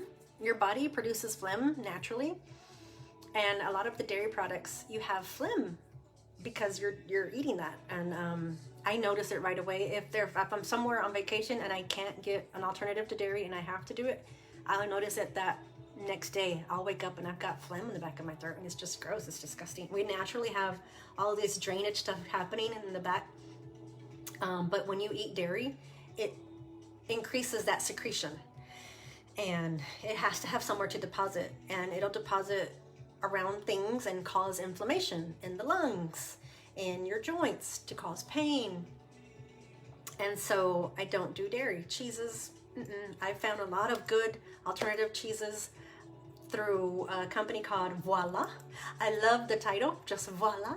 And I thought, oh, I'll try it. And so after my radiation visits, I would stop at the Whole Food store and I would just check out their alternatives, their vegan aisles, and find things and try. And I would try them. Some of them I didn't like, some of them I do. And I still keep them in our repertoire of our rotation of grocery shopping. So no dairy, no cheeses. If it's cheese, then it's an alternative to cheese. Cream cheese, I found an alternative to cream cheese. It's delicious. It's through Voila. Parmesan, I found a good alternative through them as well. The Oaxaca, I guess, that cheese that we put in our black beans, I found a good alternative to that. And so, yeah, I don't do dairy anymore because it causes inflammation in our bodies. And inflammation is the first step in creating other diseases, or other diseases are manifested through inflammation. And so, yeah, back then I was eating a lot of sugars. I was drinking alcohol a lot. I was eating a lot of dairy. And I was gaining weight. And I feel like, for me, when I gain weight, I gain it in my breasts. And they, at the time, yeah, I like that kind of weight. But now I know that it wasn't the healthy way of gaining weight or having it in my body, because I wasn't allowing my body to do its thing. It wasn't flushing out everything that I needed. The inflammation from the dairy, the extra secretions from the dairy, the inflammation from the extra estrogen and the extra protein, it had nowhere to go. And so it deposited, for whatever reason, into my breasts, whether it was a previous injury, whether it was, I don't know, breastfeeding, something, it manifested in the breast for me. It could have been anywhere. It could have been anything. It could have been anywhere in my body, any type of cancer, but it manifested in the breast for me because of that. My diet, I think, helped create the perfect conditions for the breast, the cell cancers to grow. My blood pH level was embarrassingly perfect for the cancer cells to grow. But making those diet changes helped my pH levels in my blood to come down to a more healthier place where the cancer cells did not get a chance to keep growing. So I was able to cut out the cancer cells through surgery, radiate the cancer cells through radiation, and keep it from growing, keep it from getting a good place to call home in my blood system through my diet, which was cutting out sugar, cutting out dairy, and adopting more vegan-like choices, vegetarian choices. I would say now I'm more pescatarian because I do like to eat seafood. And right now, as I'm healing from the reconstruction, I am eating a little bit more chicken just to help me with the protein. Another thing that the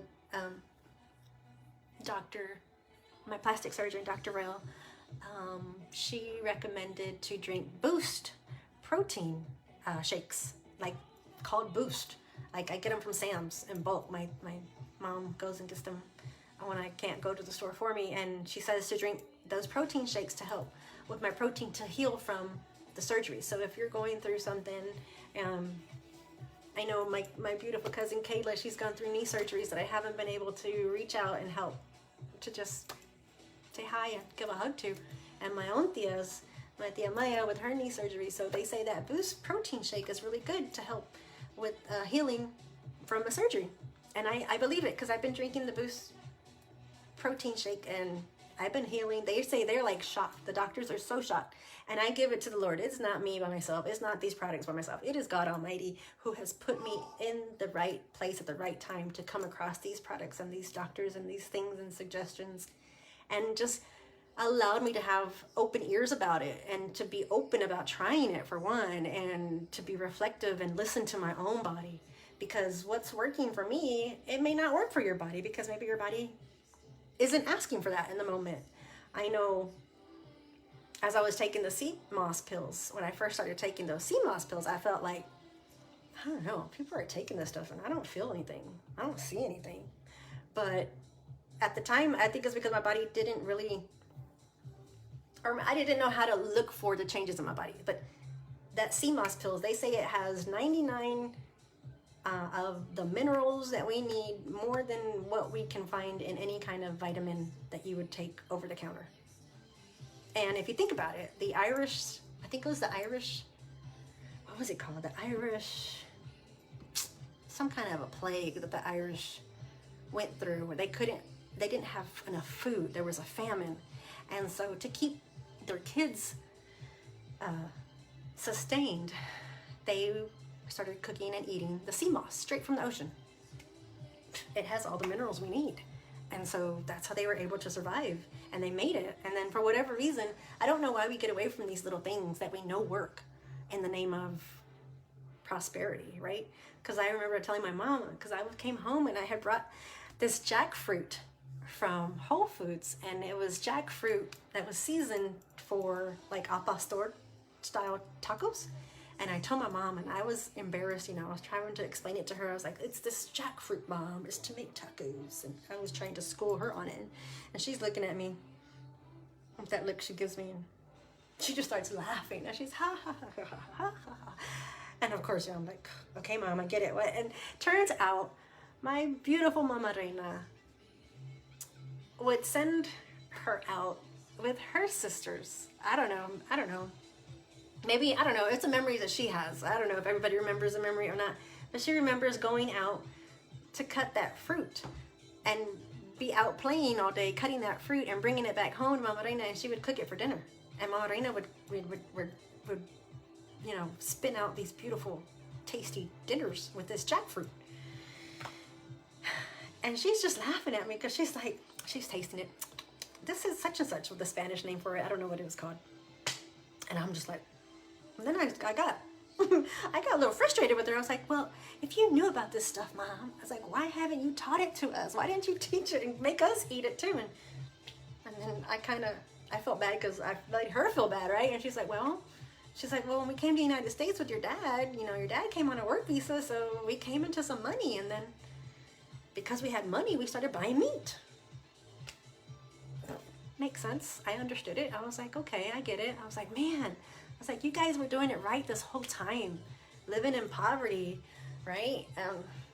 people like to focus in on, oh, you don't have this, you don't have that, but they had plenty. They were doing it right. My Mama Reina was doing it right. And she was, you know, my mom was able to help me because my Mama Reina would cook for them that way with the right mushrooms and the right herbs. And my mom just knew right away. She was just boom, boom, boom. You can make this dish. You can make this dish. And so I'm going to be sharing some of those recipes in the timeline as well, as I am able to post them to just share out alternatives to help your body heal.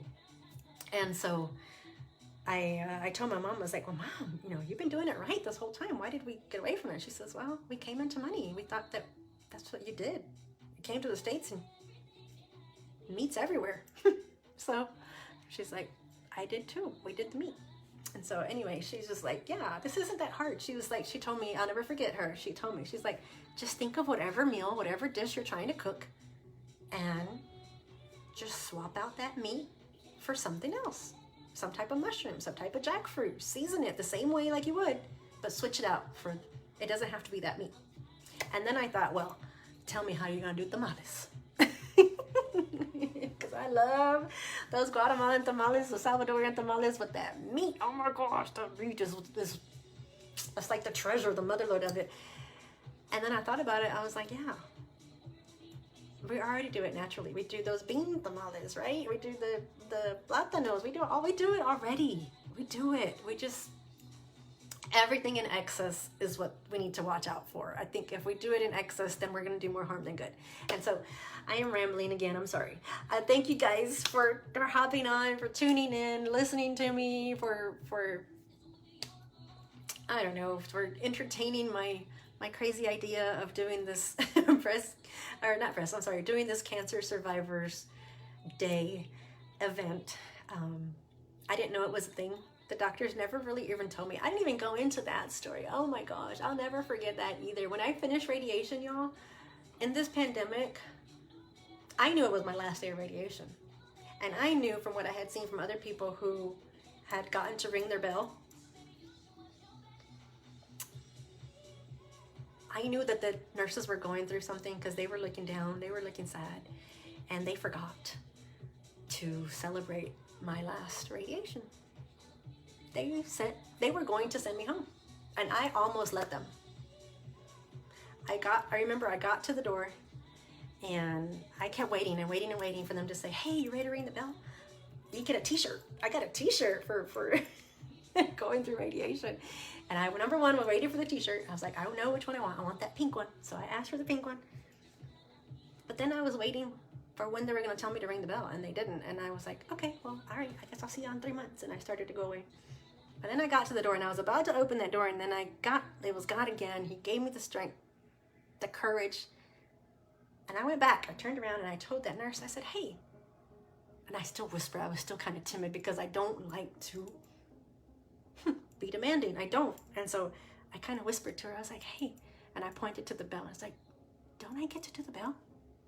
And she was like, oh my gosh, yes, I'm so sorry. She realized the mistake that they had all made in not remembering to let me celebrate. Because in, pre-pandemic, I had seen that there'd be whole families go up together, and there'd be balloons, and they'd all be wearing the cute shirts together and to celebrate that person who got to ring the bell. And pandemic mode, you couldn't. It was just me by myself to ring that bell, and I had to remind them to let me ring that bell. But I'm proud of myself because I did. I reminded them. And so I got to ring that bell. So that's my message to all of you as I sign out. Don't you ever let anybody forget to let you ring your bell for your little celebrations. No matter how small, how big, you ring that bell. And you get the courage to remind people to celebrate you. You celebrate everything about you. Every big thing, every small thing. You are uniquely, wonderfully, beautifully made in His image. And He has instilled within all of us everything that we need to get through it, what comes our way. So with that, thank you so much. I love you guys. Thank you for hopping on. If you know of anybody that you think would benefit from this, I'm going to also try to do this in Spanish, all of it in Spanish for my family who has requested to hear it all in Spanish. So I think that's another part of the reason why I think it was given to me to have as a battle. I think I was to be the one to help get it out into the Latino community, because I don't think we're represented as much. If it's something that we do go through, we go through it quietly, silently, because we shouldn't be seen or heard, right? No, that's not true. So I want to be able to get this dialogue out there, get it out into everybody's repertoire, comfort zone of talking about. We all have someone, whether they're female, male, going through this. I saw so many men going through this at my appointments that it was scary, because I kept thinking, that could be my brother, that could be my cousin, that could be my so-and-so, that could be, and no, we can make these small changes. We can ask for companies, products to make these little bitty changes to help us stay healthy, help us to wipe out this unnecessary disease. The pandemic showed that to me. If we could wipe out a pandemic this fast, we can wipe out cancer. We can. We're just choosing not to. Or there are elements or factors at play that are choosing not to. And I think that if we get more vocal about this, more people behind the idea of actually wiping it out, we can. And so thank you for being a part of that today. So thank you, thank you, thank you. I will let you guys go. Enjoy the rest of your Sunday. Enjoy your family. Happy Sunday, fun day. I love you guys.